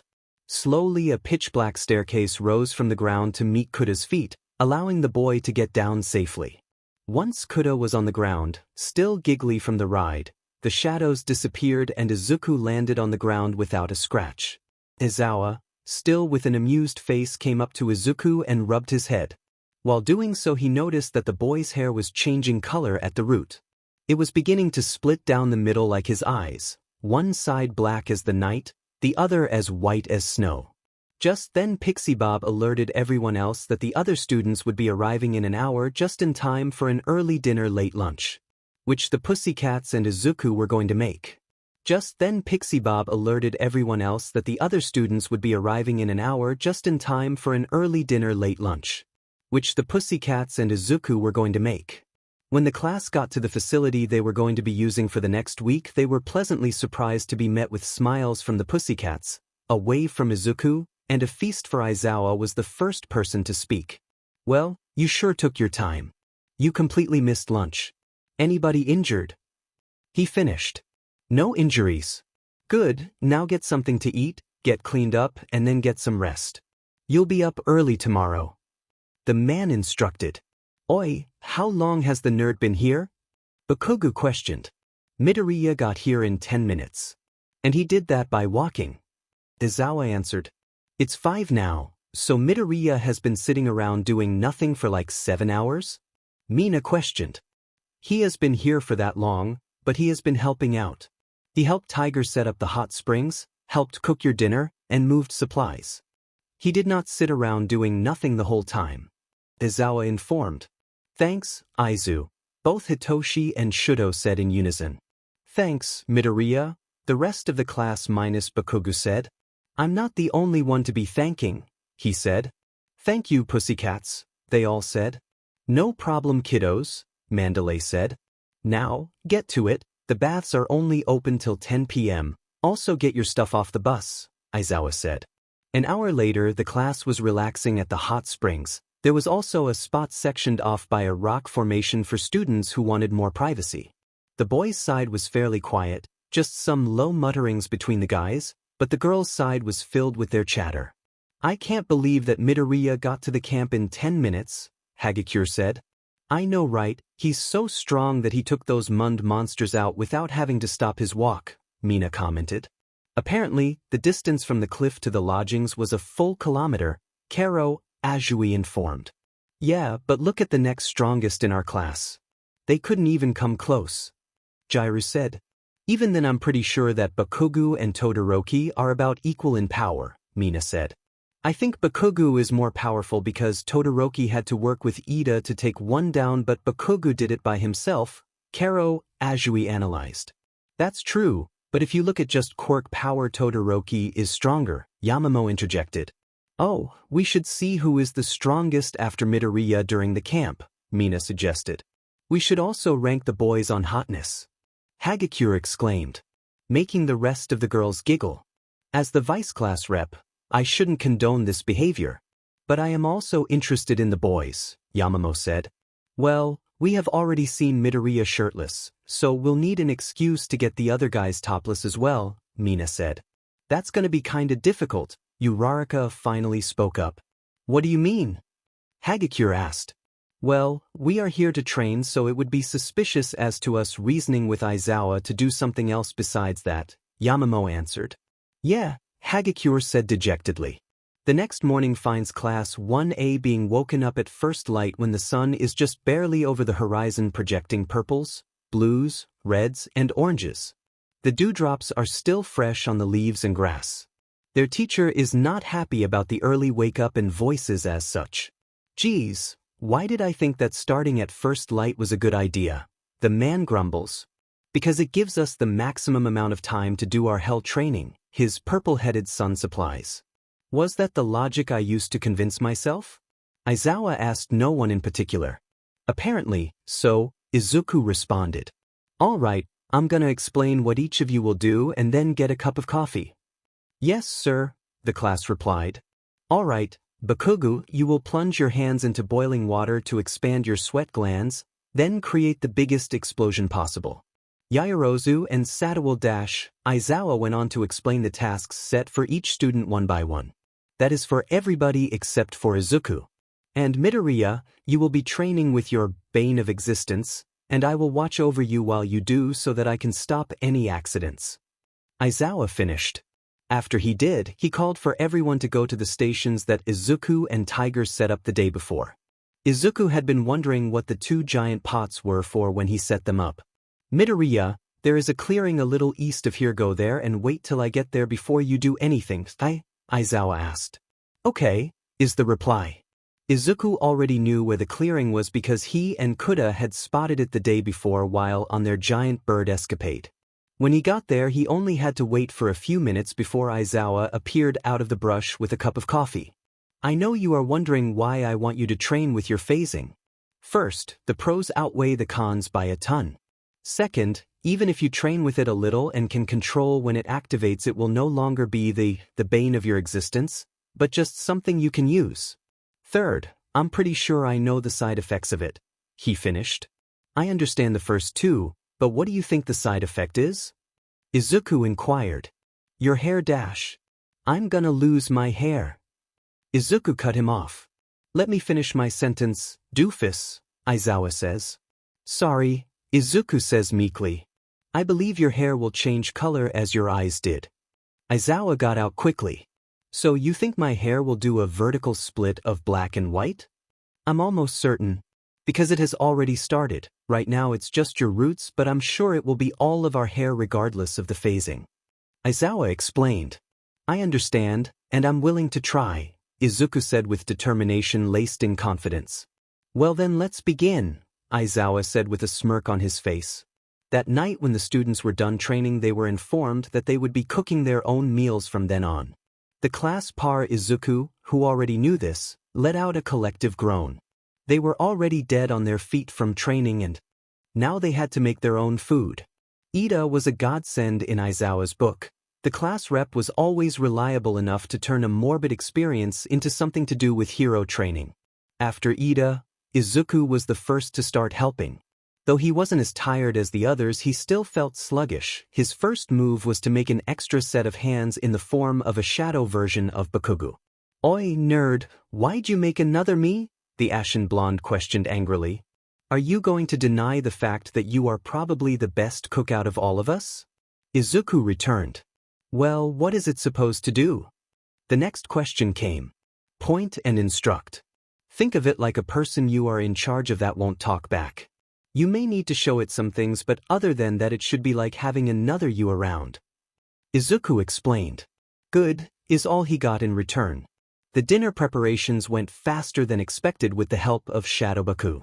The food was ready in only 30 minutes when instead it should have taken an hour and a half to cook for this many people. The curry that was made was almost as good as the one lunch rush makes. After dinner and a bath, the students went to sleep, well, all except Izuku, that is. Towards the end of his training with Aizawa, he got this strange feeling in his chest. Almost like an omen of terrible things to come. But after a minute the feeling went away. Later that night the feeling started again, but this time it was worse. Like Izuku was in imminent danger.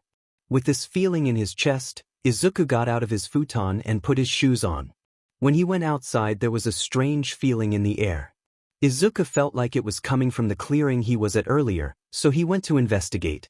When Izuku came out of the brush he was face to face with 9 villains. One with scarred tissue covering his body, another wearing a magician's top hat. One in a schoolgirl uniform, another in a full-body LTX suit with only his teeth on display. There was a figure draped in a large cloak and a hockey mask. One was scally and wore a stain-like eye covering, another in LTX suit but it was split down the middle between black and gray. There was a kid wearing a junior high uniform Izuku didn't recognize, and a tall man-woman Izuku couldn't tell in the darkness. What do you people want? Izuku questioned in either bravery or stupidity, he couldn't tell. We are the League of Villains Vanguard Action Squad. And we are here looking for one Midoriya Izuku, the Scaled One said. Why are you after me? Izuku questioned. Because Shigaraki wants you dead. You effed with his plans the last 2 times and he is done with that. Shigi had UA hacked and found out you would be here, so he sent us to kill you. The Sacred One said. Well, at least he was smart enough to send more than one of you, Izuku said. Why don't we take this someplace a little more private? He continued. And how are we going to do that? The schoolgirl asked. It's simple, all we have to do is link our hands and close our eyes. Then we'll be in a place nobody can reach us. Izuku said like a joke. He was surprised when they actually did what he said. Toga, you're the one who is going to hold his hand, the burnt toast man said. Akidaki dabi, she said. After the villains linked hands with Toga at the end, Izuku walked over and put a hand on her shoulder. In a flash, they were in the inverted place, and Izuku was only 2 meters away. What is this place? Dabi asked. And what's with the getup? He continued. Welcome to the inverted place, and right now you stand before the ruler of the realm. Izuku's garbled and ominous voice said. Come on man, the inverted place. Is that the best you could do? Why not the Shadow Realm, or even better, the Shadow Kingdom? The Scaled One said. Spinner's right, the inverted place Is kind stupid, Dabi said. Enough talking. I want to have fun, the tall masked figure yelled. Fine, go get him, have fun, Dabi said. With the burnt man's okay, the tall figure pulled off his mask and cloak and charged Izuku. I hope you scream nice and loud for me. The man, now recognizable as Muscular, said. With a sigh, Izuku raised a pointed finger and said, Foe. The single word summoned terrifying creatures of all shapes and sizes. There were some recognizable things like giant spiders and bears with jagged teeth, and others straight out of a fantasy book like dragons and kobolds. The instant they came from the ground, they swarmed Muscular, slashing at his arms and legs or tying him up in a web. The man lasted no more than 5 minutes. Too soon he had run out of the strength to fight and passed out. The next impatient challenger came at him. It was the LTX-suited Teeth Man, who could also be now recognized. It was A-rank villain Moonfish. Izuku noted previously that the deranged man fought at long range and only cared about human flesh, so in favor of fighting close-up, Izuku swapped out the bears and kobolds for a pair of gallinippers from an American legend. The giant mosquito-like creatures made quick work of the lunatic by using their legs to bat him around like a ping-pong ball. The maniac likely had a few broken ribs but otherwise passed out. With his confidence through the roof because of the previous fights, Izuku got a little cocky. Next challenger, step on up, he called in a mutilated announcer's voice. When nobody answered his call, he gave a warning. Either you come to me or I come to you, he said. Then the junior high boy stepped up and Izuku noticed the gas mask on his face. A gas quirk, very interesting but kind of pointless, Izuku said, covering the boy in a dome as he started releasing his quirk. Izuku hoped the boy's mask wouldn't last too long in the concentration of gas he was letting out. But he decides to knock the kid out before he gets too hurt. With a soft thump, the boy hit the ground and the dome disappeared. With the 3 unconscious villains in the way, Izuku moved them so that they were away from the battleground. With the 3rd villain knocked out, Izuku noticed that he was losing strength fairly quickly and decided to end this before he passed out as well. This has become boring, so the rest of you come at me, he prompted while dispelling the shadow monsters. When he did, the other 6 villains moved in unison. They had surrounded Izuku on all sides. The tall man-woman was in front of Izuku. Next to them on their right was the other LTX suit. On the left was Spinner, the scaled one. Directly behind him was Dabi, who had toga on his left and the magician on his right. The man-woman was the first to attack, charging Izuku head-on and Spinner right behind them. The two got simultaneous punches to the head by shadows coming out of the ground, knocking them out. Spinner, big sis mag. Toga called out. Female, Izuku thought to himself, giving the woman the accurate pronoun. When the two hit the ground, the LTX suit couldn't decide between panic and anger. Distracted, arguing with himself? Izuku took the chance to take him out as well. Turning around to face the last 3, a blast of fire was shot at him. Barely putting his arms up to guard his face, he sent a jagged shadow at Dabi's stomach, causing him to vomit and fall over in pain. When Izuku inspected his body, he noticed that the royal robe he was wearing had extended to block the fire and was now receding back on its own. Izuku was unsure if this ability only worked in the shadow realm or not, but in favor of finishing the fight, Izuku put it aside. When Izuku turned his attention back to the remaining 2, he watched as the magician turned into a blue marble and was picked up by Toga, then thrown at him. Izuku caught the marble just as it got at arm's length. When he did, the magician popped out of it and punched him in the face. Not liking what just happened, Izuku returned the favor, but with a fist that was not his own but belonged to a replica of the Nomu Shigaraki had. The punch didn't have nearly as much power to it, but enough to send Magic Man back at Toga, knocking them out in one hit. When Aizawa woke up at 3 o'clock to a knock on the door, he was not happy. In fact, he was very angry. That was until he saw the beaten and tired Izuku in front of him. What the hell happened to you? Villains, clearing the call the police, Izuku managed through ragged breaths. Take a minute to catch your breath, kid, Aizawa said, now confused. After a moment, Izuku spoke again. Villains tried to attack the camp. I took them down before they could. They're in the clearing where I was training, Izuku said, now managing solid sentences. Are you hurt? Aizawa asked, now concerned. I took a punch to the face, but it'll only bruise, other than that I should be fine. Also, hurry and call the police, they won't be unconscious for long. Izuku said, still a little out of breath. Alright, go wake the PP cats, and tell them to meet me at the clearing. Then get some rest, you look like death. Aizawa instructed. After Izuku left, Aizawa grabbed all the cuffs he had brought with him, only being 3 pairs, and went to the clearing where Izuku was training. True to his word, there were villains there. There were 8 in total: a large man, muscular he thought to himself, a scaled man, a scared man, a boy in a junior high uniform, a woman with a large object, a magician, and 2 more men in LTX suits. Moonfish, Aizawa connected. Then realization struck him. Izuku had taken down 2 A-rank villains, and another 6 by himself in the middle of the night. Just then the pussycats came running out of the lodge with Izuku on their metaphorical tails. When the other 4 heroes got there, they started restraining the villains. When Aizawa counted the number of cuffs, they had an extra pair. Izuku noticed the same thing. F-. Izuku exclaimed, falling to his knees. What is it, kid? Aizawa asked. One of them got away. There were supposed to be 9 of them, but Toga got away, he said exasperatedly. How many names did you got? Tiger asked. The burnt man is Dobby, the lizard mutation is Spinner, then Muscular, Moonfish, Big Sis Mag, and Toga. I don't know about Magic Man, LTX number 2, or Junior High. He said. You said Toga got away. Do you have a description? Regulus. 16-year-old female, wore a schoolgirl uniform and had 2 messy buns on either side of her head.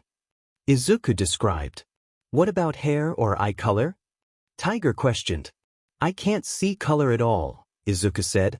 If you could compare her hair to another person's, who would it be? Mandalay asked. It looked close to the same colors as Bakuga's, but it was lighter, Izuku said. Well, that's the best we can do for now. The police are on their way and should be here in the next half hour. I also asked for an ambulance, Pixie Bob said. Okay, let's move these guys to another spot and go from there, Aizawa said. When he did, Izuku stood and moved to grab one of them. No. You fought 9 villains by yourself and took a blow to the head.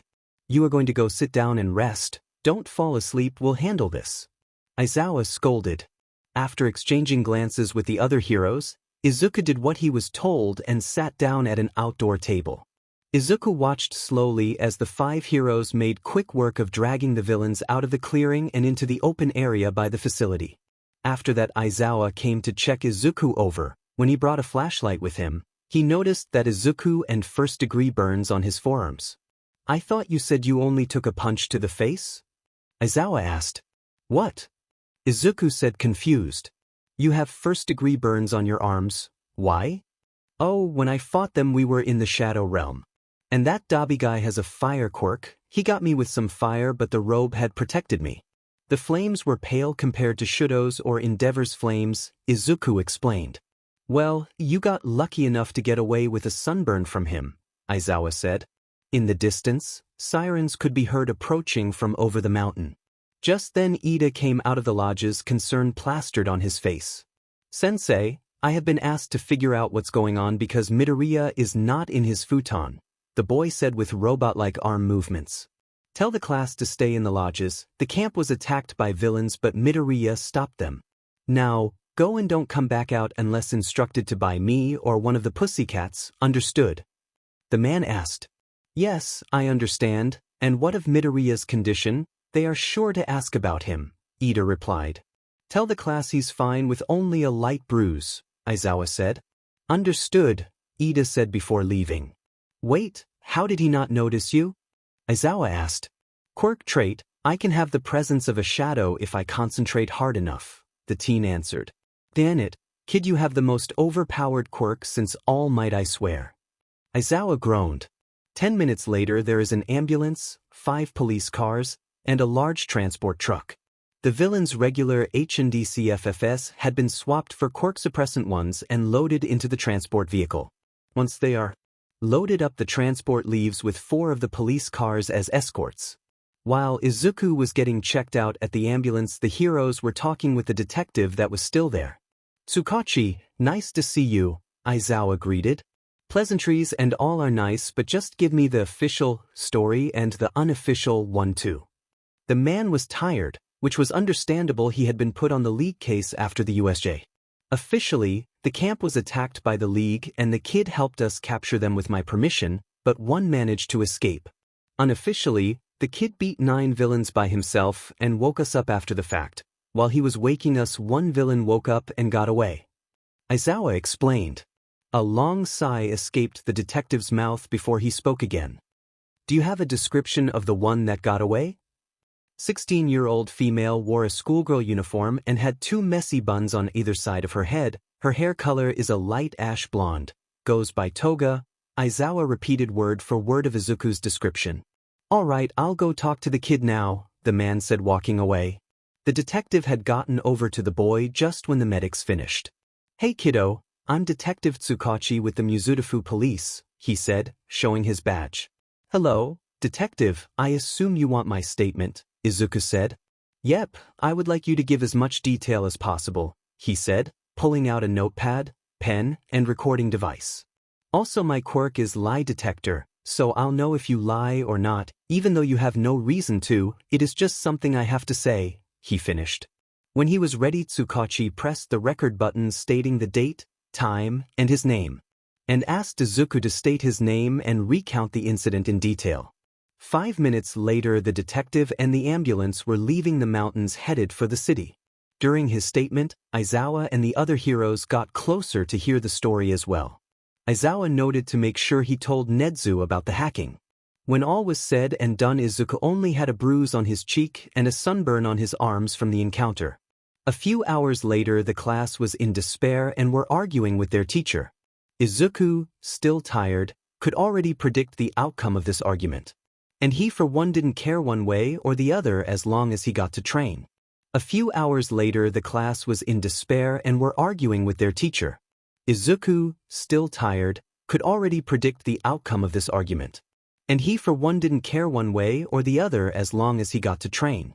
Sensei, it's only been 1 day, we can't go home yet. Mina pleaded.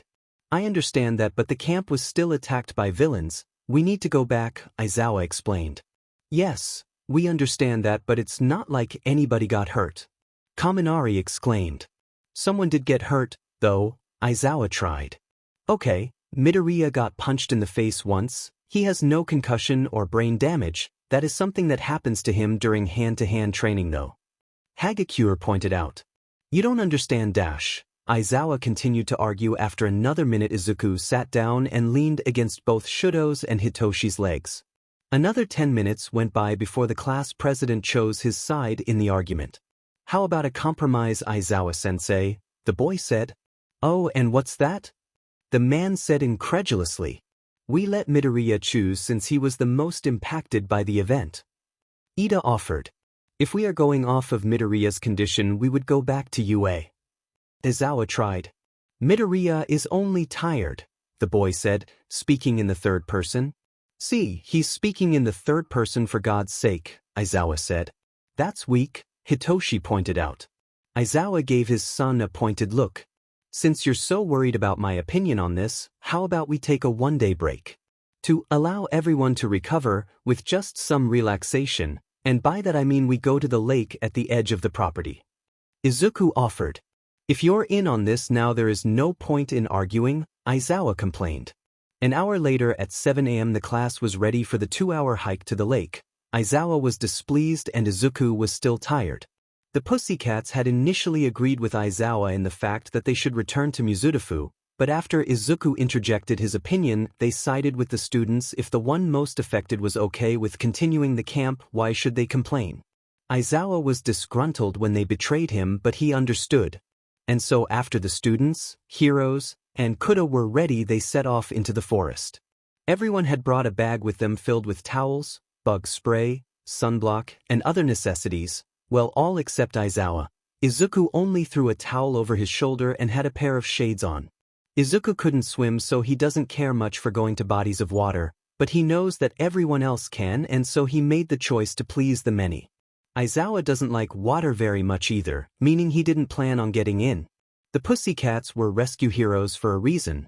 If someone started drowning, they had plenty of people who could take care of them. The next few hours of hiking in the woods weren't very eventful.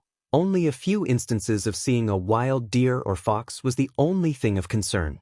All in all, it was a very relaxing hike, especially with the ambient sounds of a creek running or birds chirping.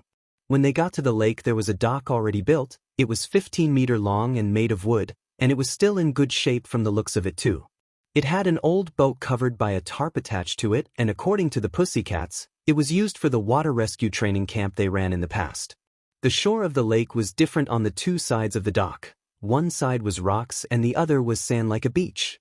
The group had decided to set up on the pseudo-beach side of the dock as it had more of a relaxing feel to it. Fate had decided to smile at the group today because the sun was out in full shine. The water glistened in the rays of sunshine and was calm as can be. Finding a place a little away from everyone else, Izuku set his towel out and promptly laid on his back with his shades on and started to doze off. The sounds of laughter and words soothing him. With each voice he knew, the calmness seeped in, letting him know that he had done a good job the night before. Just before sleep took its grasp on him, Aizawa approached and sat next to him.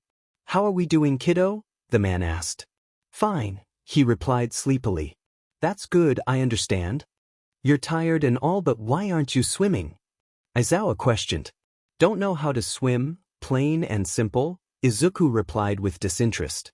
"Why not? It's taught in the first year of junior high."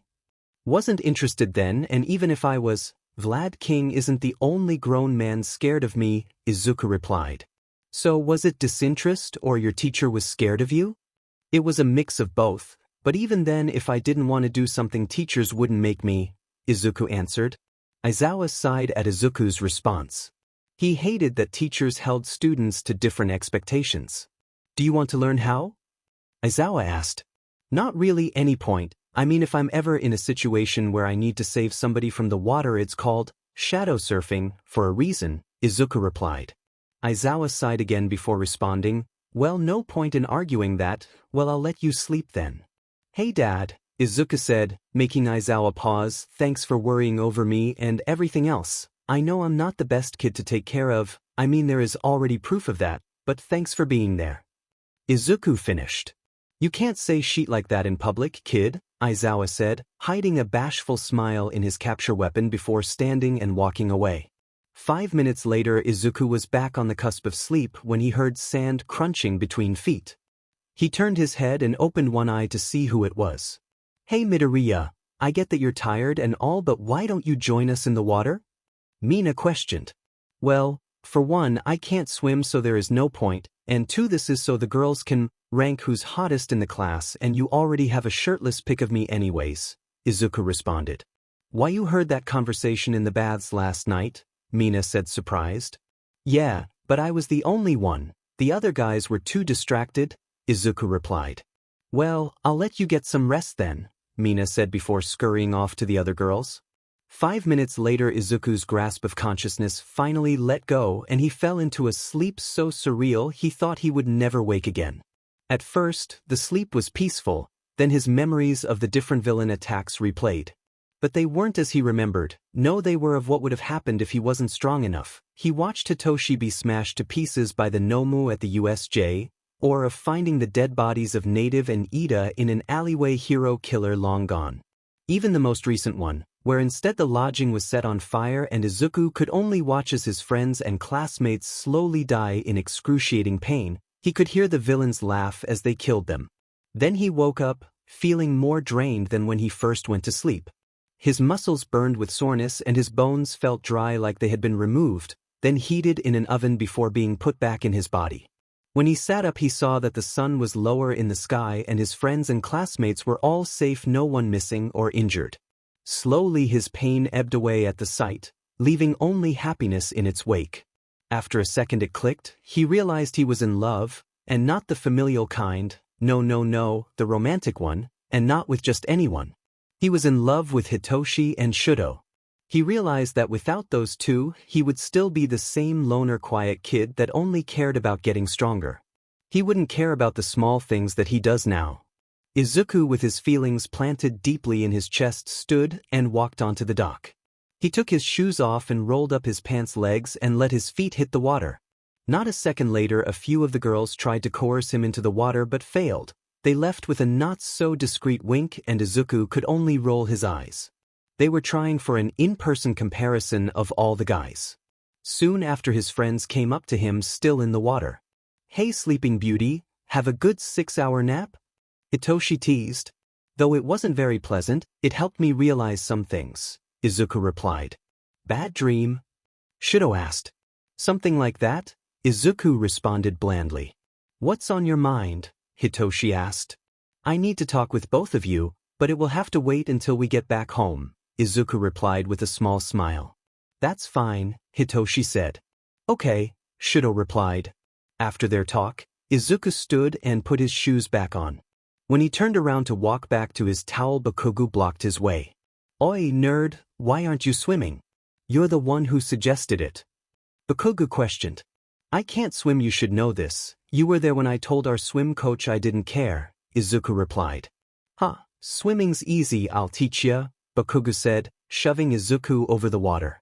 Izuku, expecting something like this from the blonde, never hit the water, only touching his shadow passing through it and popping out behind Bakugu to return the favor. After hitting the water, Bakugu sputtered before stabilizing. When he did, the class who had been spectating the confrontation burst out into laughter. When he looked up, Izuku had the most sheet-eating grin on his face. "You're so predictable, Bakugu," he said in a mocking tone before walking away.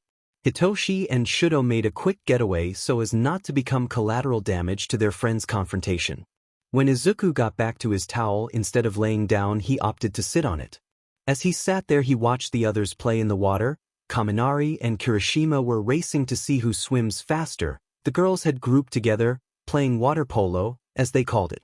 Shuji, Kuda, Sadu, Hitoshi, Shudo, and a few others were playing Marco Polo a little off to the left. The Pussycats minus Mandalay were either on the dock or the beach ready to rescue someone if needed. Mandalay was playing with Kuda, who had come out of his shell since their talk on the first day. While the two were playing, Mandalay looked over at Izuku and smiled at him. It was a big bright thing that made Izuku see black spots. After his vision cleared, he gave a small smile in return. Izuku sat there for a while, taking in the joy and happiness of the others there. When he looked at his phone, it was almost 4 in the afternoon, meaning they would be getting ready to head back soon. Izuku decided to make the most of the remaining time, so he joined Mandalay and Kuda, who were building sandcastles. When he walked over there, he could hear Kuda giggling. "What ya doin'?" Izuku asked. "We're building sandcastles," Kuda exclaimed. "Oh, that seems like fun. Mind if I join you?" Izuku asked. "Sure," the boy exclaims. As Izuku got on his knees like the other two, he began helping. He would follow Kuda's instructions because, frankly, he had never done this before. He had heard about it and understood the concept but never put it into practice. So Izuku had as much fun as Kuda did. The two were almost in sync. They both were distraught when a part of the castle crumbled. They were both happy when a piece that had been in a mold stayed together when said mold was removed. It was like watching two children have fun at the beach. It got even more fun when the two used their quirks in tandem. Izuku would make a complex mold and fill it with sand, then Kuda would use his quirk to put water in it. This also helped the boy learn to control his quirk. If he put too much water in the mold, when they flipped it over, the sand would slump onto the beach. If there wasn't enough, the sand would crumble. So by doing this, Izuku helped the boy learn control over his quirk and had fun while doing so. What Izuku didn't notice was that during the whole thing, Mandalay was taking pictures of both Izuku and Kuda, which would later be sent onto both Aizawa and Hizashi. 30 minutes later, the fun was ruined by being told it was time to head back. Izuku and Kuda pouted before reluctantly collecting their stuff. Izuku went and grabbed his towel before joining the group. As they started their return hike, it was about 5 in the afternoon. The hike went smoothly and they returned just after 7 at night. Dinner was quickly thrown together by the students, which also had 2 extra bakugus courtesy of Izuku's quirk. The boy in question only sat at a table and watched as the triplet bakugu got to work cutting, spking, stirring, and everything in between. Once done, everyone ate the pork stew that had been made. Soon after, the baths were full of teens chatting and telling stories. Izuku went into the privacy rock formation to relax. The previous chatter was replaced with the flow of water. Dinner was quickly thrown together by the students, which also had 2 extra bakugas courtesy of Izuku's quirk. The boy in question only sat at a table and watched as the triplet bakugas got to work cutting, spking, stirring, and everything in between. Once done, everyone ate the pork stew that had been made. And soon after, the bathes were full of teens chatting and telling stories. Izuku went into the privacy rock formation to relax. The previous chatter was replaced with the flow of water. Izuku had his eyes closed as he was relaxing in the private rock formation, letting the sound of the water soothe his mind, while the heat ebbed away the pain of his aching muscles. As he sat there totally relaxed, he heard the water moving and could feel a presence sit down across from him. When the water had recovered from its sudden wake, Izuku opened his eyes to see who had joined him. "Hello, Shuji," is all he said as he closed his eyes once again. "Hello, Midoriya," the other teen responded in kind. Then 2 of them sat there in silence for a while, neither feeling uncomfortable in the other's presence. Shuji was the first to speak this time. "Midoriya, if you don't mind me asking, what was it like to fight the villains? Though they were an easy fight for me, it was nothing short of terrifying. To stand in the presence of a group of people with the sole purpose of killing you makes you wonder what pushed them to that point, but that's one of those things you'll never really understand," Midoriya explained. Shuji took some time to process the answer he had been given. Midoriya was right. To be standing in front of people with only thoughts of murder would be terrifying. But Shuji didn't understand why Midoriya would wonder what pushed them to that point. They are villains. Do they really have a reason? "Midoriya, I don't understand why you would wonder about their motivations," the boy asked. "No person is born a villain, it's just not in their nature. To become a villain, something needs to push you to your breaking point. Whether it is your circumstances or how people treat you. I'm sure you understand that people are always filled with prejudices. I mean, you were a mask even in the bath." Midoriya answered. "You're right, I understand that plenty, but you didn't answer my question." "Oh right, I was always subjected to quirk discrimination from the time I got my quirk to even now, but I still came out on the right path in life. I wondered what pushed them to the life of crime and villainy so that I could help make that problem go away. So that no one else has to be subjected to the things I or others went through," Midoriya finished. After a beat of silence, Shuji spoke. "I see, you have the heart of a true hero then. You want to not only save people now but people yet to be. How inspiring of you." The boy analyzed. "Don't get me wrong, you are right, but I don't have the heart of a true hero. Someone like that would be all might. I don't care for doing things for show or by the book. I just want to get it done as fast as possible." Izuku corrected. "Oh, I see. So you are not aiming to become the media's picture-perfect all-might student." Shuji said. "Yeah, but I should say, I don't really care much for the guy. I mean, he has done so much for the world and all, but he is only a man and all men fall at some point." Izuku said. "I've only really thought this before, but now that I'm talking with you, you say some really deep shit, Midoriya." Shuji pointed out. "Yeah, it's just a side effect of being a loner most of my life. I've read a lot of books," Midoriya said. Shuji gave a light chuckle before he spoke. "You and Tokoyami should hang out. According to him, he's read a lot of books as well." Izuku cracked an eye open at this. He didn't expect Tokoyami to be a reader. Maybe some other time, but for now I'm getting out and going to bed," Izuku said while standing. As Izuku was exiting the bath, he heard the other boys talking about how the girls were staring at them while at the lake. He only smirked at this and gave his friends a wink signifying he had a role to play in that. After drying off and getting his night clothes on, Izuku went back to the boys' room to set up his futon. When he was done, he went to his bag to collect his phone charger. After he opened the bag, he saw a note on top of the charger. "To Midoriya, we the girls of Class 1A wanted to thank you for your efforts in our ranking the guys based on hotness. On the second page is our ranking of the guys. No one would mind if you gave us a call. Class 1A girls."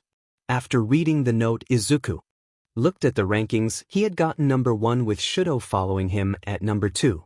Bakugo got number 3 and Shinso got 4th. After going through the rest of the rankings, Izuku put the note away and decided to write one of his own for the girls. His note only contained 3 words and his name. The note was addressed to Mina because he knew she would tell the other girls as well. After the note was written, he made a rat-shaped shadow take it into the girl's room and leave it in the middle of the floor.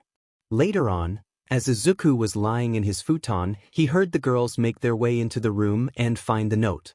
He also heard the disappointed and exasperated exclamations when they read the note. Not a second later, his phone was blowing up with notifications he planned to ignore. The next morning, the students awoke bright and early just like the first day. The students were to pick up where they left off with their training. The cycle of wake up, train, cook dinner, bath, sleep continued for their remaining 5 days of camp. The students were thankful that Izuku got them a rest day at the beginning of camp. Otherwise, they would have been in this cycle of hell for a week straight. Everyone independent of Izuku decided to do something for him as thanks in the future.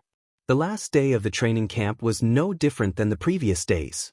But today Izuku could tell that today he would get full control of the phasing. His hair hasn't changed much since the start of the training. Nobody noticed the change in his roots color except for Aizawa. With his self-confidence, he took the beanie that he had asked Yaoyorozu to make for him the night before with him to training that day. As Izuku stood there, he kept his focus on making his body non-physical like a shadow. Up until that day, he could only manage to get his arms and legs to change, but he could feel that today was the day he would take the first step to unrivaled power. The more Izuku concentrated, the more he could feel the bone-shattering cold that was his quirk spread throughout his body. Just then he got an idea. Instead of focusing on spreading his shadow, he should focus on the feeling of it. As he started once again, now focusing on the feeling of the cold sensation that is his quirk, it spread through his body faster than before. Covering more than just his arms, now it enveloped his whole body from head to toe. Aizawa watched on as his kid struggled with this part of his quirk. Izuku had told him the first day that this was the most trouble he has had with his quirk before.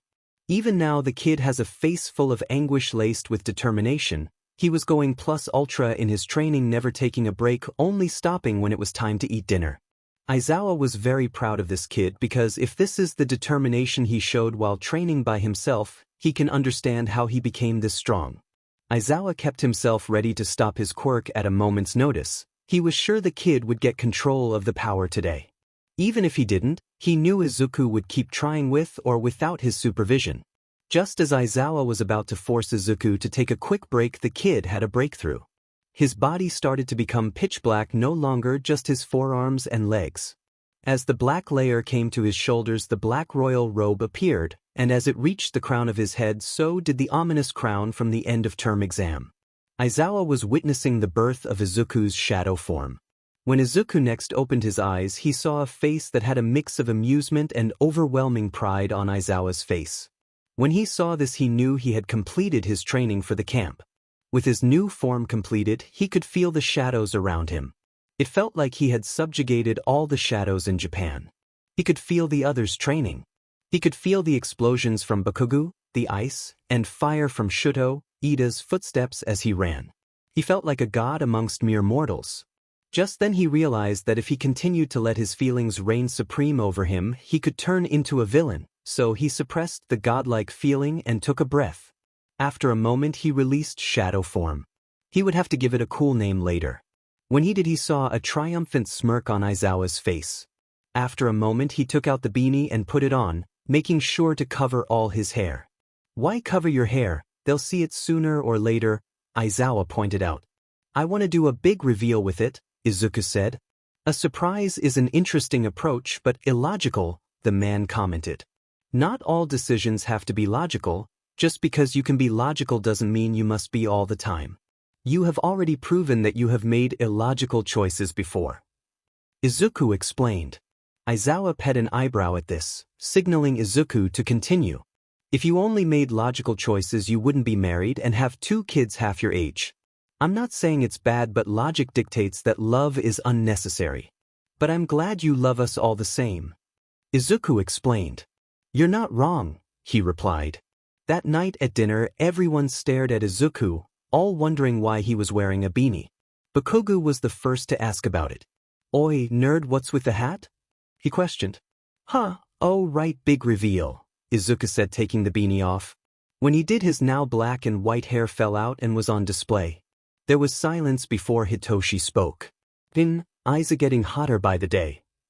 Hitoshi got out before Aizawa's capture weapon could wrap around his mouth. He's not wrong, Shudo agreed. Demon, you teenagers, Aizawa growled.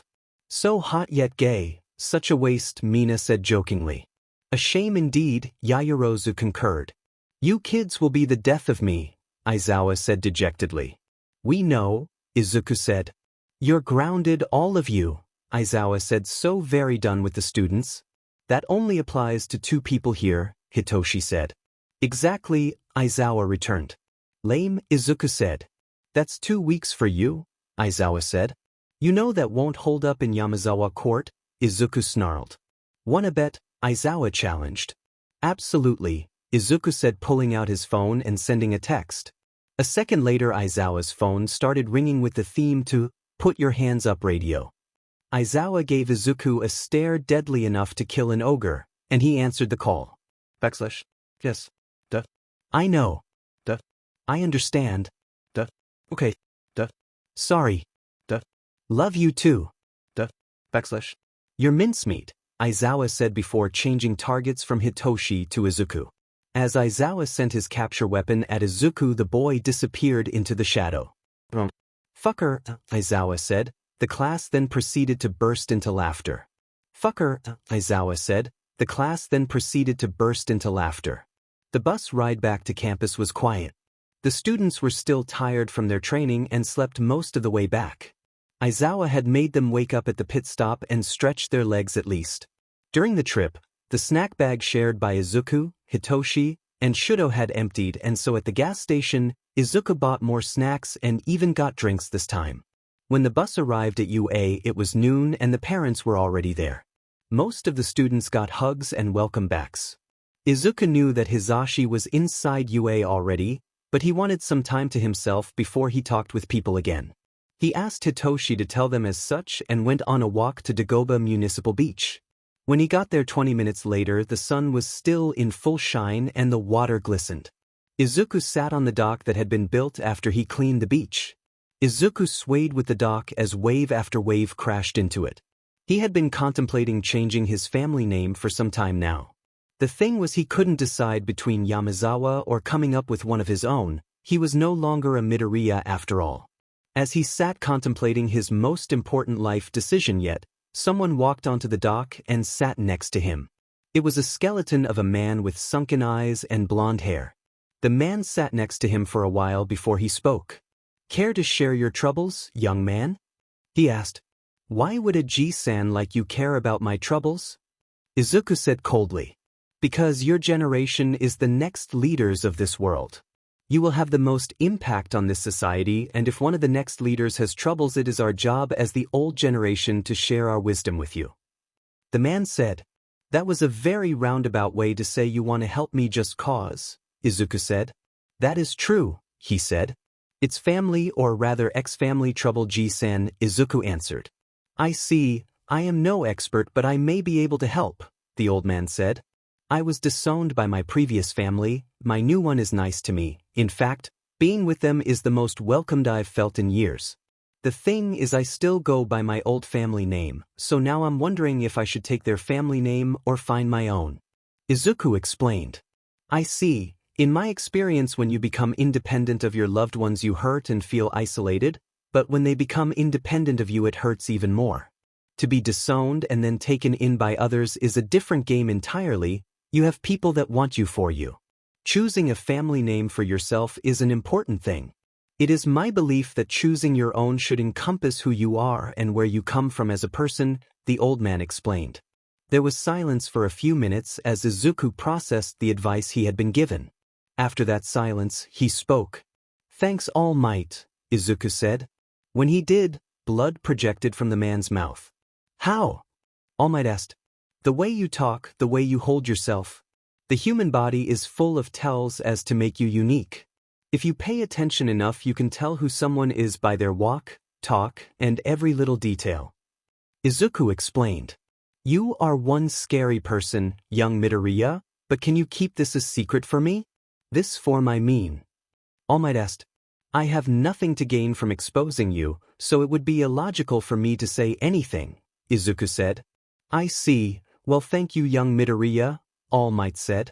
I'm still gonna call you Ji-san outside of school, so see you later Ji-san, Izuku said walking away. All Might only sighed and watched Izuku walk away at the speed of a car. He can never seem to wrap his brain around Izuku, always uncovering more questions than answers. As Izuku walked into the teacher's lounge, he saw Hitoshi, Shudo, his dad, and Pops. They had been waiting for him to return. The first one to notice his entrance was Hitoshi, who spoke just then. "How was your alone time?" he questioned. "Not bad. I met this nice Ji-san at Dagoba Beach," Izuku replied. "That's nice," his Pops said. "I've still got some work to do, so you three can go do whatever until then," Aizawa informed. "Okay," the three boys replied in unison. Just thereafter the three walked out of the teacher's lounge and wandered into a random classroom. "You said you wanted to talk after the camp," Shudo said to Izuku. "Yeah, I did," he replied. "What you want to talk about?" Hitoshi asked. "Two things first, I'm gonna change my family name. I've decided on Kajitsuki," he said.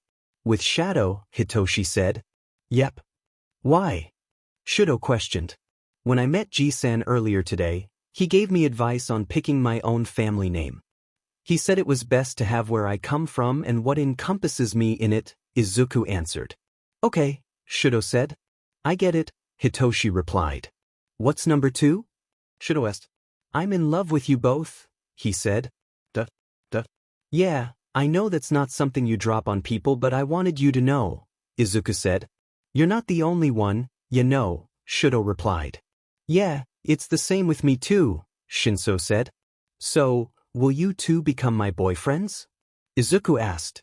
"What makes it to where you get to ask that?" Hitoshi said with light pink cheeks. "Yeah," Shudo tried to back Hitoshi up, but it wasn't very strong.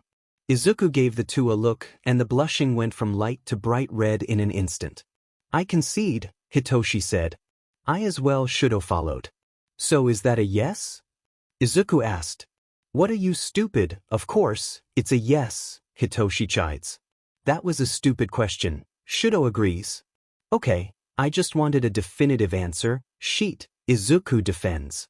"Since you asked us, does that mean we take your name?" Shudo asked. "If you want to you can, but if you don't it's fine by me," Izuku answered. "I'll take it," the other two said in unison. Hisashi is sitting at his desk, his husband next to him when the three boys walk back into the room. They made their way to the couches in the corner of the room and chose one facing the wall.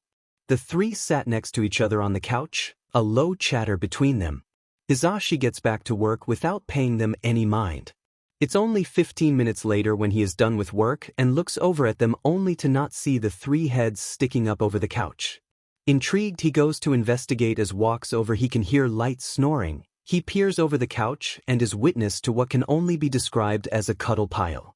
Hitoshi is on the bottom laying on his back, Shudo in the middle, his back to Hitoshi's chest, and Izuku on top, chest to chest with Shudo. The two boys on top are wrapped in Hitoshi's arms. The sight is one to behold, the three most stoic neutral-faced kids in the class laying on top of one another with a small smile on each of their faces. Hisashi quickly took his phone out and took a minimum of a dozen photos of the event. After saving the photos to any place he can on his phone and internet, he calls his husband over. Shoyuta grumpily gets up and walks over to the couch. He is not nearly as impressed as Hisashi is, but still is glad for the kids. Shoyuta, still having work to do with the new dorm system being implemented, goes back to his desk. The new dorms had been decided on when he had reported to Nedzu that one of the students was being targeted by the League of Villains. This also meant he needed to go home to home and get permission from the other parents. They also would be holding an information briefing before the parents decided on anything so that the situation could be explained properly. It was going to be a while before he got decent sleep again. When Izuku woke up, he had tried to shift around to find a more comfortable spot when he realized he was being cuddled by his boyfriends.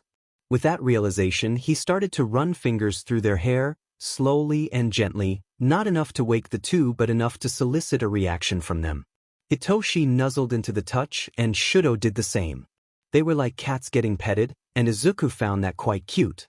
The three stayed like that a while longer. It wasn't until they heard the grumble of a wild Aizawa that they began to separate from one another. Once sufficiently untangled from each other, Izuku in the middle this time, the taller teens laid a head on each of his shoulders.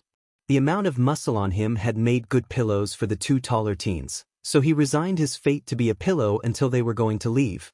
Shudo was going to spend the night with them because his father was out of town for 2 days on a mission. After a few minutes, Hizashi came over to the trio, a smug grin on his face. "How was your nap?" he questioned. "Good," the trio answered in perfect unison. "That's good, so is there something you want to say?" he prompted. "We're together and he's changing his family name," Hitoshi said, pointing at Izuku. Hizashi was stunned for a minute and the clacking of Aizawa's keyboard stopped and footsteps closed in on them. "Run the last part by me again," Aizawa asked, leaning over the back of the couch. "Izuku is changing his family name," Hitoshi repeated. "To what?" Hizashi asked. "Kajutsuki," Izuku responded. "That makes sense," Aizawa said. "It does," Hizashi agreed. "I've still got some more work to do, so the paperwork is all yours, Zashi," Aizawa said before walking back to his desk. "Also, you can go home if you want to. I have to patrol tonight anyways," he continued from his desk. "Okay, but make sure you eat something before you go out," Hizashi said, collecting his things. "Come on boys, get your stuff together and let's go," Hizashi continued. When the four got to the Yamazawa apartment, the uniforms and the hero costume were changed out for loungewear. Izuku put on a pair of sweatpants and a sleeveless shirt, Hitoshi had on a hoodie and sweats, Shudo had on a pair of trackies and a sleeveless shirt. Hizashi was now in sweats and a hoodie as well. The four had just lounged around with the cats. Muffin, a male black and white tabby, curled up with Izuku purring like a machine. Steve the brown and orange tabby took a liking to Shudo and laid with him. Stacy, Steve's sister, is a brown and white tabby who likes both Hizashi and Aizawa equally. And finally Fuko, as Hitoshi named her, an orange, gray, and white calico, likes to sleep on his shoulder. The lounging lasted until it was time for dinner, where Hizashi said he'd cook katsudon for everyone. When dinner was served, the four had a light discussion about what they did for training during the camp. They avoided talking about the attack like the plague, no one wanted to talk about it either. After dinner, the three boys went to Hiroshi's room, and as they did, they were told to leave the door cracked open by Hizashi. They laughed at this but still did so. When Izuku walked into Hitoshi's room, he realized he had never been in Hitoshi's room before. As he looked around, he noticed all the cat-themed stuff and the giant pride flag. Izuku could tell that the walls were the same color as Hiroshi's, and Shudo confirmed as much. There was a TV in Hitoshi's room. His gaming console was connected to it. He had games galore, from Smash Brothers to the newest FPS game Strike Them Down 8. Hitoshi has the most gaming experience between the three. Izuku was after him, and Shudo had barely played games. The last and first time Shudo played a game was their sleepover at Izuku's apartment before the internship started. After a few minutes of getting used to the controls, the trio had fun. The short clashes they had in STD-8 were interesting. After a few rounds of free-for-all, they changed to Team Deathmatch, where they were on a team against AI bots. On the day of the attack on the training camp, the parents had gotten an email saying that the camp had been attacked and that UA had decided to become a boarding school for all classes and years. They were also informed that no one got hurt during the attack and that the students decided they wanted to continue the camp. They were also told that there would be a break for post-camp recovery that would last Wednesday to Friday, and that Friday was the scheduled day for the information briefing about the new dorm system. The 2 days until the briefing went by quickly for the Yamazawas and Kajutsuki, and even though his family name changed, Hizashi and Aizawa were still his dads no matter what anyone else said. The teens were told about the new dorms that Wednesday, and they were iffy on the idea of living with their classmates. They both valued their privacy and the alone time with their dads, so they weren't sure if they would like to live with the others. "Why are you two so unsure about this?" Hizashi questioned. "Because knowing our class, they would want to do a room tour where everyone has to show off their room to the whole class, and we don't want a part in that," Hitoshi responded. "So just tell them no," Aizawa said. "How well did that work out for you?" Izuku snarked, raising an eyebrow. Aizawa only sighed. "Wait, you lost an argument?" Hizashi asked. Aizawa's only response was a pointed look. "So you're worried about the other students going into your rooms?" Hizashi said, getting back on topic. Not just our rooms but our privacy in general. I mean, apparently, Mina likes to go snooping around for tea when she goes over to her friends' houses, Hitoshi explains. Just tell her you don't want her to look in your room, Aizawa says flatly. The two teens gave Aizawa the same look. Then she'll want to go looking around even more, Izuku said. How about I put you two and her on separate floors, Aizawa tried. That's not bad, Hitoshi said. Not bad at all, Izuku agreed.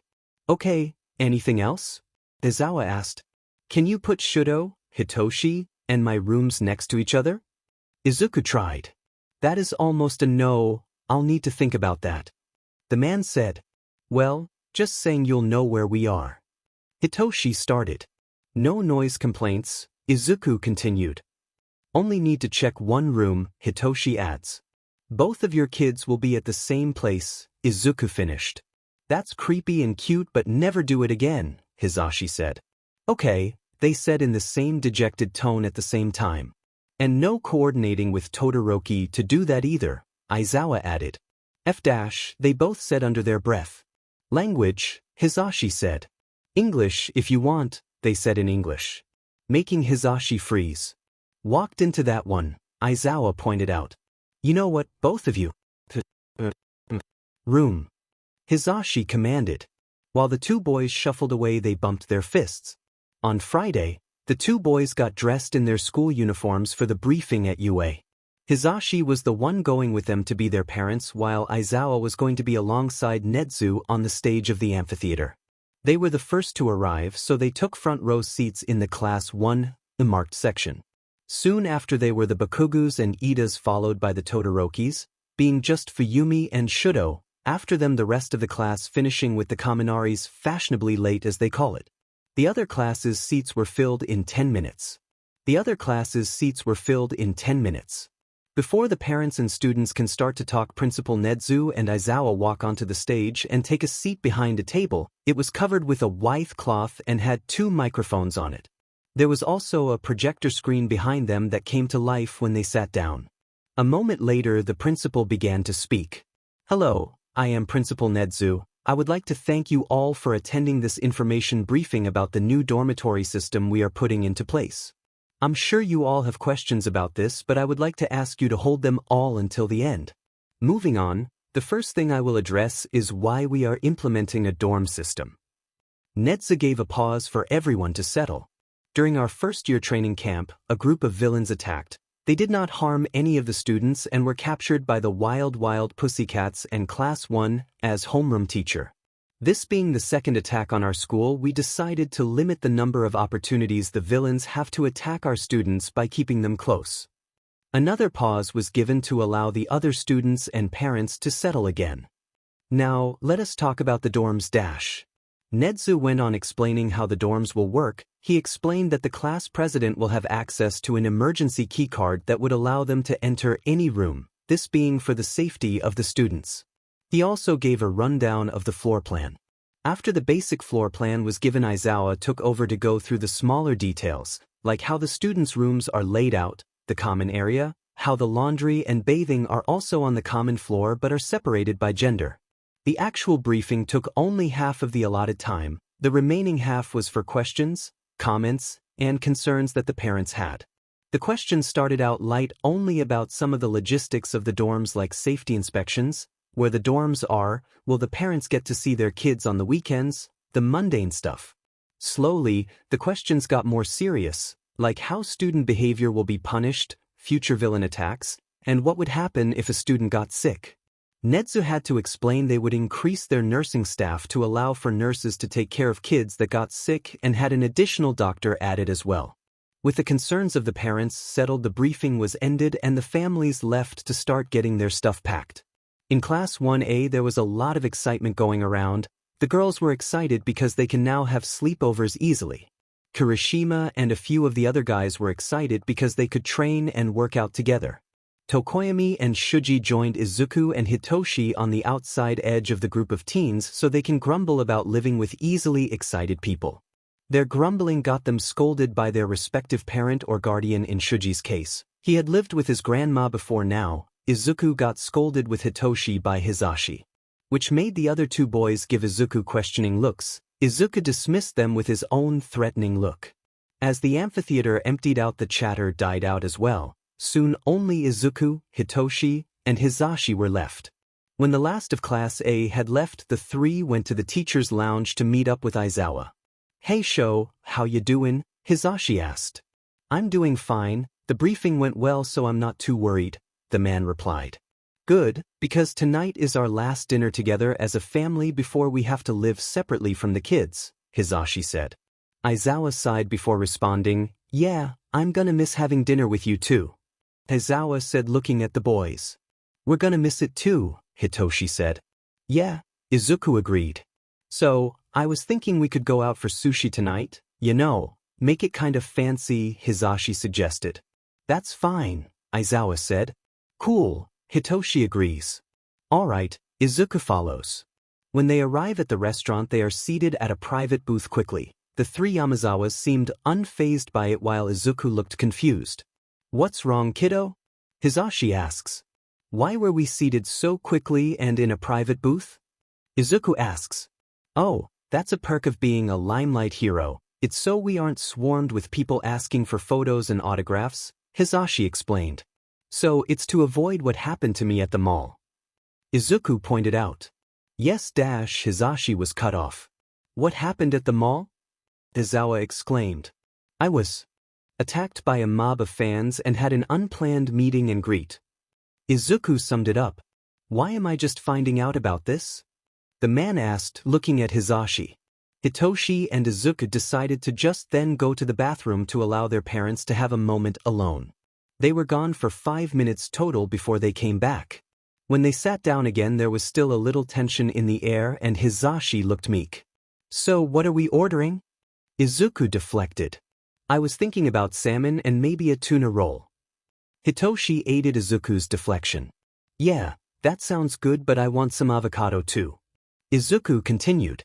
"I wouldn't mind something with variety," Aizawa said. "I agree," Hisashi said cautiously. As the dinner went on, both Izuku and Hitoshi understood that their dad had given Hisashi a punishment for not telling him about the mall incident. They had an idea of what it was and they felt sorry for the other man. They were sure it was going to be loud. The rest of the dinner went well, only a few stern looks were given and puppy eyes couldn't help Hisashi now. When they returned home, the two teens went to their own rooms to finish packing. The two adults were not heard from until morning. The small family was ready to move into the dorms the next day. After a quick breakfast, they were on their way to UA. Boxes and bags were stuffed into the trunk and some at the two teens' feet. The car journey was only 10 minutes as there was no traffic that day. When they arrived at the dorm buildings, Hisashi had to split off to go to his homeroom's building, leaving Aizawa and the teens. "So the teachers get their own building, right?" Izuku questions. "Yes, our building is behind the student buildings. And the back doors open to a path leading to it," Aizawa explained. "Okay. Also, have you made a decision about our suggestion?" "Fifth. I have put your rooms next to each other with Izuku in the middle," the man informed. As he did the two high fives and texted Shudo. "I'm gonna put up the charts with your rooms on it up in the gen. Can you guys are on the first floor, the last rooms, get your stuff put away, and then do whatever," Aizawa said. "Yes, sir," they said before collecting their stuff and going into the building. As the two teens ran into the building, Shoyuta sighed. He loves them, and by extension Shudo, but sometimes they can be a handful. Now that he's thinking about it, they would be the 3 Domingos of Class A. Though he is glad that the 3 have come out of their shells, they were on the list of students that the teachers were to watch closely after all. Putting those thoughts aside, Aizawa grabbed his things and went into the 1A dorms. First stopping in the gen can to put his boots away and the room charts up on the large corkboard that covered the entire left wall. Next, he laid out the student key cards that would allow them to get into their rooms, also putting the emergency all-access one below Ida's personal one. His next task was to make sure the common floor was set up and had the essentials: soap in the bathrooms, detergent in the laundry rooms, the pantry is stocked, and the fridge as well. Checking over the allergy list to make sure no one would die, and checking the box of 20 AP pens that were for the just-in-case scenarios. Now done with the student dorms, he looked at the time and saw that there was still a half hour till the other students arrive. So he took his and his husband's stuff to the teacher dorm. Once inside, he made his way up to their room on the top floor and started putting stuff in its spot, or the wardrobe. He only got through half of it before it was time to go welcome the students. So making his way to the student dorms, he texted Hisashi letting him know that he was halfway done with their room. Once outside the 1A dorm building, he was greeted by Todoroki making his way inside with his sister and brother. He gave them a quick rundown and let them be on their way. As the minutes passed, more families arrived, were greeted, given the same speech, and left to their own devices. As the last family arrived, Shoyuta made his way into the building as well. After a quick look around, he only saw Izuku, Hitoshi, and Shuto with his family. As he approached, he realized that they were meeting for the first time.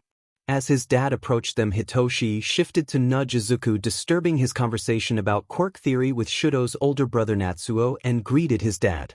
"Hey Dad," Hitoshi said, unimpressed. "Oh, Aizawa-san, I didn't think he was your son," Fuyumi said. "Well, both Izuku and Hitoshi are my kids, though both through adoption." The man said. "That makes sense. Wait, Shuto, why didn't you tell us?" Natsuo.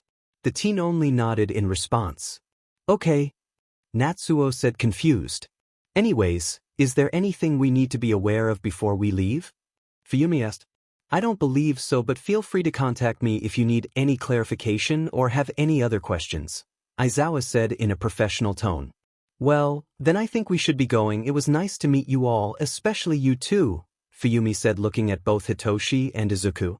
"I'm glad Shuto has found people that will appreciate and love him as much as he would them.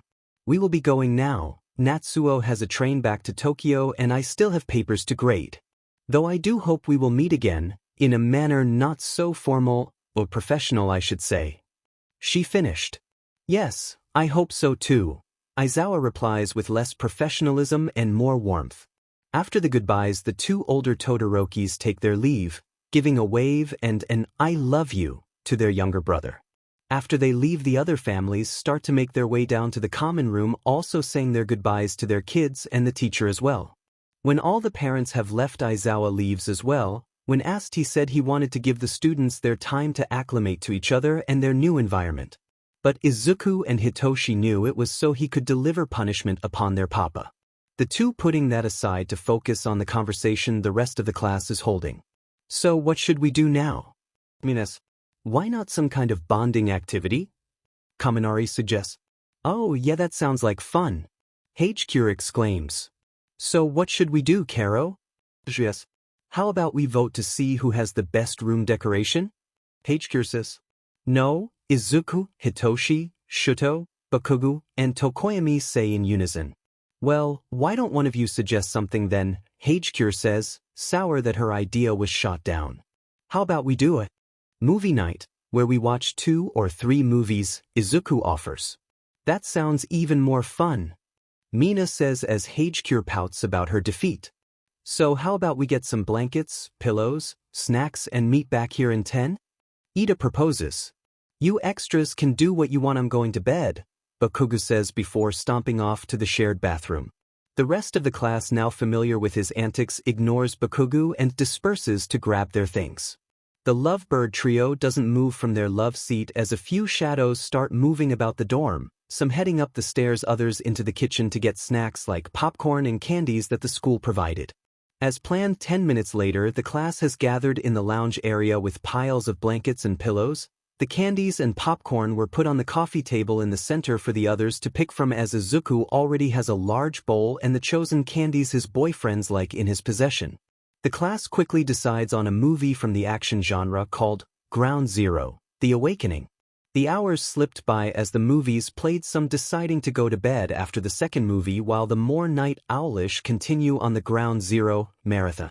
The series only has 4 movies each lasting 2 hours, and by the time they finish, it's late evening.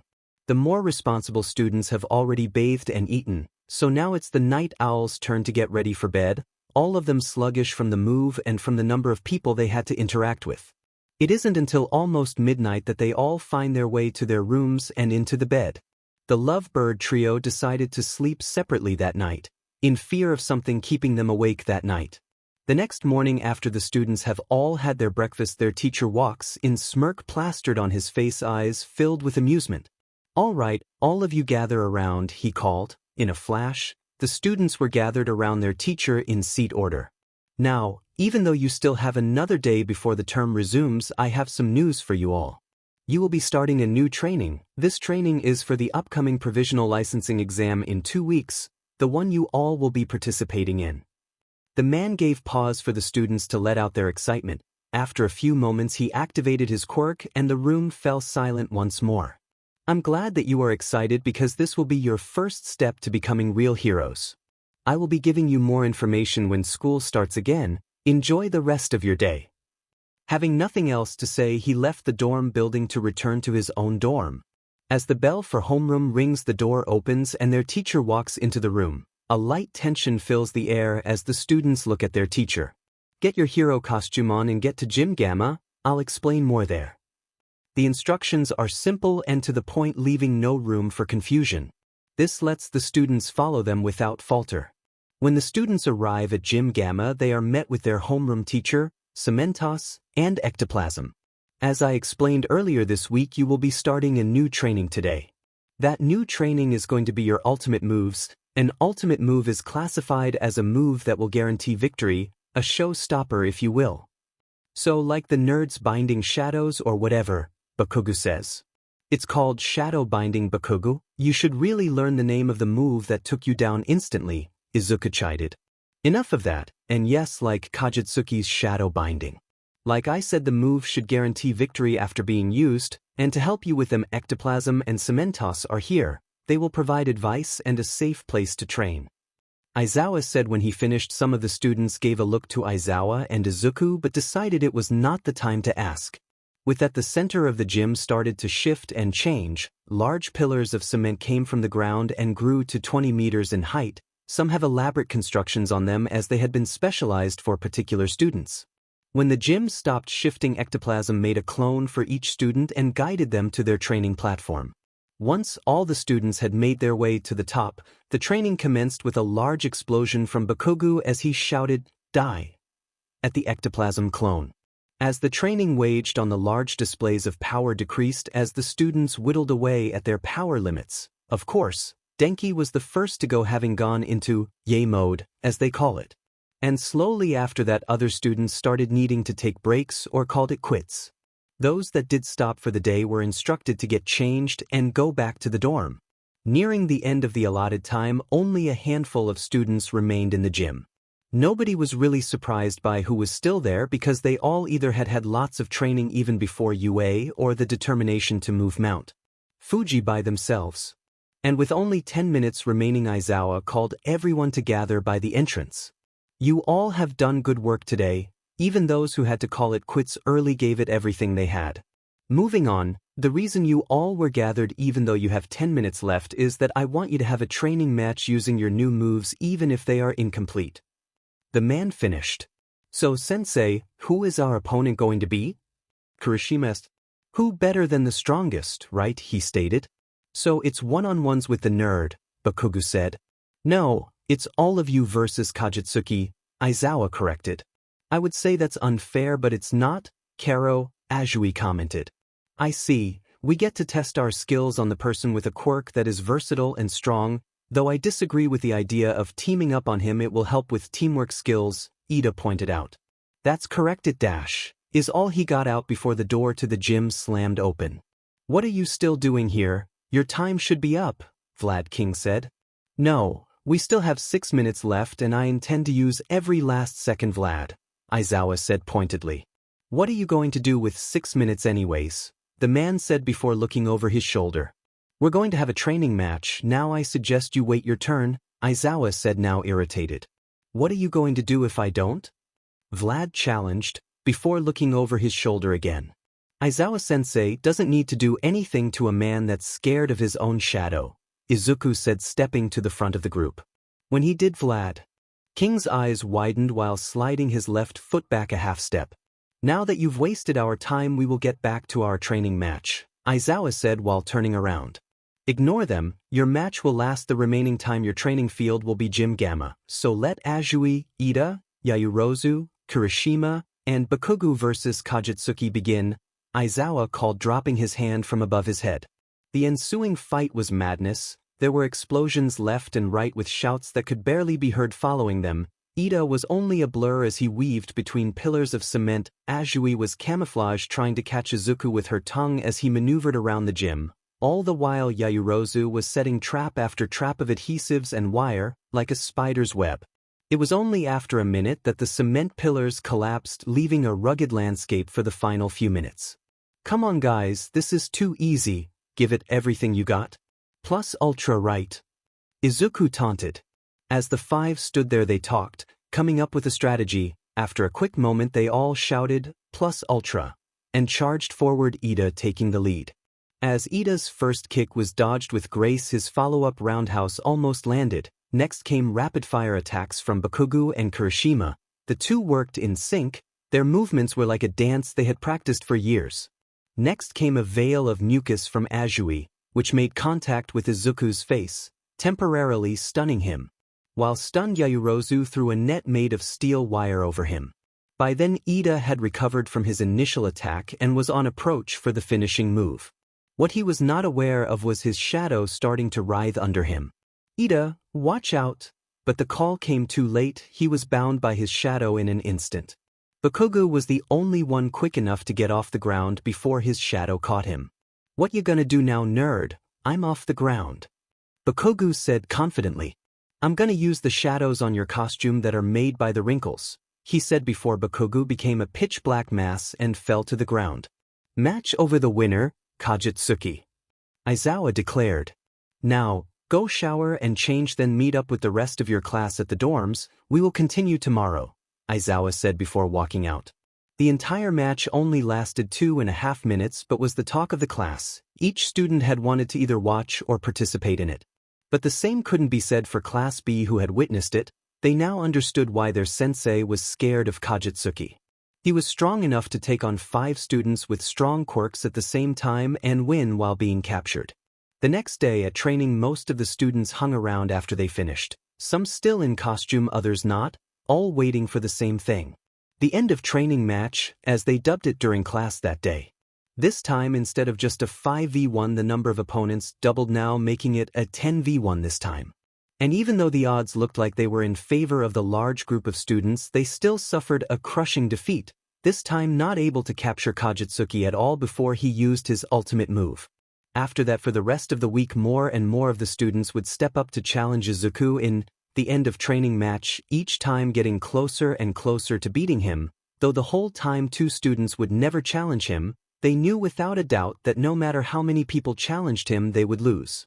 Soon the news about the training match spread to other classes and years, which made them want to participate or watch as well. This new influx of challengers sparked concern in the teachers. With all these people challenging Izuku, it would not only give him experience in solo combat against groups but also experience in dealing with unknown quirks. This also has the risk of turning harmful to the older students.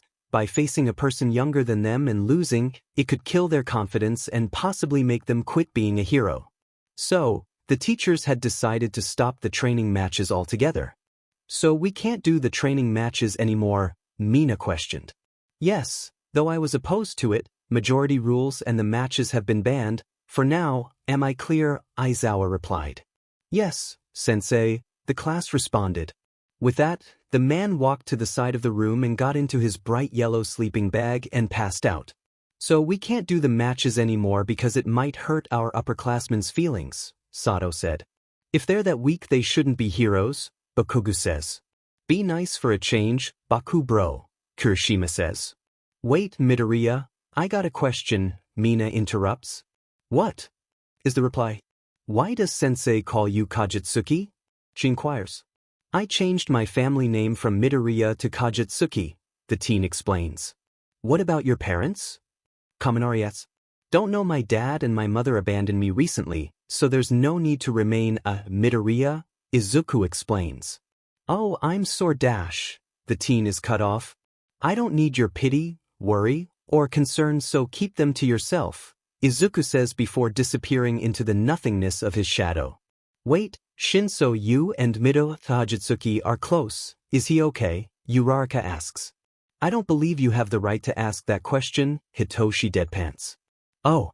Well, Shinsu-san, is he okay? Yayorozu asks. He's fine, it's just you brought up a part of his past that he'd rather forget, is all. He'll be fine, and you don't have to worry about him skipping class, he'll be back in a minute, Hitoshi explains. Okay, thank you for explaining, Shinsu-san, she finishes. It's whatever. A few minutes later, Izuku reappears in his seat as if nothing had happened. When he did, no one approached him, not even Ida, and the stickler for rules he is, dared to talk to him. The strange silence carried on until their teacher awoke from his nap and switched places with present Mike for English. After that, the day carried on like normal, classes continued, and the ultimate move training was almost done. After that, the day carried on like normal, classes continued, and the ultimate move training was almost done. The days leading up to the exam became tense and filled with anxiety. Though the students were confident in their ability, they also knew that they would be facing other students older than them that have had more time to train and prepare. The training also switched from combat to rescue training as well. The sudden change of training gave the students a much-needed distraction from the upcoming test. The day of the exam came upon Class 1A much quicker than most wanted. The class would leave for the exam early in the morning due to the travel time. Because of this, most of the class was still tired when they arrived at the testing site. Once off the bus, the class quickly sobered up as they became the center of attention at the giant stadium. Now, before we enter, I want all of you to know that you have given your training in both combat and rescue everything. You were the embodiment of plus ultra. When you got back into your groove, you never stopped or slowed down. So, I want you all to walk in there and show everyone else that you deserve a provisional license.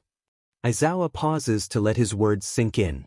Now, huddle up for a cheer, and at his command, the class gathered in a group, all facing their teacher. Ida, if you will. The teen filled with pride as his teacher had entrusted him with this task and counted them down. 3, 2, 1, plus ultra, he shouted. Plus ultra. The class followed. Plus ultra, an unknown voice followed. Oi! What's the big idea intruding on another school's huddle? Bakogu said, irritated. Sorry, the boy said, slamming his head into the ground, bowing. It's just I've always wanted to join in on a plus ultra from UA, the boy said. Well, then you should have gone to UA instead of Shiketsu, Inace, Izuku says. How do you know my name in school? The boy is. Well, you wear the Shiketsu uniform, and why wouldn't I research opponents from other strong schools? Izuku finishes. He's right, Inace. You shouldn't intrude and then assume you are unknown, especially to UA, another Shiketsu student with long hair covering his body says. I apologize for my kohai's earlier rudeness to you. We will be taking our leave now, the long-haired boy said. See ya, Izuku replies. Now that that's dealt with, he's cut off. Eraser. How you doing? A loud woman with shoulder-length hair shouted. Joke. The man said dreadfully. Let's get married, you and me, Ms. Joke says. You know I'm already married, you were there, he continued in deadpan. Quit being a negative Nancy. She's cut off. I understand your whole shtick is being funny, but now you're just annoying, so leave, we need to prep for the exam. The same thing you should be doing with your students, Izuku said, no longer willing to let interruptions slide. Oh, I'll go then, she said meekly before walking away. Now that disturbance number 2 is gone, let's get inside and get this over with, the man said, turning to walk away. The rest of the class following. Hey, a boy said before tripping behind them. We should help him, Uraraka said. Leave him, if he wants to be a hero he shouldn't have tripped over nothing, Izuku said coldly. Okay, Uraraka said meekly. As the kid is left unable to get back up, the class leaves the parking lot and walks into the building. When they enter the stadium, they are met with a large crowd of people ranging from stadium staff to HC examiners. All right, go change, get signed in, and go to the waiting area for examinees. After that, you're in the hands of the examiners. Do yourselves proud. With his instructions and final words said, the man makes his way to the stadium seating to watch the exam. Hello, students. I am Mara, the person put in charge of the provisional licensing exam. I will now explain the first part of the exam. The first part will be combat-orientated. You will be given 3 targets that you are to place on your body. Do not place them on the bottom of your feet or other places that are not in plain view. Next, you will be given 3 balls that you will use to tag the targets of other examinees. You will need to tag all 3 targets on 3 other examinees. We will know who you have tagged and who you haven't based on the information given to us by the ball and the targets. Mara takes a moment to breathe. "Geez, I'm tired already," he says under his breath. There is a limit on the number of people that can pass the first part. Only 100 will move on to the second round. Now that that's been explained, the targets and ball will be passed out and the test will start when everyone is ready. With his monologue finished, Mara walks off the stage and into the tunnel behind him. 5 minutes later, the targets have been put on their costumes and the ball have been passed out. Then a buzzer sounds and the walls of the waiting room started to unfold, and when they are finished, the stadium is revealed to have multiple different sections with different environments. There are cityscapes new and ruined. There are also wilderness sections as well, some more oriented towards water, others more for trees. Okay, you will have a minute before a buzzer sounds starting the exam. You can use the time for moving around or planning, but once the buzzer sounds, the exam starts. That's all, Mara says before the PA cuts off. So what's the plan?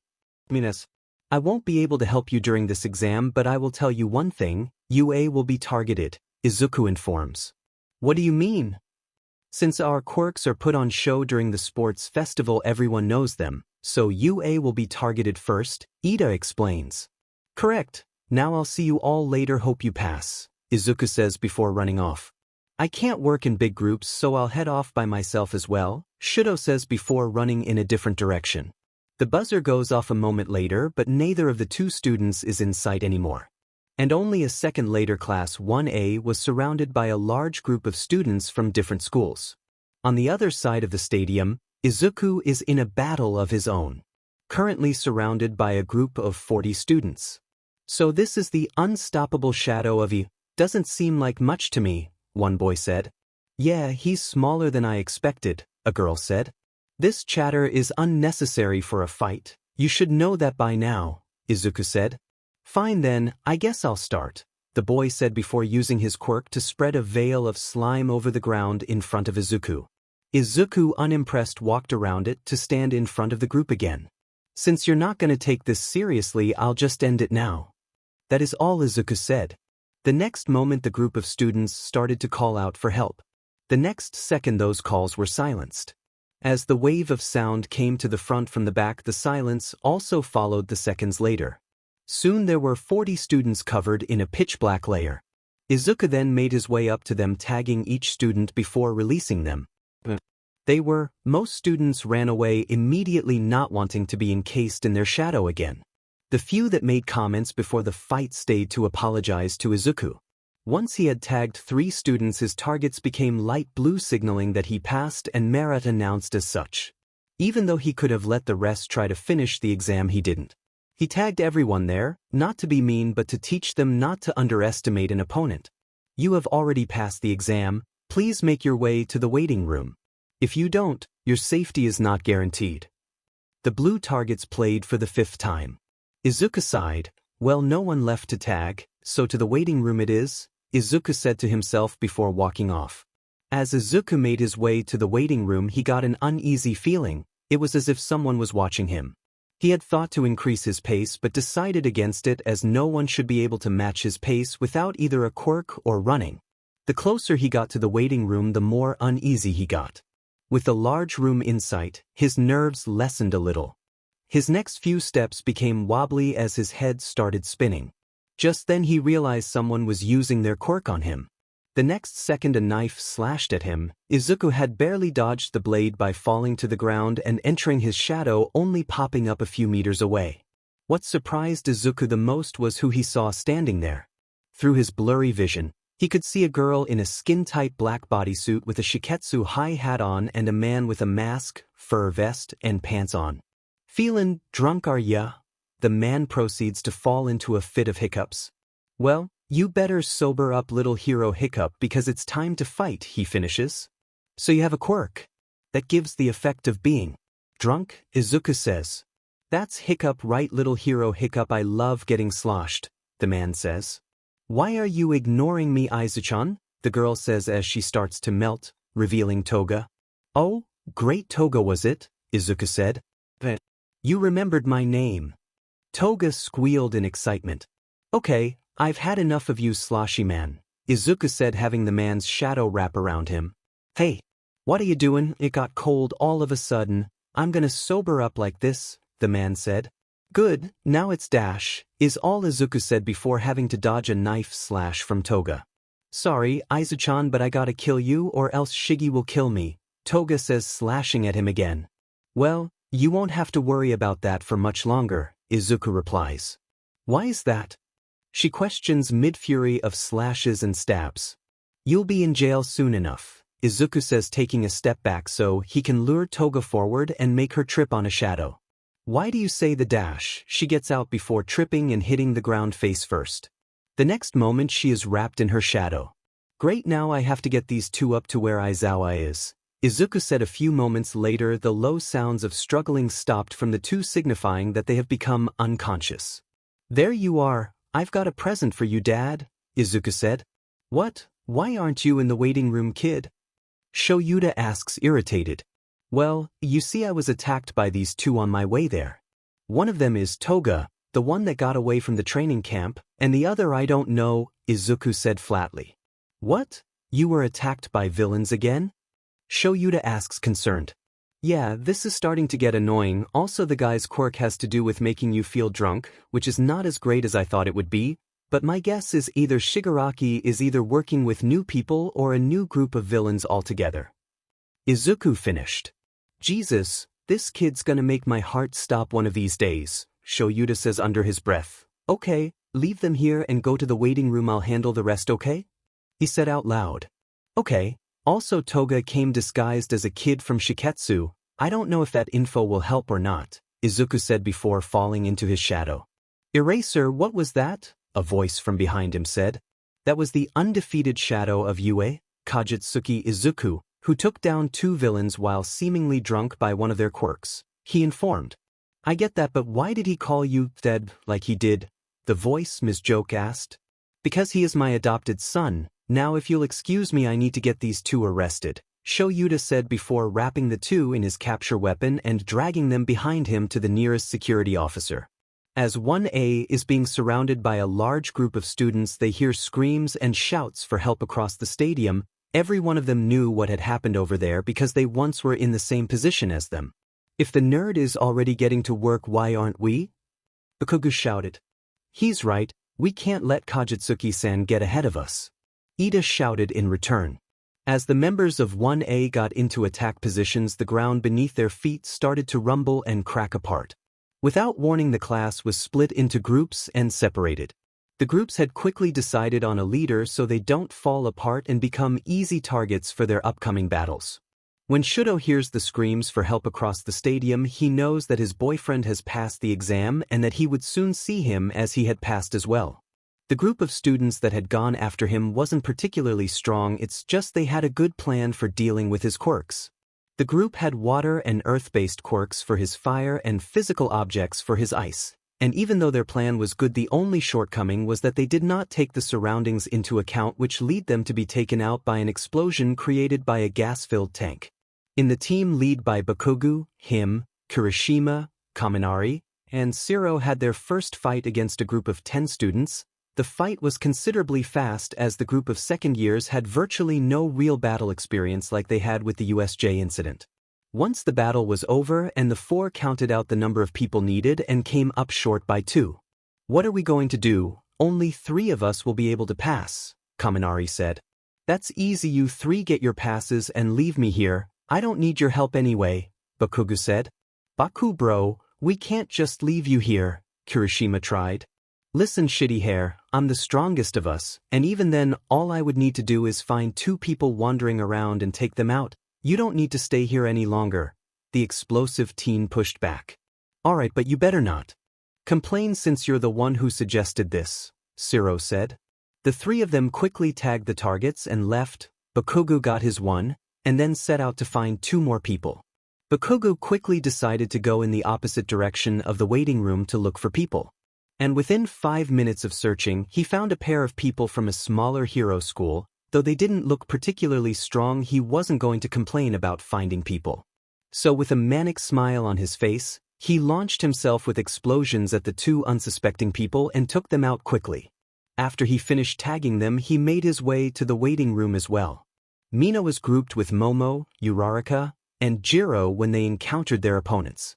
The opposition numbered a total of 12 people in all. It was a mix of second and third years from the same school based on the familiarity they had.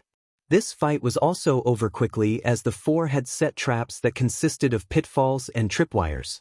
The pitfalls caught most of the students and the only thing left was to stun them and knock them out. While Momo was dealing with the pitfalls, Uraraka and Jiro were left the remaining students to capture. Once all of their opponents were captured and tagged, the four girls made their way to the waiting room. When he recovered, Koda found that he was with Shinso, Shoji, and Tokoyami. The four of them decided it would be better to get to the forested area that was only a short distance away. When they got into the forest, Koda called out to the surrounding animals. When they converged on him, there was a flock of birds and around 20 mice.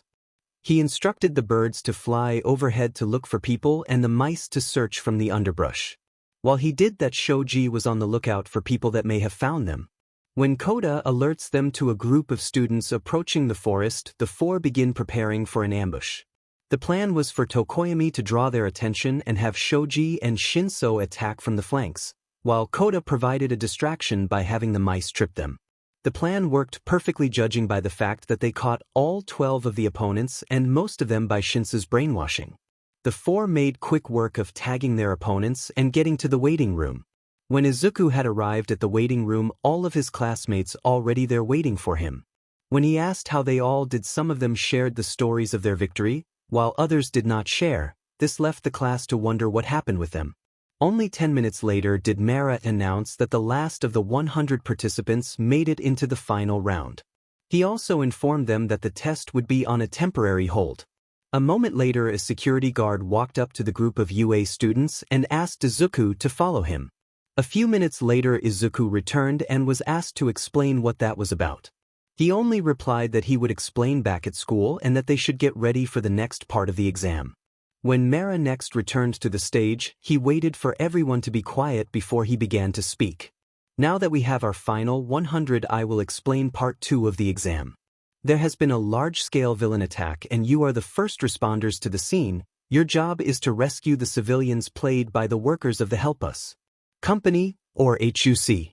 Once all survivors have been rescued, the exam will end. The exam will start in a moment, so be prepared. After his explanation, Mara went back into the tunnel behind him. True to his word, a moment later a buzzer sounded and the walls of the waiting room began to unfold, revealing the previous landscapes, but the next second explosions went off and the city fell to ruin and the forest started to burn. Everyone was stunned at the sigh. The first one to recover was Izuku. Everyone, we can't just stand around. We need to help the civilians. Form search teams and spread out. Those who know advanced first aid should find a place to set up a medical zone and treat the injured. With the basics shouted out, Izuku took off into the ruined city to search for survivors. Soon the rest of the examinees followed suit. As the exam went on, more and more injured people were found and escorted to the medical zone Izuku had suggested. Izuku himself only took the children in person. For the adults, he created a shadow to carry or guide them. On one particular child, he was concerned. The kid was unresponsive and had an abnormal breathing pattern. After his second attempt to wake the kid, he ran at full speed to the medical zone with the kid in his arms. Once he explained the situation to the lady, he passed off the kid he started to run in a less hero-populated area. On his way, another explosion went off and Mara came over the PA system. In a terrorist attack, you never know if there are any villains still in the area. In this case, there is. Now you have to rescue the remaining citizens and fight off the villains, the man explains. Izuku goes into overdrive as he sprints in the direction he heard the blasts come from. As he nears the group of villains, he raises a shadow wall so that they cannot try to attack the medical zone. Izuku arrives just in time to save a second year from a blast of fire that reacted badly to the wind. Ines shot at Gang Orca. What are you two doing? Now's not the time for childish bickering. Now both of you go after the sidekicks or go back to rescuing the civilians. I'll handle Gang Orca. Izuku shouted. I'll take the sidekicks on the right, Shudo says as Izuku starts his approach on Gang Orca. Inace, sour that he has been told what to do, continues to fight Gang Orca, and while doing so ignored the other sidekicks, causing him to get pelted with the cement from their guns. No longer able to keep flying in the air, the boy plummets to the ground. Just before becoming a splat on the ground, Inace is caught by a shadow and moved to a safe place out of the fight. When Izuku comes upon Gang Orca, he is surprised at how serious the hero is. Though he was hoping to take him by surprise, Izuku continued on.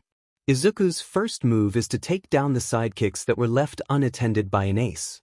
So creating a shadow army double the number of the remaining sidekicks, Izuku points and says, "Foe," launching the army into attack mode. So how many shadows are you going to send after me? Gang Orca asked. This will just be a one-on-one, there is no need to expend any more energy than necessary. Izuku said before morphing into his shadow monarch form. That's quite the costume you have, the man teased. Thank you, it took a while to perfect, the distorted, ominous voice of Izuku replied. Izuku then charged toward Gang Orca, shadow blades in hand ready to strike. Once in striking range, Gang Orca let out a paralyzing sonic blast at Izuku. The attack did nothing to him as his body was permeable at the moment. Izuku's counter was too slashed with his blades. His goal was not to harm but to tire the man out. He was being cautious of a repeat of All Might just breaking out of his shadow binding. The tiring dance of blade slashes and unaffecting attacks continued for 5 minutes before Gang Orca started slipping up. This was Izuku's signal that the man had tired out and would be easy to capture. Taking his chance, Izuku leaped backward, stopping his 5-minute offense. Izuku then started commanding Gang Orca's shadow. The man was almost instantly covered in a pitch-black layer. Izuku then tied up the man using his binding cloth that had escaped his mind until then. With the villain secured, Mara came over the PA system again. The villain leader has been captured, is all the man said. A second later he came back on. The last civilian has been rescued, the exam is now over. He announced. With the announcement, Izuku breathed a sigh of relief and untied Gang Orca. You have done well, young hero, may I get our name? The hero asked. Oh, I'm Kajitsuki Izuku, or the hero in training Shadow, Izuku said. Well, Shadow, you did an amazing job of fighting. You were able to defeat my sidekicks and take me on simultaneously. I'm sure you must be tired, so I'll keep this short. I would like for you to come work for my agency once you graduate. The man said. I appreciate the offer, Gang Orca, sir, and I will keep it in mind for when I graduate, Izuku replied. Thank you, now you must go and meet up with the rest of the examinees to get your results from the exam, Gang Orca said, dismissing Izuku. When Izuku gets back with his class, they are on their way to change into their uniforms.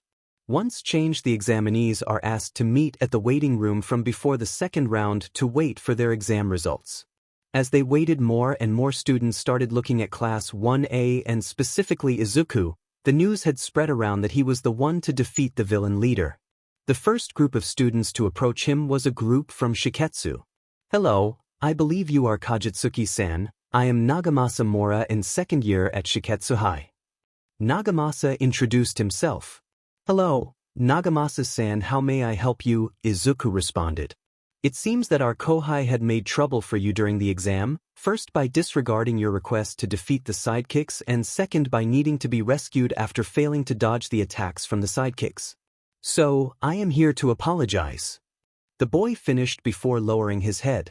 Though I do appreciate the sentiment, there is no need to apologize. I feel I may have been too controlling in the situation, which may have been misinterpreted by him as being a demand rather than a request, so I must apologize for that, Izuku said, bowing his head a little.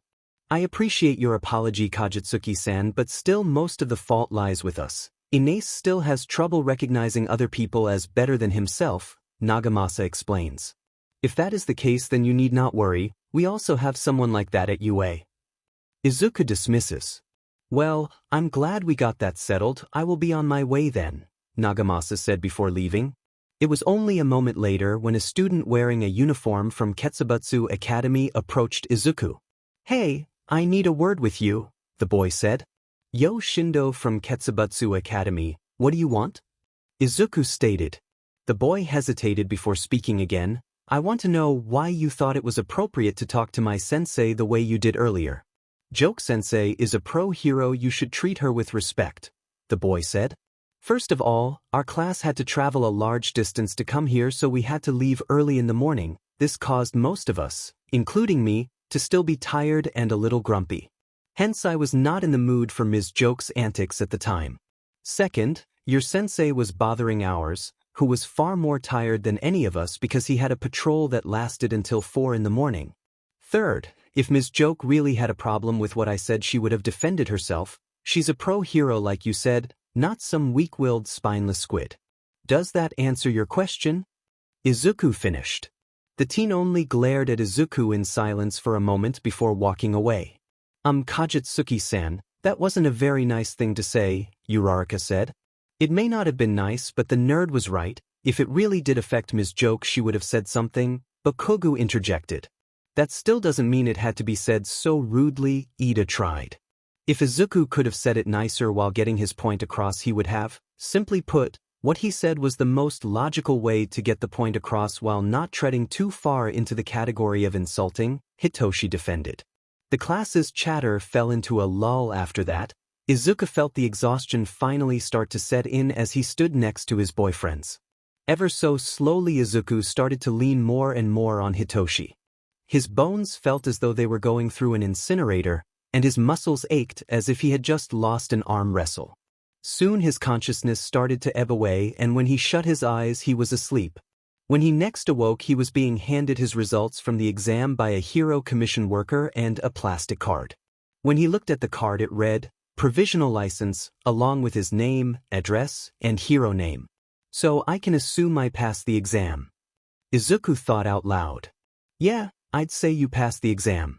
You also were the first person to take down the villain leader. They had wanted you to go on the stage, but when the person came over and saw you were asleep, they decided to scrap that plan and just announce the results." Shudo explained. "Okay, there is some logic in that," Izuku said sleepily. "Ima, go back to sleep now, wake me when we start to leave," he finished before dozing off again. The next time Izuku's eyes blinked open, he was on Shudo's back on the way to the UA bus. "I can walk on my own, you know," he said. "We know, it's just that we wanted you to get some sleep since you haven't for the last few nights." "Don't think we didn't know about your late-night researching," Hitoshi chided. "Oh no, I've been found out," Izuku said sarcastically. "If you have the energy for sarcasm, then you should have enough for an apology," Aizawa said. "Did Ms. Joke ask for one?" Izuku asked. "No, but you're going to give her one anyway. I had our bus parked next to theirs. You can figure out the rest," Aizawa said. "Yes, sir," Izuku said with zero enthusiasm. Soon enough the class reached the bus and Ms. Joke was standing next to her own, doing a head count of her students. Izuku though begrudgingly gets off of his boyfriend and approaches Ms. Joke. "Excuse me, Ms. Joke," Izuku interrupts. "Oh, you're Kajitsuki Izuku from you, what did you need?" She asks curiously. "I am here to apologize for my actions this morning before the exam. What I said was rude and disrespectful. Even if I wasn't in the best of moods, it still was uncalled for, so I ask your forgiveness for my rude actions," Izuku said before bowing. "I appreciate it, kid, but you don't need to worry too much. I learned a little about your background and I understand that you and Eraserhead are more alike than not. Besides, I've been dealing with his sourpuss moods for a while." Ms. Joke says. "I thank you for your understanding, Ms. Joke. Now I will leave you to finish your head count," Izuku said before walking back to the UA bus. Just before Izuku got on the bus, his dad stopped him. "You did good today. You stopped 2 real villains, captured the villain leader from the exam, and you fixed your mistake from this morning. I'm proud of you." The man said, "I know this is supposed to be heartwarming or something, but I'm too tired right now," Izuku replied. "Yeah, I'm sure you are, so I'll take your previous statement as thanks. Go get some sleep, kiddo," Aizawa said, letting Izuku onto the bus. When Izuku got on the bus, he found that his boyfriends were sitting at the back of the bus in the 3-person seat with a space conveniently the size of himself. Taking the open invitation, Izuku sat down between the two and leaned against Shudo. After he sat down, he recognized that his dad was addressing the class, but the words didn't make it past his ears. Soon Izuku was out cold. He had been staying awake the past few nights researching the other schools he deemed to be a threat for the exam. He had been running on fumes as it was, but the unexpected villain fight during the exam didn't help at all. When Izuku next woke up, he was in his bed in between his boyfriends. When he looked at the clock, he saw that it was 2 a.m. After a minute, the realization set in that either his boyfriends carried him back to the dorms or his dad did. He felt sorry for whoever it was. He had just recently hit 100 kilograms, that's roughly 200-ish pounds, and he knew that most of it was muscle.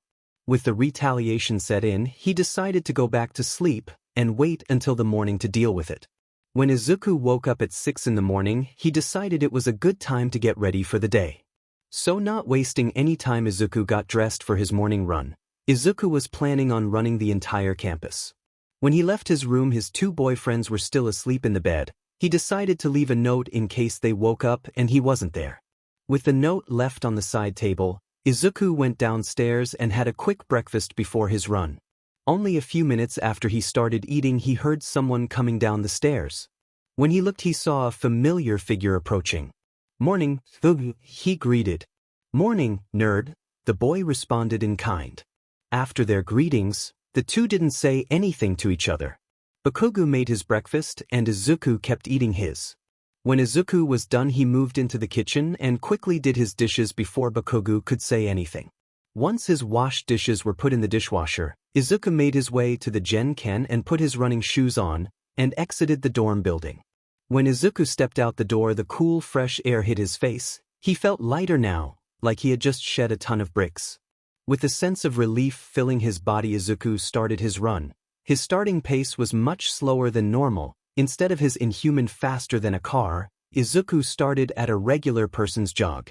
To him, it felt like he was just putting one foot in front of the other over and over again. His slow pace gradually became faster and faster. The once almost stationary trees were now a blur of colorless motion. As Izuku reached the first edge of the UA campus, he felt a presence coming up behind him. He could tell that it wasn't hostile, but it wasn't exactly friendly either. "Oi, you med nerd, slow down," the voice shouted. Izuku didn't need to look back to see who was trying to catch up to him, though he did stop and wait for Bakugo to catch up. "What the hell are you, human nerd?" Bakugo said out of breath. "Human just like you, now what do you want?" "I'm in the middle of my morning run." Izuku interrogated. "The old hag is worried about you, you know. She is constantly asking about you and how you're doing," Bakugo explained.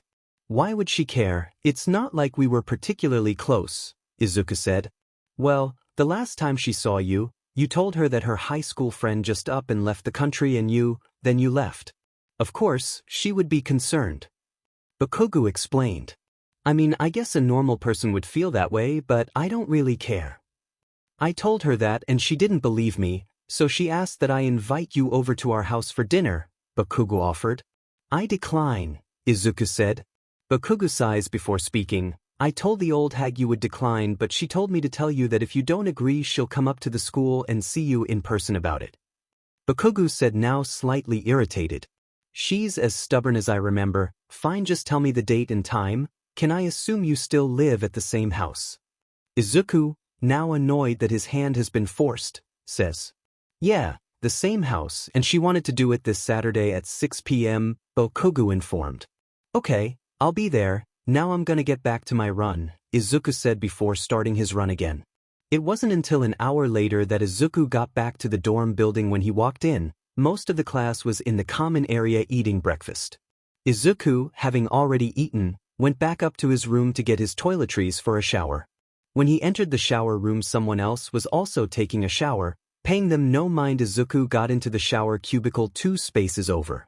As the hot water washed over his body, Izuku could feel ease wash over him.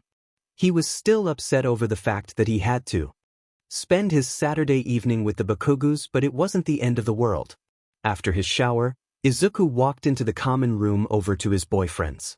The two were sitting next to each other in the back corner of the dining area having a conversation with Tokoyami and Shoji. Once behind his boyfriends, he gave each a kiss to their heads before sitting down. Morning, he greeted. Who said in your post toasties? Hitoshi asked. You do seem a bit bothered. This morning, Tokoyami commented. Bakugo's mom invited me over for dinner on Saturday, the teen said. Did you decline? Shido asked. I would have, but she threatened me with a personal visit to the school, he explained. I would like to inquire why you know Bakugo's mother, Kajitsuki, Tokoyami asked. Me, too. Your relationship with him is both strained and mysterious at the same time, Shoji added. Just Izuku is fine you too, and for Mai and Bakugo's relationship, it's a difficult story, he explained. We still have an hour before class starts, Shoji says. Fine, I and Bakugo are ex-childhood friends.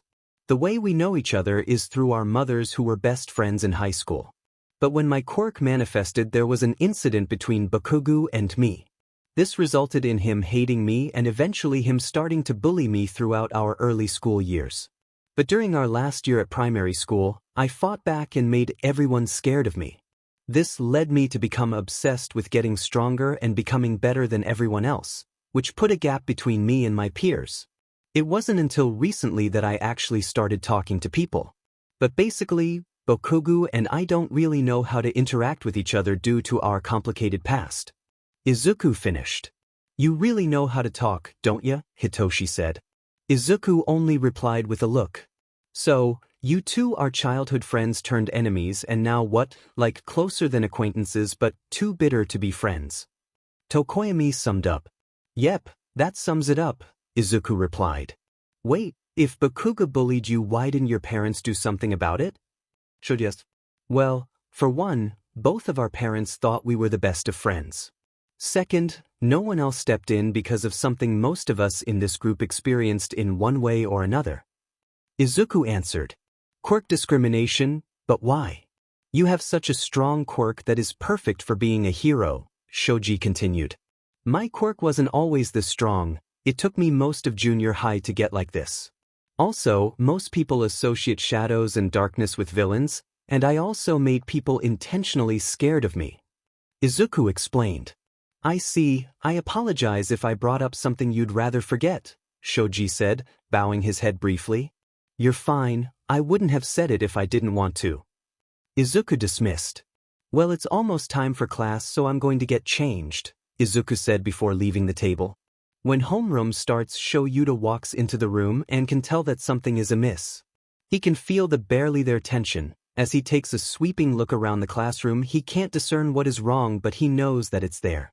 Putting it aside for now, Yuta introduces the next part of the curriculum that the class will be doing. Today, you will be hearing about the work studies that you will have a chance to participate in. And rather than me lecturing you about it, you will have guest speakers. That's the only announcement for today. The rest of homeroom will be a free study PRD. With his announcement finished, the man gets inside his bright yellow sleeping bag in the corner of the room and proceeds to feign sleep. Hey, Aizu, are you sure you want to go have dinner with the Bakugos? Hitoshi asks. Bakugo Mitsuki is not one to make false threats. If I don't go, she will come to the school, and when she says my name, both Dad and Pops will get involved. And I'd rather keep my past relationships to myself and not involve them when I can take care of it myself. Izuku replied. I'm sorry to intrude, Kajitsuki-sen, but why are you so familiar with the Bakugos that you would be invited over for dinner? Yaoyorozu asks. The story is difficult, so I'll sum it up by saying, I was once close friends with Bakugo, but now we try not to talk with one another unless we have to, Izuku explains. Oh, I apologize if I made you bring up something you would have rather left unsaid, Kajitsuki-san, Yaoyorozu said, bowing her head. It's fine, Izuku replied dismissively. A few minutes later, the bell for the end of homeroom rang and Aizawa swapped places with present Mike, though before he left, Aizawa whispered something to the other man so quiet that not even Shoji or Jiro could hear. The classes proceeded like normal, though some of the teachers would steal glances between Izuku and Bakugo. At lunch, instead of sitting with his two boyfriends and his other friends, Izuku elected to spend some time by himself.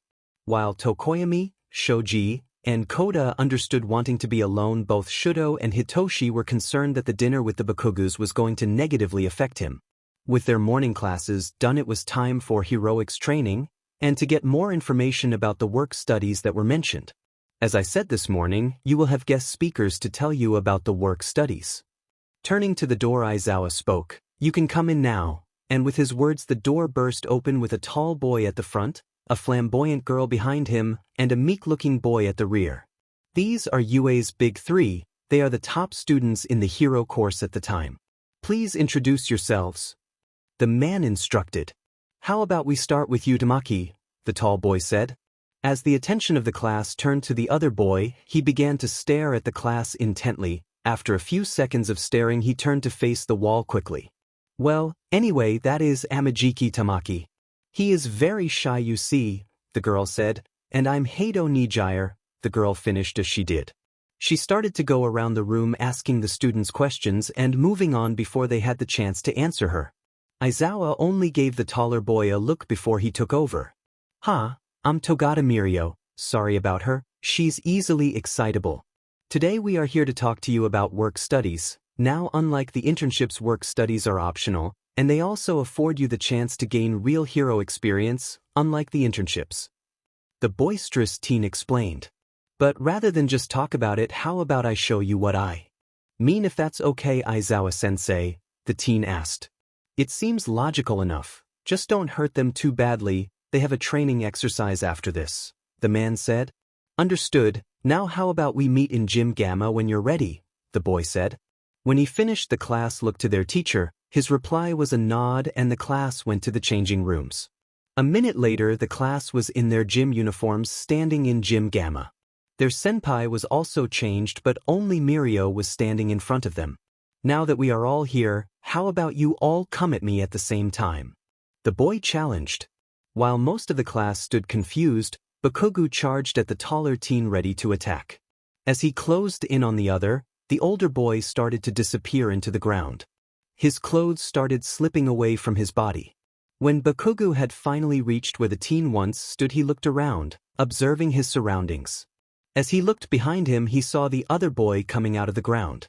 Bakugo was too late to shout out a warning, as all of the long-range fights of the class had been taken out with a punch to the gut. The next second, their senpai was no longer above the ground. While Bakugo was flying around like a mad dog trying to find its bone, Izuku was watching. He had not wanted to partake in the fight at first, but the more their senpai showed his ability, the more interested he became. It was after Mirio took out the mid-range fighters that Izuku stepped forward to join the fight. When he stepped into the training zone, he could tell that something was going to happen. In a moment of sheer instinct, Izuku changed into his Shadow Monarch form. As he did, a fist went flying through his stomach and came out the other side. The rest of Mirio's body came flying through him as well. Izuku put some distance between him and the older teen. As he was trying to regain his senses, he was still not quite used to changing forms very quickly. As the two teens stood across from each other, Izuku realized that Bakugo was no longer chasing Mirio. As he searched the shadows, he felt that all of the class had been taken down. Forsaking his fighting power, Izuku commanded the shadows to move the students out of the training zone so they would not incur any injuries due to being incapacitated. Once the rest of the class had been moved to safety, the real fight began.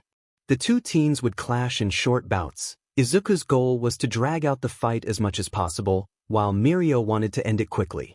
The two teens' multitude of clashes ended when they both fell to the ground in exhaustion. The match had ended in a tie. The full fight totaled 10 minutes, but as Izuku had moved the other students to safety and was constantly maintaining Shadow Monarch form, his stamina drained quickly. During the match, neither teen had landed a hit on the other, as they were all dodged, blocked, or passed through them. Well, that didn't produce the expected results, and now I might have to delay the training exercise, Shoyuta said. What was the expected results, Aizawa-sensei? Nijire asked. I was expecting Kajitsuki to sit out and Togata to show the difference in power because of experience.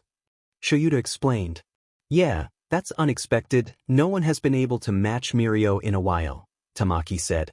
All right, you two, match over. Everyone get over here, Shoyuta commanded. The next second, the class was in front of their teacher, most still clutching their stomach. Do you understand the difference in power because of the work studies now? Aizawa asked. There is the obvious difference in power even without the work studies. His quirk is just too overpowered, Zero said. It's not the quirk that provides the power, it's the experience, Izuku said. What? How? Mina exclaims. Togata-senpai's quirk is permeation. He is able to pass through solid objects. Without a large amount of training and experience, the quirk would be an inconvenience to most people. Togata-senpai has been in a work study for more than a year at least. With his training, he was able to gain experience during the work study to make him more powerful. Izuku analyzed. That's right, I have been working with Sir Night Eye for almost 2 years now. While working with him, I gained experience that gave me the ability to predict my opponent's moves, which made me stronger. I'm also sure Sir would love to meet you as well, Kajitsuki-sen, Mirio confirmed. I hope that is a good enough demonstration of the experience you can gain for going on a work study. Now, from what I see, most of you are fine, but Kajitsuki, will you be able to participate in a training exercise? Shoyuta asked. Yeah, just give me a minute to catch my breath, Izuku answered. Good, you can catch your breath while you get changed into your hero costume, same with everyone else. You have 5 minutes, get changed and meet in ground beta. With his instructions issued, Shoyuta leaves the gym and heads toward ground beta. When the class gets to ground beta, Aizawa is already there, but there are other people there as well, Midnight Sensei, All Might Sensei, and Vlad King Sensei, as well as Class 1B. Are you sure he'll take the challenge? Yes. I am also concerned about that, All Might says. He'll take it, and even if they don't succeed, it will be a good measure for just how strong he is, Aizawa responds. Sensei, what is this all about? Yes. The training exercise you will be taking part in is a 1v. Kajitsuki will face the rest of Class A and all of Class B in the match. Though if Kajitsuki is not Fei-, Aizawa didn't get to finish. This'll be a good warm-up as I was planning on doing some stamina training later. Izuku interrupts. As I was saying, if he wanted to he could forfeit, but as that's not the case, we'll go on with the match. Also, since Class A and B don't interact much, you will be given 10 minutes to plan and get to know each other's quirks. And while you all do that, I have some objectives for Kajitsuki to make this more of a challenge. Aizawa explains. I forfeit, both Hitoshi and Shuto said in unison. It was expected that you two would say that, so if you did, we came up with a punishment for you too. If you choose to forfeit, Kajitsuki will be isolated from people for 2 weeks. Aizawa explains. But that's not fair, or legal, or against school rules. I had Principal Nedzu approve the punishment beforehand. So yes, I can do it. Do you still wish to forfeit? Aizawa challenged. It'll be fine, they'll need all the help they can get, besides even if you participate, I'm not gonna pull my punches. Izuku declared. All right. Fine, the two replied. All right, let's get started. Kajitsuki, come with me, Aizawa instructed.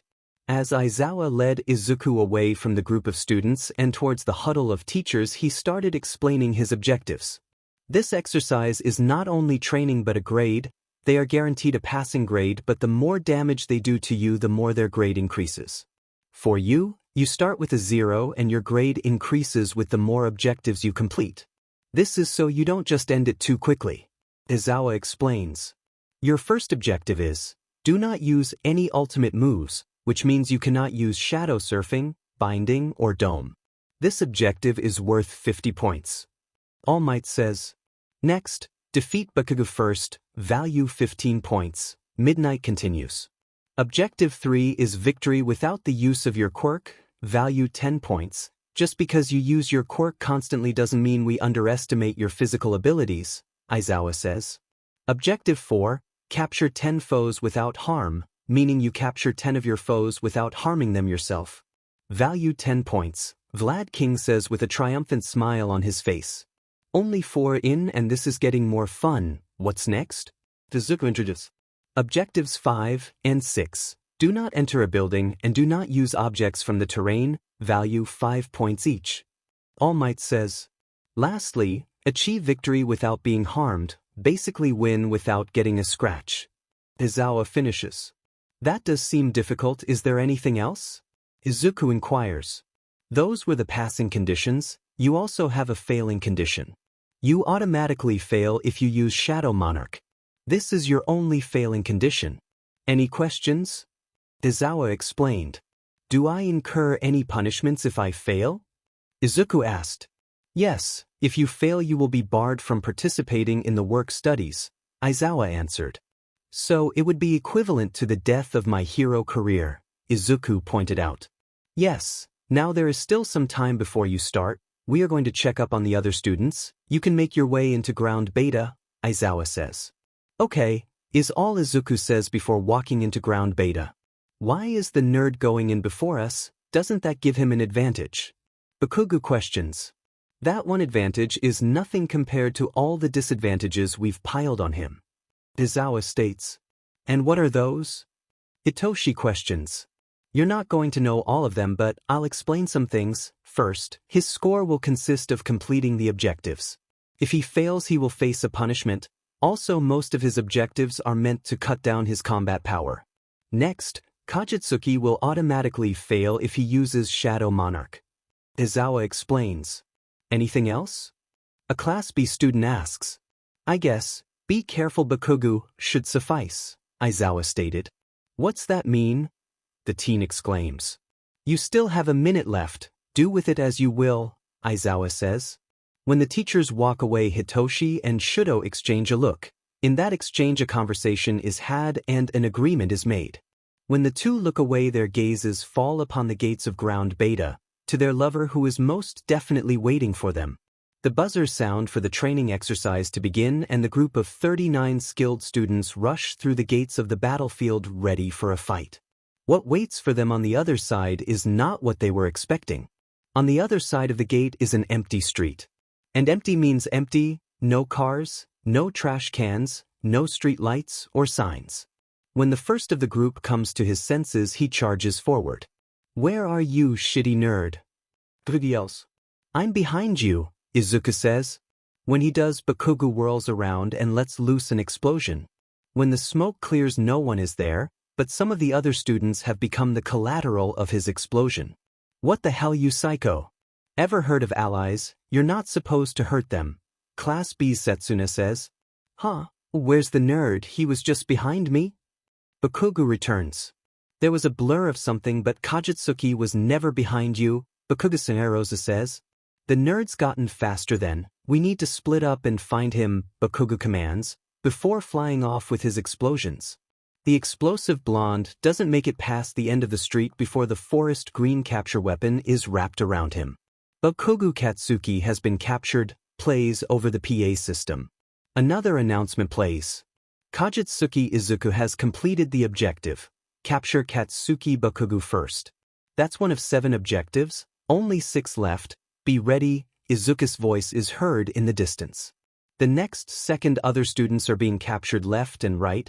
First Hagecure was pulled to the left by capture cloth, then another student, Uraraka, is captured. The announcement of their capture is played in quick succession.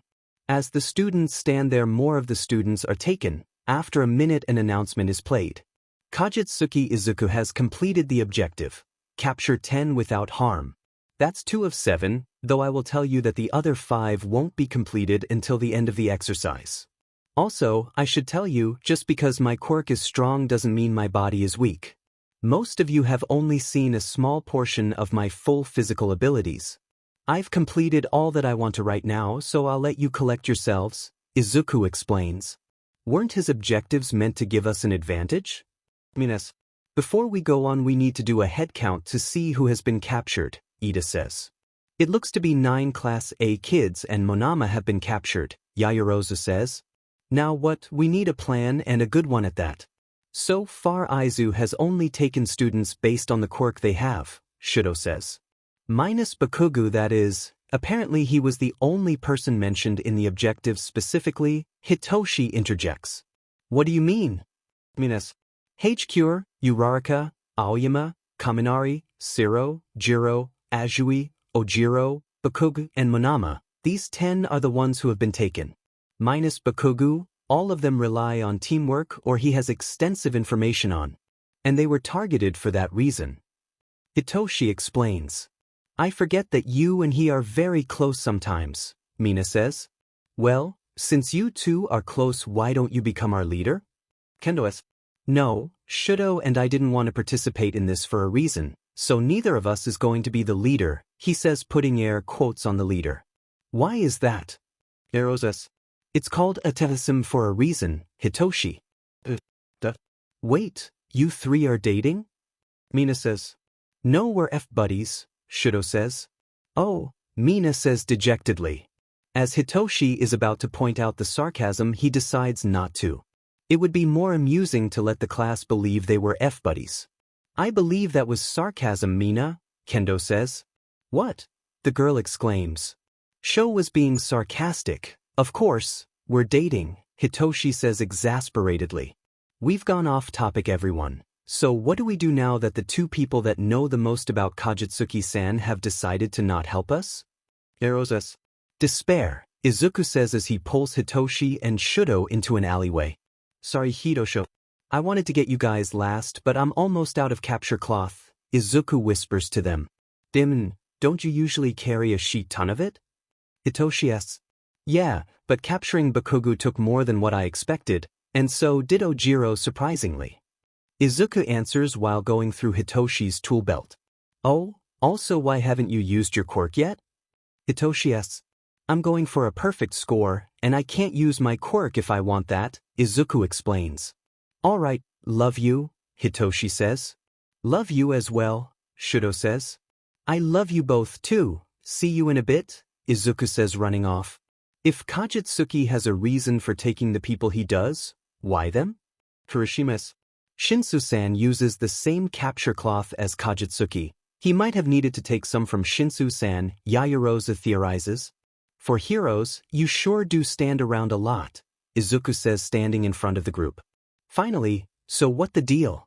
You gonna take us all on now? Setsuna challenges. Actually, yes I am. Now that the two big objectives are out of the way, I don't need to fret as much. So, come at me, Izuku returns the challenge. The first to charge Izuku is Kirishima, who throws a hardened punch at Izuku's face.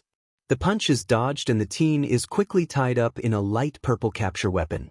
After Kirishima is Tetsu, who meets the same fate. I do believe I asked that you all come at me, you won't win one-on-one, so come at me all at once. Izuku challenged, now irritated. You heard him, guys, all at once, plus ultra, a kid from class B shouted. Plus ultra, everyone else echoed. As the 20-plus students surge forward, Izuku prepares to reap what he has sown. He first goes through his checklist of things to do. Step 1, dodge. Step 2, counter. Step 3, repeat. The students arrive in groups of 5 or 6, each having a variety of quirks, some mutation, others not so obvious. The amount of quirks being activated at once is difficult to dodge, but most of the students being from Class B don't quite have a handle on group combat yet, so lots of the dodged attacks hit their allies, taking them out, leaving Izuku less work in the end. In the first two groups, Izuku only has to take out 1 or 2, but the other groups see the mistakes made and do their best to coordinate their attacks. Their quick thinking saves them some friendly fire, but in the end 1 or 2 if the attacks still hit an ally. When the groups of Class A students make it to him, Izuku is even more on alert. He knows his classmates practice combo moves regularly. His prediction is correct as he starts to dodge a veil of acid and mucus followed by a roundhouse kick. Next comes a swarm of bugs followed by a four-armed punch which Izuku barely dodges. The next attacker is Tokoyami with Dark Shadow. The quirk makes a large sweep with his arm that Izuku evades with an acrobatic flair. His evasion puts him in the range for another attack from Ida. Izuku's only choice is to counter in an unexpected way. His solution is to drop to the ground and pull Ida's other leg out from under him. While the teen is dazed, Izuku gets up and delivers a kick to Ida's helm which knocks him out. Izuku puts space between him and the remaining students. His first attack is at Mina. He uses the capture weapon as a temporary way to keep her off of him. Next is Yayarozu, who decided to hang back. Izuku decides that a stun grenade is enough to shake her. His move was the right one as she falls to the ground. It is only just now that the announcements of the people who are declared captured start. As Izuku turns to face the rest of the class, he sees that the stun grenade also affected Shoji, and much greater than Yayarozu, as the boy is on the ground clutching his head. Izuku's next target is Tokoyami and Dark Shadow. He elects to use a similar method as with Yayarozu. He pulls a flash grenade from his utility belt and throws it in front of the bird teen and his quirk. The sudden flash of bright light stuns the two enough for Izuku to close in and finish them. By now Mina has escaped from her temporary capture with the help of Azui. The two girls ready themselves for the fight, but it is too late as Izuku stands before them with a hyper-realistic knife in each hand pointed at the two. The two, not knowing the knives are fake surrender, ending the match. Match over. Kajutsuki Izuku is the winner. As the announcement comes over the PA, Izuku falls to the ground. When Izuku wakes up, he is in the infirmary, and 4-tube is in his arm and his teacher sitting next to him. "Mornin'," he says. "Did you eat lunch?" "Bezos." We both know the answer to that. Anything else? "What was that during training?" "Oh, that is me when I stop using my quirk fully." "What does that mean?" "You know that quirks have passive effects on the body. Well, my passive effects make me more shadow-like. So that explains why you felt like a feather in my arms." "Yeah, my quirk is weird. When I stop using it, the passive effects activate, but when I use it, the passive effects turn off. It's confusing and I don't fully understand it." "That's called mixed wiring. It is common in quirks that are genetic mutations," Aizawa explains. "Yeah, hey, doesn't this remind you of the last time I was in the hospital?" Izuku deflects. "You're not going to change the subject? Why'd you skip lunch?" "Something from my past came up and I wanted to be alone." "Care to explain?" Hisashi said, walking in. "So, I need a permission slip to go off campus Saturday, because Bakugo Mitsuki invited me to dinner that night." Izuku's response left the two men with more questions than answers. Right, need to explain that. So Katsuki's and my mother's were friends in high school, which they made us be friends, and some things happened in our early school years that made us avoid each other. And the day before the internships I ran into the two at a konbini. When she asked about my mom, I told her the truth and then bolted while she was processing the information. And now that I and Katsuki are likely to interact daily, Mitsuki asked Katsuki to invite me to dinner on Saturday. Izuku explains. "For someone who passed out, you sure can talk," Hisashi says. "I can't control all of the Midoriya quirks all the time, so bite me," Izuku responds. "Midoriya quirks?" Rambling, crying, bleeding heart, large intellect, are the Midoriya quirks. They appear in every Midoriya generation. I got rambling the worst, but the others are manageable. Izuku explains. "Off topic, knowing you, why didn't you decline the request?" Bezos. "If I declined, she threatened to visit me in person, and when she did, the both of you would get involved, and I knew I could handle this by myself, so I didn't want to get you involved." "Okay, but since this happened, we are going to the dinner with you," Aizawa said. "Who's gonna watch the dorm?" Izuku asked. "I have somebody who owes me a favor, so I can get him to cover it," Aizawa responds. "Alright, I'll let Katsuki know that I'm bringing you with me," Izuku resigns.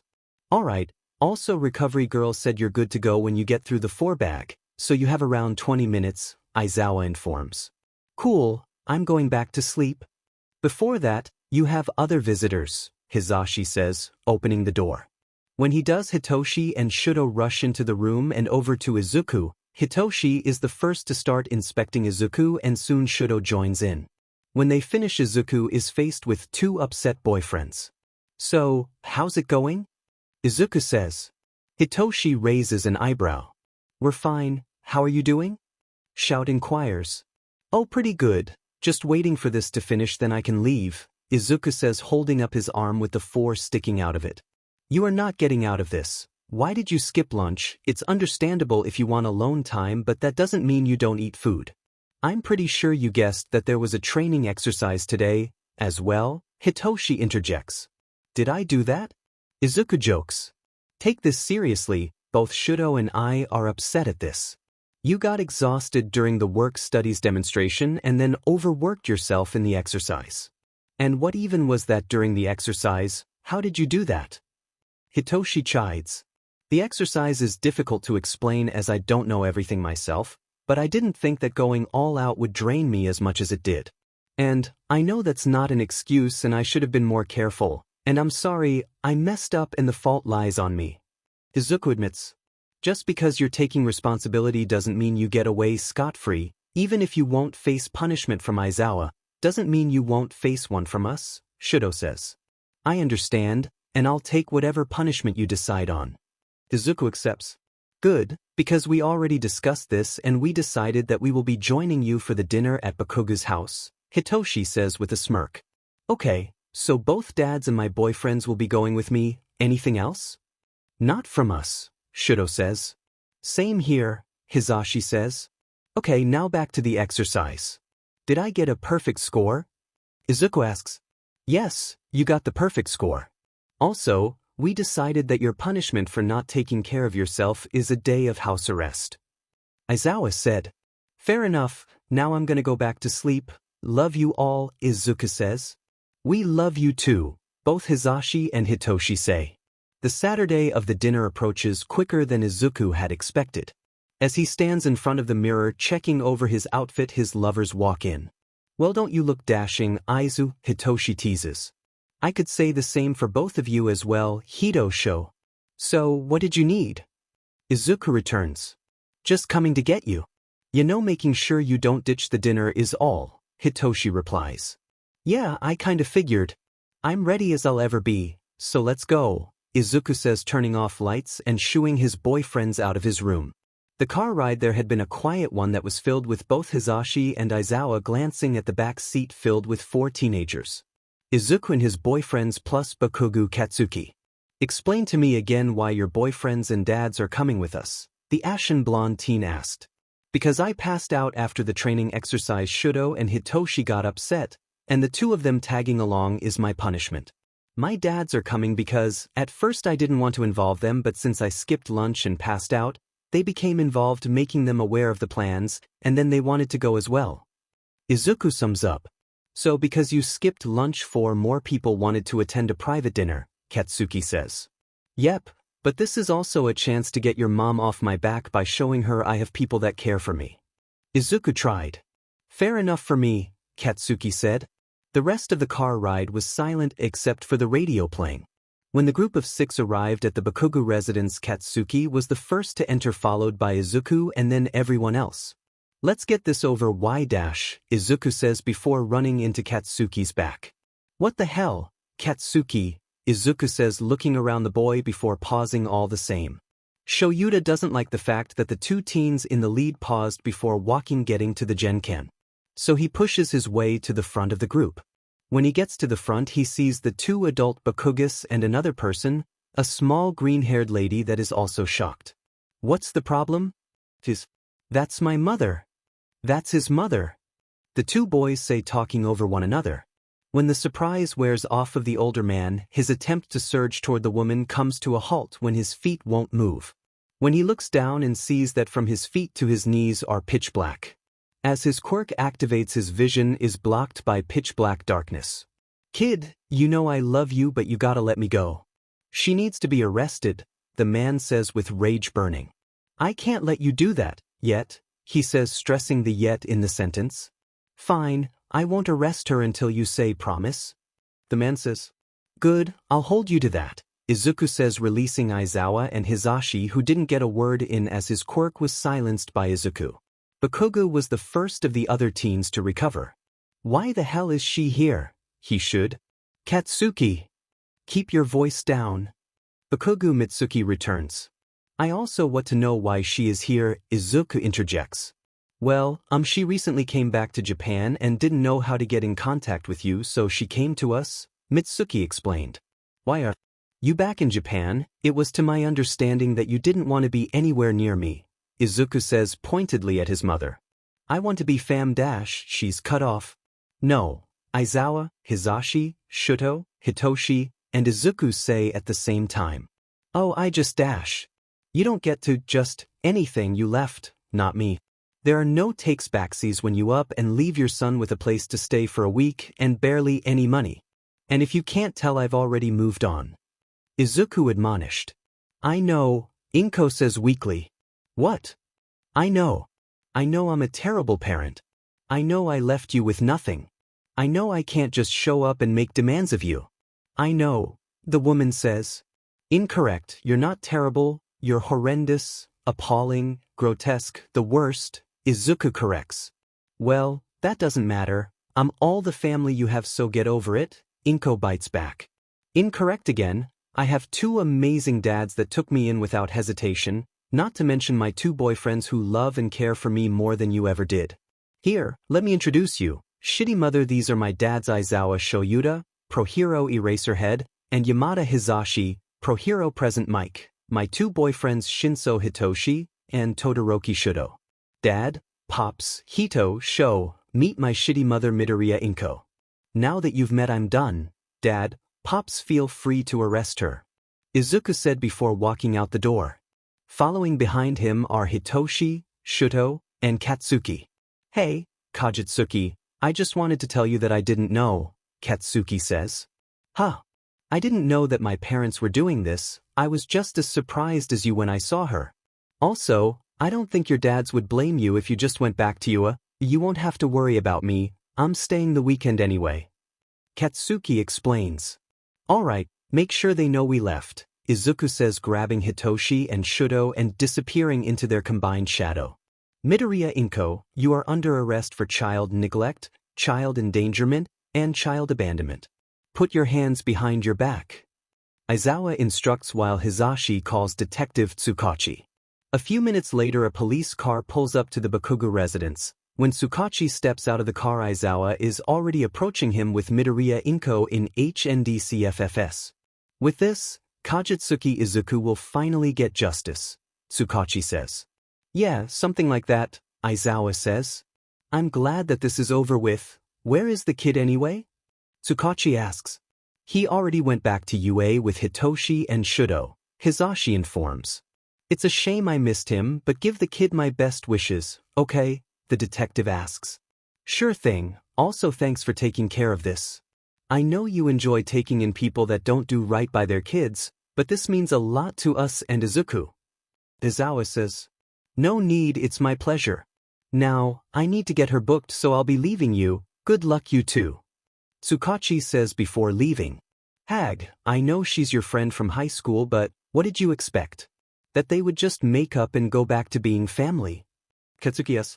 Katsuki, not now, Mitsuki says. If not now, then when? You too, she replies. You can't think you can get out of this, Masaru says. Fine, the woman says, moving to sit down. Half of me was hoping that they would make up, and the other half knew that something like this would happen.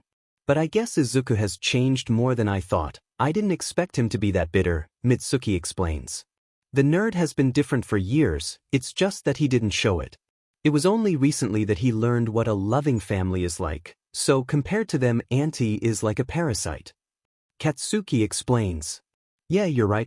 I'm sorry, I guess I was just too blinded by the past. Is there a way to fix this? Mitsuki asks. An in-person apology is all I got, Masaru says. That's all I got too, Katsuki agrees. That's probably the most I can do right now. But it would be better to give him some time before I do so. Mitsuki says. Yeah, that's a good idea, Masaru agrees. When Izuku, Hitoshi, and Shudo arrive at the entrance to the dorm, the lights are still on, but it seems most of the others are in their rooms. So, they open the door and walk into the Genken. They put their shoes away in silence and make their way to the kitchen. When they enter the room, Sato is in the middle of baking a cake. What are you guys doing here? Shouldn't you be at the dinner? The sugar teen questions. Something happened and we left early, is all, Hitoshi says. Aizawa and Mike-sensei stayed behind to deal with it? Yeah, Shudo says. If you haven't eaten, would you like some of the cake? It's almost done, Sato offered. Yeah, that would be great, Izuku accepts. Same, Shudo and Hitoshi responded. Okay, it won't be frosted, though I doubt any of you would mind, Sato says, pulling the cake out of the oven.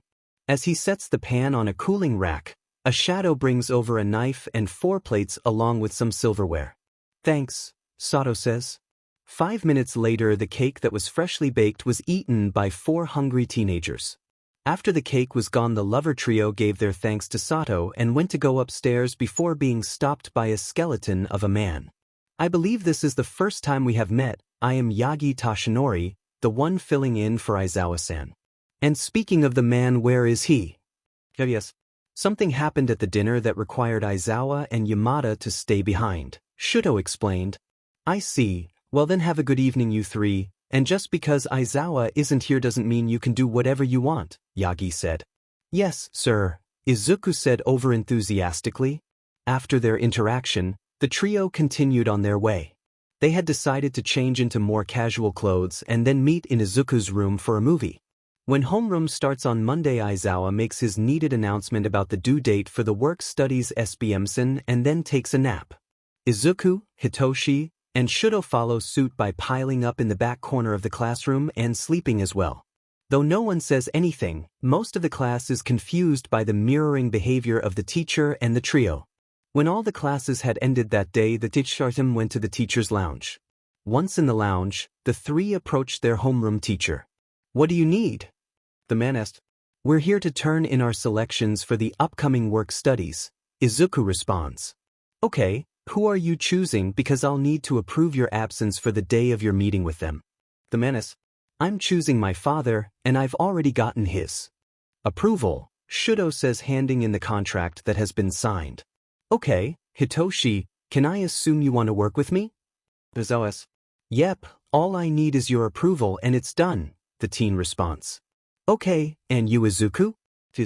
My first choice is you, but it seems Togata-senpai has set up a meeting between me and Sir Night-Eye, Izuku responds. What are you planning to do then? If the meeting doesn't go well, I'll choose you, but if it does I'll go with Sir Night-Eye. Togata-senpai seems to think we will complement each other's personalities nicely. Izuku informs. I see, when's the meeting? Aizawa asks. It was set for tomorrow after school.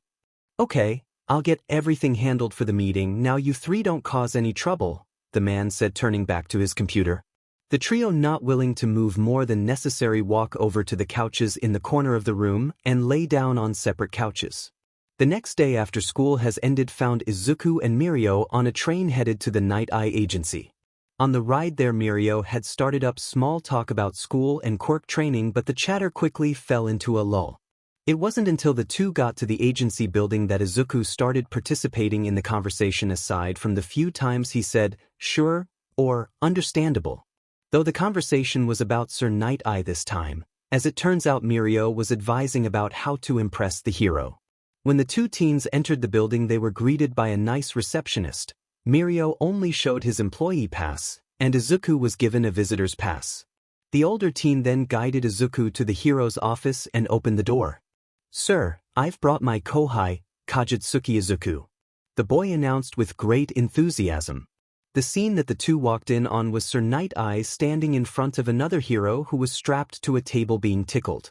That's KNKY. Izuku jokes as the hero turned around. So, you're Kajutsuki Izuku, though that was a joke, it was quite vulgar, the man states as Mirio releases Bubble Girl. It has come to my attention that you have combat power equal to or greater than Mirio's, and because of that Mirio has concluded that you would fit in around here. The man says. It seems so, Izuku agrees. Mirio, Bubble Girl, would you please step out for a moment? I wish to speak with Kajutsuki alone, Night-Eye requested. Yes, sir, the two responded before leaving to office. Now that Izuku had the chance, he looked around the office. The first thing he noticed was a large amount of All Might posters and other All Might stuff. Next, he noticed how clean and orderly the large room was. In a phrase, everything had its place, would perfectly describe the office. What did you want to discuss, Sir Night-Eye? Izuku asked. What do you think of All Might? All Might should have retired by now. Not to disrespect him, but the current state of his body is ungodly. I'm honestly surprised he's not dead by now. Izuku responded honestly. What do you mean by that? How do you know of his condition? The hero asked coldly. I once had a conversation with him in his Yagi Tashinori form, and the difference between the two forms is quite stark. Izuku pointed out. How much do you know about All Might? The hero asked, taking a seat at his desk. Just his physical condition. I don't care much for the guy. I mean, he has done great things for our country, but in the end, he's just a man and men die. Izuku responded. I see, it seems me and you share a somewhat similar opinion on the matter. Next, what are your opinion of the things he stands for? The hero asks, All Might's ideals are idiotic, someday soon he will either retire or die, and that will lead to Japan falling into chaos. The safety of one nation shouldn't lie in the hands of one man. In total honesty, he isn't a good teacher either, Izuku replies. Izuku's response made Night Eye's eye twitch. Though All Might is a teacher there, his main focus is not the students. I think we have discussed enough. Though I have seen and heard of your power, you would not be a good fit for my team, the hero says coldly. A moment later there is a knock on the door.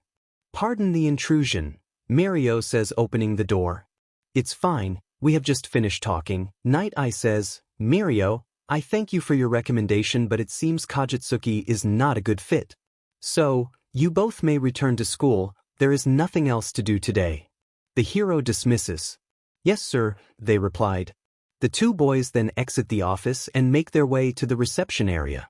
Once there, Izuku turns in his visitor pass and Mirio unclips his and puts it in his bag. The next second they are out the door and making their way to the train station. I am sorry it didn't work out with sir, he is nice, Mirio apologized. You don't need to apologize, you did all you could, if Night Eye and I don't mesh well there is nothing you can do. Our ideals are just too different. Izuku responded. Yeah, it just would have been really fun to work with you, Mirio said dejectedly. We may not be able to work together, but that doesn't mean we can't train with one another. According to your friends, you and I have about equal power. I think that us having training matches together would help us both get stronger. Izuku offered. Yeah, that sounds nice, I'd love to train with you. Wait, what about your classmates? Won't our training together hurt them? Mirio asks concerned. Nah, not even if it was me versus everyone else, they don't pose a challenge to me, and I think that even though they don't show it, they are all upset that they can't beat me, Izuku says. Oh, that reminds me, I heard about your latest feat, taking on all of Class A and B without using your quirk. That is quite impressive, though I heard you passed out after, Mirio said. I only passed out because I had skipped lunch that day, Izuku pointed out. Oh okay. Their conversation fell into a lull after that as they didn't have anything else to talk about. When the two got back to the school they went their separate ways. Mirio went to his dorm and Izuku went to find his dad in the teacher dorm. Izuku walked into the dorm building. When he got there, he first checked the common area and his dad's office. With no sign of him, Izuku moved to the elevator and pushed the up button. A few seconds later the door opened and revealed both Vlad King and Midnight inside. Hey kitty, you looking for your dads? She asked. Yeah, they in their room, Izuku returned. Yep, well we gotta go, see ya later, she said pulling Vlad King out of the elevator and into the kitchen. Once they left, Izuku entered the elevator and went to the floor his dad's room is on. As he got closer to their room he could hear his dads discussing something. Once in front of the door, Izuku could tell that the two had not noticed his approach. In a moment of pure mischief, Izuku decided to scare his papa by creating a monster out of the shadows in the room. His plan had worked, as a second later there was a quirk-enhanced shriek that was quickly silenced. The next second Izuku was on the ground laughing and every occupied room's door flung open, including the one Izuku was in front of. What the hell, kid? Aizawa said, both flustered and angry.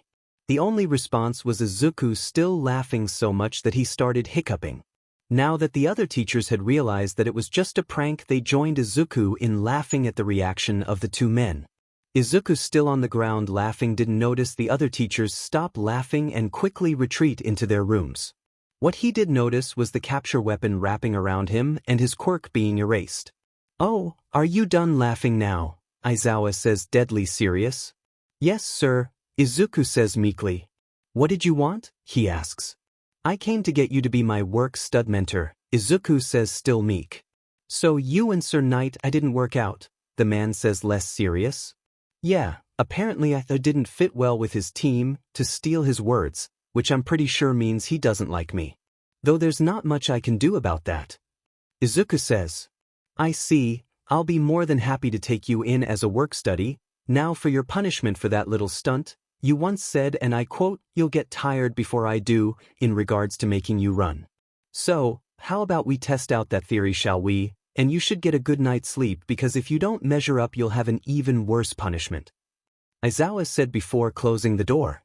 The next day after class, Izuku was on the track in his gym uniform running full sprint without stopping or slowing down like he had been instructed. Some of the other students had tried to match his pace, but Ida was the only one to last for more than 5 seconds. In regards to Izuku's punishment, he more than delivered. He ran at full sprint until it was nighttime. It was just after midnight that Aizawa had conceded and had Izuku stop running. The weekend started and so did the work studies. Not many people in Class A went on a work study. Tokoyami went with number 3 hero, Hawks, that he did his internship with. Kirishima was recommended to the BGMI hero, Fat Gum by Amajiki Tamaki of the Big Three. Uraraka and Azui were taken in by Ryukyu and Heido Nijire. Lastly, Hitoshi and Izuku were working with Aizawa at the Night Veil Agency. When the trio of Shoyuta, Izuku, and Hitoshi arrived at the dingy-looking warehouse that was the Night Veil Agency, Izuku was about to make a comment when he was interrupted. Eraserhead, who is the new kid? The rugged man asked. Whiplash, this is Shadow, he is the new work study I took in. He is also my second son, so be nice. Shoyuta defended. That kid is the undefeated Shadow of UA. Not quite what I expected, Whiplash said. Would you like to find out why I earned that title? Izuku challenged. Shoyuta is cut off. What have we here? Has Whippy got himself a challenger? The female voice says. Mist, don't encourage this, Shoyuta warned. Don't be such a buzzkill, Eraser, I want to see how this turns out. And I'm sure everyone else does too, the woman, Mist, said, manifesting in between the trio and Whiplash. Shadow will be fine, Eraser, if anything it might turn out as well as my match with Whiplash, Hitoshi said. What do you have to say, Whiplash? Shoyuta asked, pinching the bridge of his nose. I hate overconfident brats that don't know their place, the man said. Fine, this is just a practice match though, Shoyuta said. Go easy on him, got it, Izuku said. Oi, brat, what's that supposed to mean? The man said angrily. The next few minutes are spent clearing out the sparring area. Then, every member of the Night Veil Agency gathered in the training room to spectate the match. It was decided that Mist would be the referee and Aizawa and Hitoshi were on the sidelines. I hope you are ready, brat. After this match, I want an apology for the things you said, Whiplash said. Calm down, Aji-san, that's only if you win the match, Izuku taunted with a sly grin. You are starting T-, he doesn't get to finish. Begin. Miss Calls. Both Izuku and Whiplash rush forward for a hand-to-hand combat fight. Izuku was the first to throw a punch as his speed had taken Whiplash by surprise. Izuku's first punch was barely dodged, but his follow-up landed nicely on the man's chin. Whiplash recovered quickly and swept his leg low. Izuku's response was to jump above the man. Izuku's response was what Whiplash had wanted as the man used his quirk to lash out a tendril at Izuku midair. As the tendril reached for Izuku, a solid shadow peeled off the ground and blocked the attack. Izuku's next move was the last of the match. The disc of solid shadow that Izuku used to block the attack formed a dome over the man and then like a bag in a vacuum stuck to the man like a skin-tight suit. Match over. Winner Shadow. Mist called and the crowd erupted into cheers. A second later, the pitch-black layer around Whiplash faded away and revealed the man with a mix of shock and disappointment on his face. Though the condition for an apology was your victory, I'll still apologize. I was being rude and I shouldn't have been, Izuku said, offering his hand. I shouldn't accept that, but I will. And for your reward, I'll tell you my name, the man said, accepting the help up. My name is Banjo Chigoro, the man said into Izuku's ear. Make sure you keep that to yourself, your name is important around here, the man said, walking away. After the man had left the room, the crowd had started murmuring to each other. Izuku ignored them and went over to his dad and Hitoshi. Eraserhead, what's the deal with you bringing in strong kids? A man said, walking over to the hero and the two teens. King, I thought you were on a job, what are you doing back? Aizawa asked. Finished earlier than expected. So who's this? The man, King, said, motioning to Izuku. This is Shadow, he's my second son. He also commonly goes by the undefeated Shadow of UA. Aizawa introduced. Nice to meet you, Shadow. It will be a pleasure to work with you, King said. Nice to meet you as well, Izuku replied. After the pleasantries were exchanged, the man walked away and the rest of the crowd dispersed. I got a question, what's the deal with names around here? Izuku asked. It's more of an unspoken rule in the underground, you only give out your name to someone you trust or respect. Why? Aizawa responded. Whiplash gave me his name and told me to keep it to myself, Izuku answered. When Izuku finished, both Aizawa and Hitoshi looked at Izuku with surprise in their eyes. Alright, enough intermingling with everyone, you need a tour of the place, Aizawa said, storming off, signaling the two teens to follow him. As Izuku and Hitoshi follow Aizawa around the building, Izuku is confused as to why the man is upset and asks as much.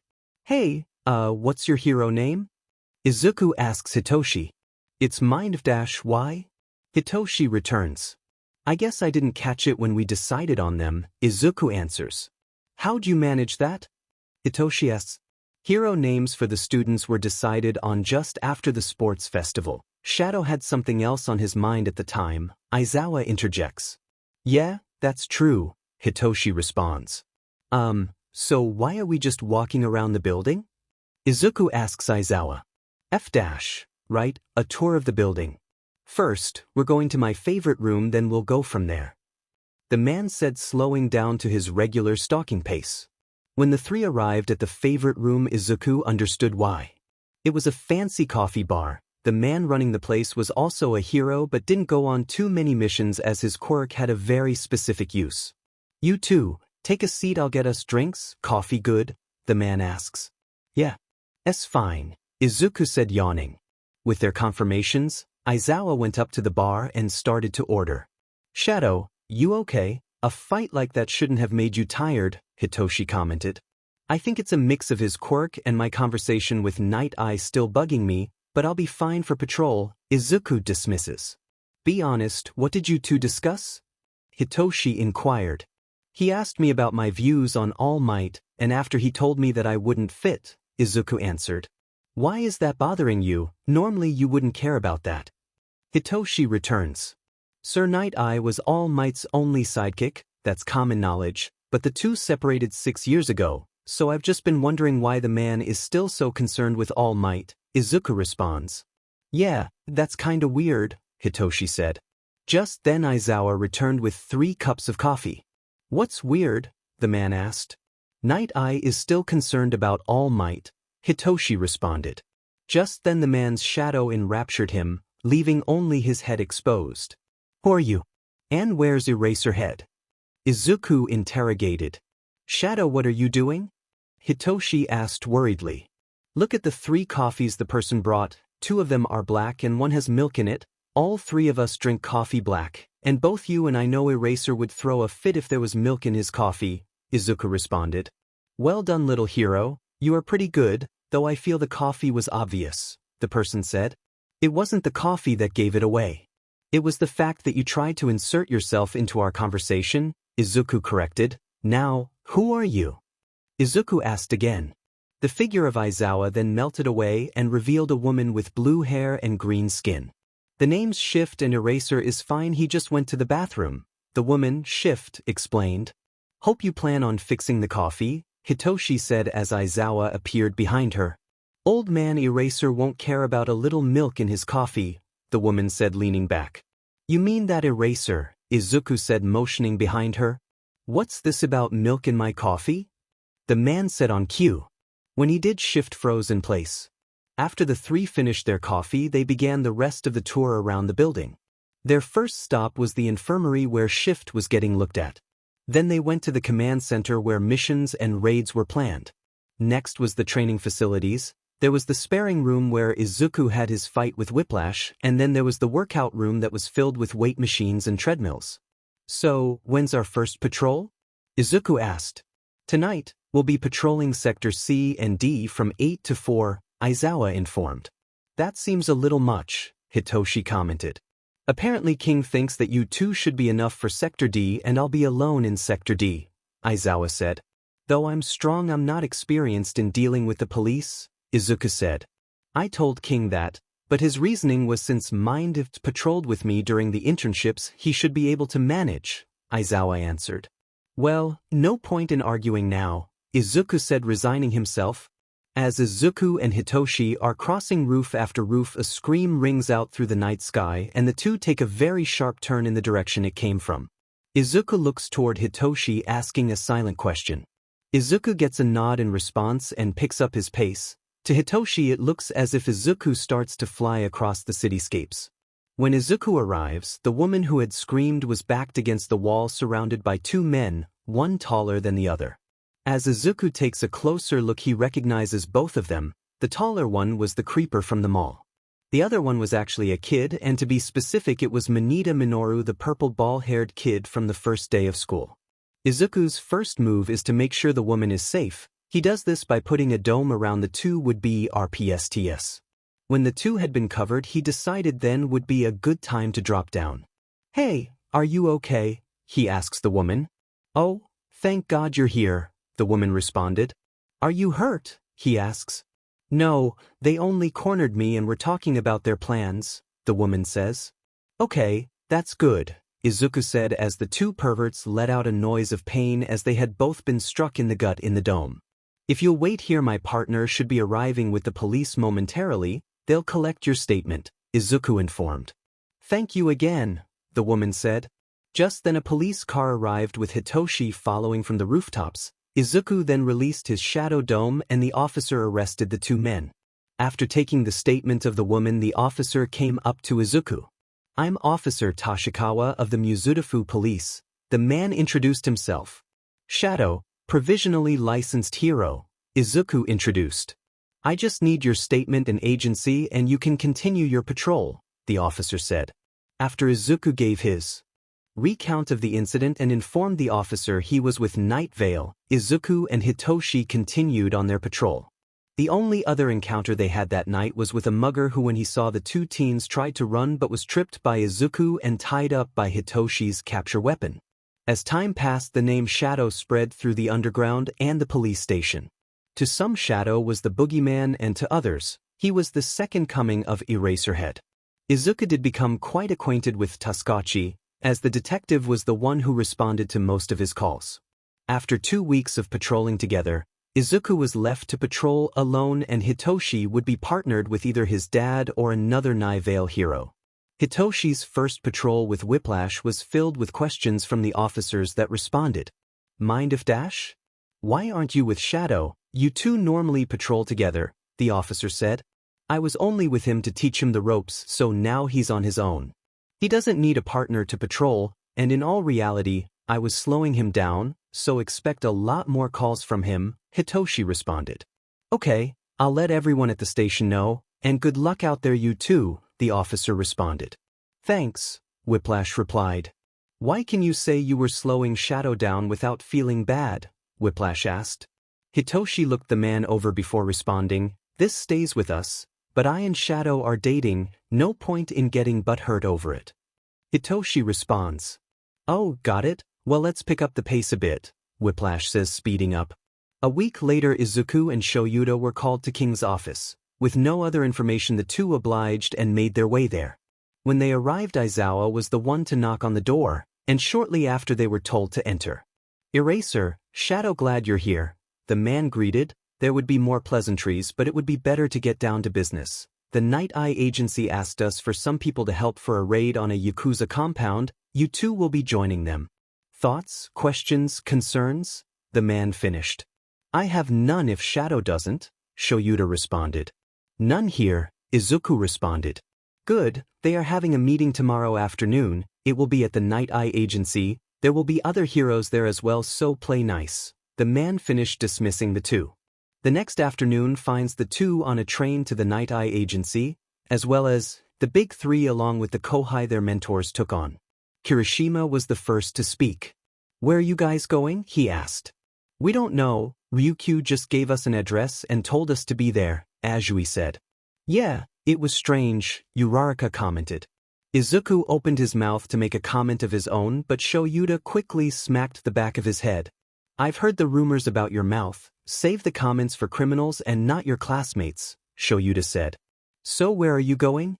Mirio asked Izuku. "Same place as everyone else, the Night Eye Agency," Izuku said. The rest of the journey was quiet between the group. The only people who knew what was going to happen were Izuku and Shoyuta, and both of them weren't going to say anything to the others. When the group got to the agency, Shoyuta and Izuku went to the receptionist to collect their passes. Shuta's was black with white text while Izuku's was All Might themed. Izuku let out a curse under his breath at the obnoxious colors his guest pass had. "I didn't know you loved All Might so much," Shoyuta teased. "You know that's not the case. Night Eye is just being petty," Izuku corrected. The next few minutes were filled with other Limelight heroes arriving and exchanging greetings. The two Night Vale representatives made their way to a corner of the room and minded their own business, not wanting to be dragged into conversations. Uraraka only tried to drag Izuku into a conversation once, but her attempt was thwarted by a stern look that said, "If you say my name, our next training match will leave you black and blue," and Shoyuta could sympathize with the kid. He had given the same look to many people. Once everyone had arrived, Night Eye had called them all into a conference room. The long table was soon filled with heroes. The work-study students sat with their mentor, and Mirio sat near Sir Night Eye. As everyone settled, Sir Night Eye started the meeting. He explained how his agency had been investigating a Yakuza group called the Shei Hisaikai. The man explained how the group had been producing drags that boosted quirks, and had made one that temporarily disabled a quirk too. It was at this point that Fat Gum had introduced himself and his work-study students and explained how they had encountered both drags. After Fat Gum's interjection, Night Eye continued. He moved on to a recent encounter that Mirio had with the Shei Hisaikai's leader, Chisaki Kai, and who he claimed to be his daughter Eri. It was revealed that human DNA was found in the drags. The heroes in the room quickly made the connection between the little girl and the DNA found in the drags. "Are you implying that the little girl's body is being used to make the quirk-destroying drag?" Fat Gum said. "We can't be certain, but it is the most likely case," Night Eye responds. "Where is the girl now?" Rocklock asked. At the time, Lemillion decided that it would be better to not interfere with Chisaki so that the investigation would go better, Night Eye answered. "Well, that was stupid. If the kid had gotten the girl, this mission would be a lot simpler," Rocklock commented. What Lemillion did was the most logical with the information he had. If Lemillion had taken the girl, the Shei Hisaikai would have gone underground, and that would make investigating a lot harder. Izuku said pointedly at Rocklock. Izuku's pointed comment earned him a smack on the back of the head from Shoyuta. "What are these kids doing here anyway?" the hero asked. Izuku was about to respond when Shoyuta gave him a pointed look. "The people here were approved by me to attend the meeting. They have skills that would prove useful during the mission, so I would appreciate it if you eased upon them," Night Eye said. "What about the mouthy one?"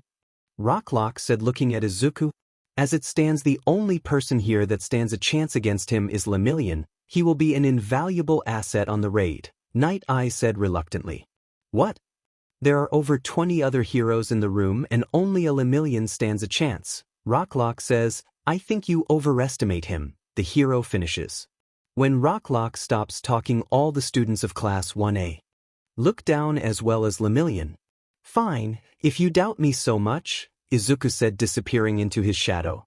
When he does, the heroes minus Aizawa gain an expression of shock as Izuku had appeared behind Rocklock with 3 monsters coming from his shadow, all poised to attack. "I understand that we are new to being heroes, but just because we're still in school doesn't mean we haven't fought for our lives or the lives of others," Izuku said before appearing back at his seat, where he got another smack on the back of his head from Aizawa. After Izuku's display, Rocklock held his tongue when it came to the work-study students. The meeting finished shortly after, with the heroes there being asked to investigate locations around Japan to find the main base of the Shei Hisaikai. It was after the meeting, when the heroes that had gathered, that Rocklock had approached Izuku. "Hey, kid," the hero called to Izuku as he was standing next to Aizawa on the wall. "Rocklock," Aizawa said, stepping forward. "I'm not here to start a fight, especially one that I wouldn't win," the hero said. "What did you need, Rocklock?" Izuku asked. "I wanted to apologize for what I had said earlier. I was just concerned with the fact that you all are kids," the hero said. "I get it. We are first years in high school that only just got provisional licenses, but some of us," Izuku said, nodding his head towards Kirishima, "have already made a splash in the hero world, and if all else fails, trust Sir Night Eye's judgment," Izuku said. "All right, I guess I should trust the judgment of the man that was All Might's only sidekick, Rocklock said before walking away. Though it's slow, you are getting better at dealing with people you don't like, Aizawa said. Yeah, something like that, Izuku responded absent-mindedly. You have patrol tonight, correct? The man questioned. Yeah, also was it lonely when you went on patrol when you first started seeing Pops? Izuku asked.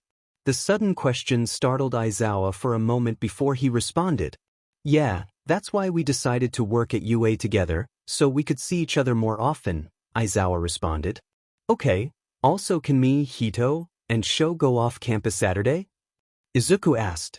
I'll make it happen on my end, just make sure the other two are okay with it, the man responded. It was then that the other UA students came up to the two ready to head back to school. When Izuku got back to the school with the large group of people that went to the Night Eye Agency, he found both Hitoshi and Shudo sitting in the common room with some of the others. Hey you two, Izuku said walking up behind the two boys. Hey Aizu, Shudo responded. Hitoshi only made a grunt of acknowledgement. You two feel up for a date Saturday? Izuku said. The question elicited a reaction from both the boys and the other people in the room including Mina. Yes. Both the boys responded hurriedly before dragging Izuku up the stairs and into his room.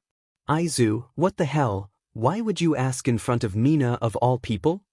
Hitoshi asked exasperated.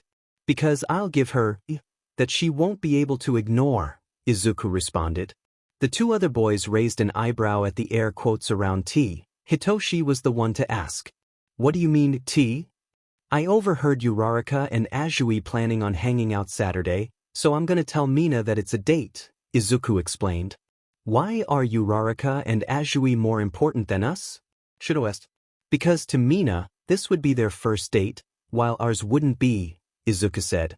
But this is our first date, Shudo said. Mina doesn't know that, and besides if Mina only knows that it's Saturday we can leave after Uraraka and Azui and be free to go wherever we want, Izuku replied before texting Aizawa about the other two's agreement. Alright, but you're dealing with Mina, Hitoshi said. Hey Mina, Izuku says as he walks into the common room. The girl in question immediately looks at Izuku. Hey, Kajitsuki, what did you need? The girl asks impatiently. I have overheard two people talking about something and I want your input, can you help? Izuku says. Absolutely, come with me, Mina says with way too much excitement as she drags Izuku into her room. What is it, spill the tea? So, I overheard Uraraka and Azui planning something, but I'm not sure what it's about, Izuku said setting the metaphorical hook. Okay, continue, the girl says bouncing where she sat on the floor. They were talking about going to an amusement park on Saturday after school. I didn't know what they were planning but I was sure you wow dash. He doesn't get to finish but Mina has taken the bait. They're going on a date. Oh my god, this is the best tea ever. Mina said rolling on the floor. The poor girl fell right into the trap hook, line, and sinker. I think this would be their first date. You might be able to catch some very important moments, Izuku continues pulling her deeper in. Oh my god, you're right, this will be the best. I need to get the other girls to plan this out, so shoo. The girl says pushing Izuku out of her room. With his plan set in place seemingly too easily, Izuku quickly got to his room to update Shudo and Hitoshi. Well, you better make sure you're not on patrol Saturday, Izuku said after closing the door. I had hope in our classmates' intelligence but that just ruins it, Hitoshi says. She's not dumb, just gullible, Shudo corrects. Right, gullible. Also, I don't have patrol Saturday, Hitoshi says. My dad has a mission, so I'm off, Shudo informs. Good. When Saturday rolls around, Uraraka and Azui leave for their hangout and Mina and a few other 1A students follow after them. Izuku gets the report from Kuda, who he had asked to watch the group for a favor. After the report comes in, Izuku texts Shudo and Hitoshi to get ready and meet him in the common room. He had told the two beforehand that they were just going to a cafe and to wear clothes that they wouldn't mind getting dirty. The instructions sparked concern in the two boys but it was quickly dismissed. When Izuku got to the common room, he was the first on there. His outfit consisted of a polo shirt and jeans. The next to get there was Shudo, who was wearing a button-up with dark jeans. Hitoshi was the last to arrive, wearing a dark sweater and dark jeans. With the three of them ready, they linked hands and disappeared. When the three next appeared, they were in an alley behind the cafe. "Why are we behind the cafe?" Hitoshi asks. "If we just popped up at the front door, we would get in trouble for quirk use. Anyways, let's go inside," Izuku said, guiding the other two into the building. As soon as the trio walked into the cafe, Hitoshi fell to his knees, followed by Shudo. "Do you like my choice of the cafe?" Izuku asked. "Absolutely," Hitoshi said through a ball of hair. "Yes," Shudo said much the same. Izuku then paid for the three of them and ordered coffee for him and Hitoshi and a green tea for Shudo. Then, like talking to toddlers, he guided them to the back corner booth and joined them playing with the cats. Soon their drinks were delivered and the three sat up. The cats disliking their change in posture, especially one orange tabby named Mickey, who was sleeping on Shudo's chest. As new patrons came in, some of the cats dispersed, but Mickey, a gray fluff ball named Charles, and a black and white fluffy thing called Duchess stayed with the three. The three sat at the booth for 2.5 hours playing with any cat that wandered near them. Lots of the cats loved to find their way into Izuku's now noticeably long hair. There was one particular tabby named Spots that would swat at Hitoshi's gravity-defying hair whenever Hitoshi leaned back. The date was going perfectly until Izuku noticed her, sitting in the opposite corner of the cafe with her phone out. It was Aunt Namuri in civilian clothes. When Izuku saw her, he knew that he would be questioned by Hizashi for exactly 800 hours. Defying the wishes of Duchess, Izuku stood and walked over to her table. "Hey Aunt Nem," Izuku said with the fakest smile in his collection. "Hey, kitty, when'd you get here?" she asked, playing dumb. "Oh, a few hours ago. How about you?" he responded. "Oh, just about the same time. I didn't even notice you were here," she said, still playing dumb. "Oh, that's good. I'm glad there won't be any pictures going to Dad or Pops," Izuku says with a fake cheer in his voice. "Yep, so am I," Namuri said before quickly deleting the photos from her phone. "Well, have a good day," Izuku said, walking away. As Izuku was walking away, Namuri said, "How is he scarier than Shoyuta?" under her breath. The rest of the date continued without a hitch. The three left only after another half hour of playing with cats. The Saturday date was the last reprieve Izuku got because he was soon going on raid after raid and mission after mission. The missions weren't that bad at the start, just tail this guy or capture a new vigilante that popped up. But soon the missions became more dangerous as he was tasked with following more dangerous people. The raids were not much better, but Aizawa and sometimes Hitoshi were there. Though quite often it was just Izuku and Whiplash working with a bunch of Limelight heroes. Izuku's long stint of missions and raids made him more notorious in the underground. If a criminal even heard the word shadow, they would freak out and bolt. The same could be said for vigilantes. With the newfound underground fame came notoriety in the Limelight hero world. The heroes knew that a raid would be successful if Shadow was participating. But all good, or bad, things must come to an end. It was after Izuku had gotten back from a raid on a Shai Hisaikai drag factory that he saw both Aizawa and Hizashi waiting for him in the 1A dorm common room. "Welcome back, how was the raid?" Aizawa asked. "Well, we found where the drags are being made, but we didn't find the source," Izuku said, sitting in front of the two. "That's good. Little off-topic, how many raids have you been on?" Hizashi cuts in. Yoshimura, Kimimoto, Duragan." Izuku trailed off, counting on his fingers. 9 or 10, I think," he finally answers. While Aizawa had expected an answer around that, Hizashi was not. The man's eyes blew wide open, and it looked like he was about to jump Izuku. "How about missions?" Aizawa continued. Izuku blew out an exasperated breath and gained a look of concentration. It was a minute of silence before he answered, "I've caught 16 vigilantes from here to Hosu, and tailed around 15 suspected dealers." "What? How, you've only been working for a month? That's almost impossible," Hizashi exclaimed. "That's not even close to impossible. I've pulled similar numbers before, though I wasn't in school when doing it," Aizawa corrected. "Well, most of the time I caught 2 or 3 vigilantes the same night, and most were just shitty copycat stains," Izuku said, hoping it was an explanation. "So you caught 2 to 3 vigilantes that carried around knives and swords a night?" Hisashi said, ready to tie Izuku to a bed. So, I guess you want me to slow down on the underground work?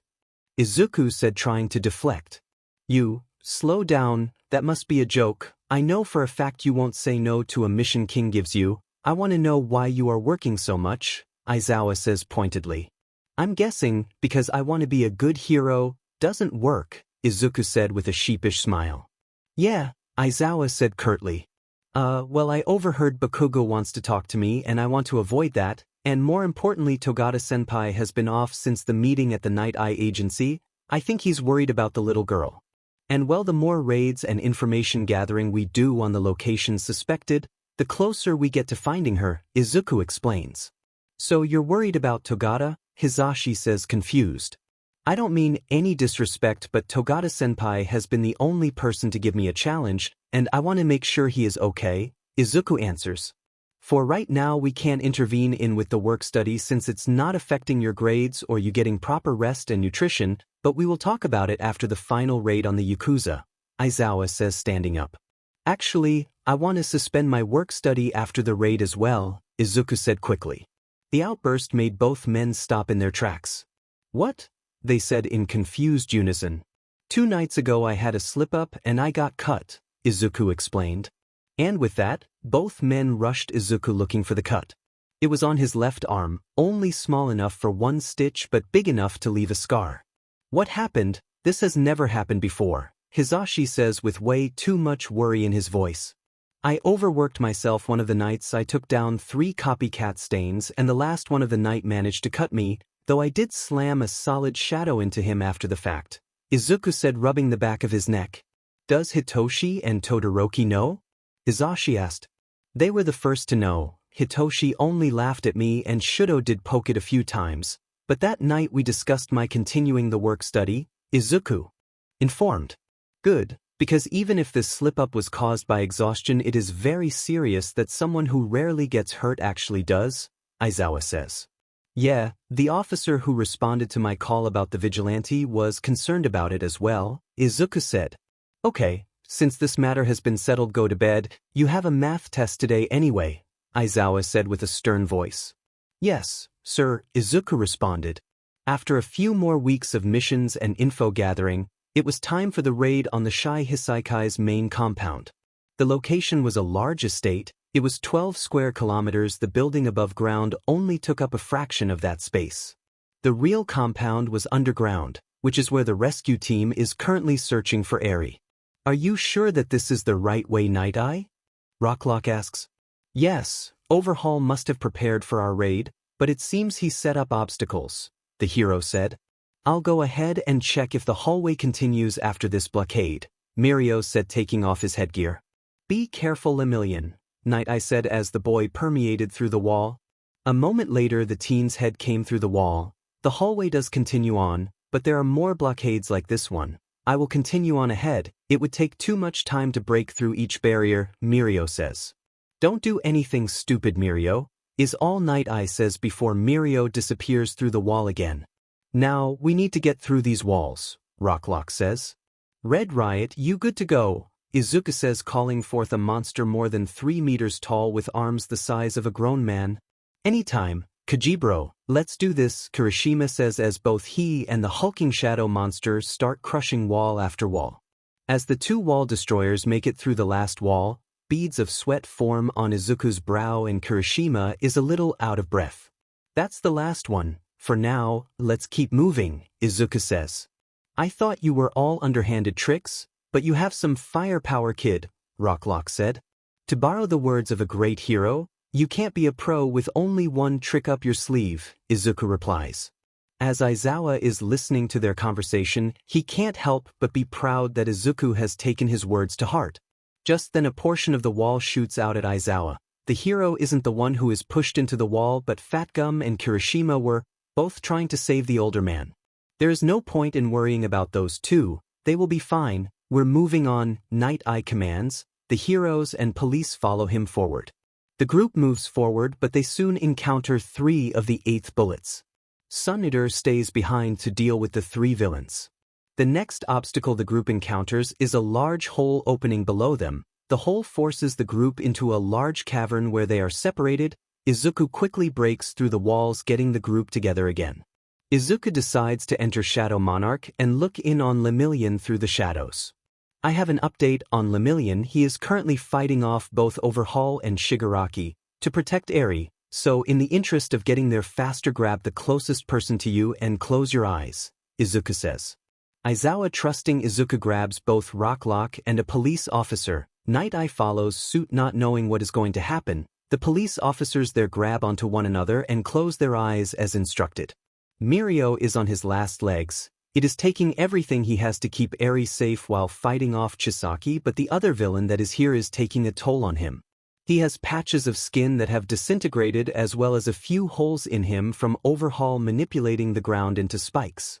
Mirio is about to fall to his knees when a large group of people comes through his shadow, defying his perception of the universe's laws. Lemillion, what did I say about not doing anything stupid? A voice the teen recognizes as Night Eye says to him. Yeah, I don't know if you got the memo, but that's my shtick, Izuku comments. Sir, is that really you? The teen asks desperately. Who else would it be? The hero replies. Lemillion, I'm going to get you and Eri topside. Make sure you have a good hold on her, Izuku instructs. Trusting his friend? Mirio wraps Eri in a hug and waits. A second later, the sun is in his eyes and Kajitsuki shouts to the paramedics that are a short distance away. Mirio, you did good fighting those two off. Now it's time for you and Eri to get some rest. Me, Eraserhead, and Sir Knight I will take care of the rest, Izuku says, giving the older teen a small smile. I don't remember the given name thing, but other than that, kick some butt, Mirio replies, and the next moment Izuku is gone. Hey, Eri-chan, it's okay. Izuku and the others are gonna make sure Chisaki never hurts you again, the teen says, smiling brightly at the small girl. As the paramedics arrive, Mirio starts whispering comforting affirmations to Eri. Izuku returns back to the underground compound to find Chisaki being cuffed and Shigaraki a few meters away from a purple portal about to go through it. At the sight, Izuku became enraged and shifted into Shadow Monarch. He then commands a shadow to grab Shigaraki's leg and throw him to the other side of the room. You're not getting away. Izuku's rage combined with the distorted voice of the monarch form make the words sound like pure venom. I still have to pay you back for what happened at the USJ, so get ready, Izuku says, charging the villains still recovering from being thrown into a wall. The cheater! Kurogiri, hurry it up! Shigaraki shouts desperately. Where we are going no one will disturb us, Izuku says, grabbing Shigaraki's arm and disappearing. To show Yuta, his kid and Shigaraki are only gone for a second, but it's obvious that more time than that has passed. Izuku is, unharmed, escorted by a shadow with Shigaraki's unconscious form over its shoulder. Shadow, what did you do to him? Yuta shouts. No need to yell, he's not dead, unfortunately, just unconscious, Izuku says dejectedly. I'll take your word for it. Now can you get us topside? Yes. Yeah, just huddle and grab somebody, Izuku says, handing Shigaraki over to a police officer to be put in quirk suppressant cuffs. The paperwork for the raid was tremendous, to say the least. And with the raid came a surprise for the Yamazawas. But other than that, it was just a hassle to deal with the paperwork. Aizawa and Izuku got back to UA just shy of midnight. Aizawa had elected to walk Izuku to the 1A dorm before returning to his. When the two walk into the building, they aren't expecting their respective lovers to be waiting for them in the common room. Hey, what are you guys doing up? Izuku asks. Waiting for you, idiot, Hitoshi says. And why are you in the 1A dorm? Aizawa asks Hisashi. I figured you would make sure Aizu got to his dorm first, Hisashi says. That's nice, but you didn't have to wait for us, Izuku says. We heard a little about the raid from Kirishima and the others. We just wanted to make sure you were okay, Shudo explains. That makes sense, Izuku says before looking to Aizawa. Tell them now or wait until the morning? Izuku asks. Better to rip the band-aid off than to wait, Aizawa says. What band-aid? Did something happen? Are you two okay? Hisashi asks in a panic. A good place to start is that as a side effect to the raid, the League of Villains is gone, Izuku starts. The other piece of news is that the Yamazawas grow bigger by one. Aizawa says before instantly regretting it because Hizashi immediately turns into a crackhead that really wants to play 21 questions. The excited man only gets so far into his game before Aizawa calls it quits for the night and starts walking back to the teacher's dorm with Hizashi in chatterbox mode. I'm not gonna be as excited as Papa, but can I get something more than just the basics? Hitoshi asks. Yeah, her name is Eri, she is the girl we rescued during the raid, and as it stands she will most likely fall into Dad's hands since his quirk will be the best to keep hers from going out of control, Izuku answers. A little sister, huh, that might be nice.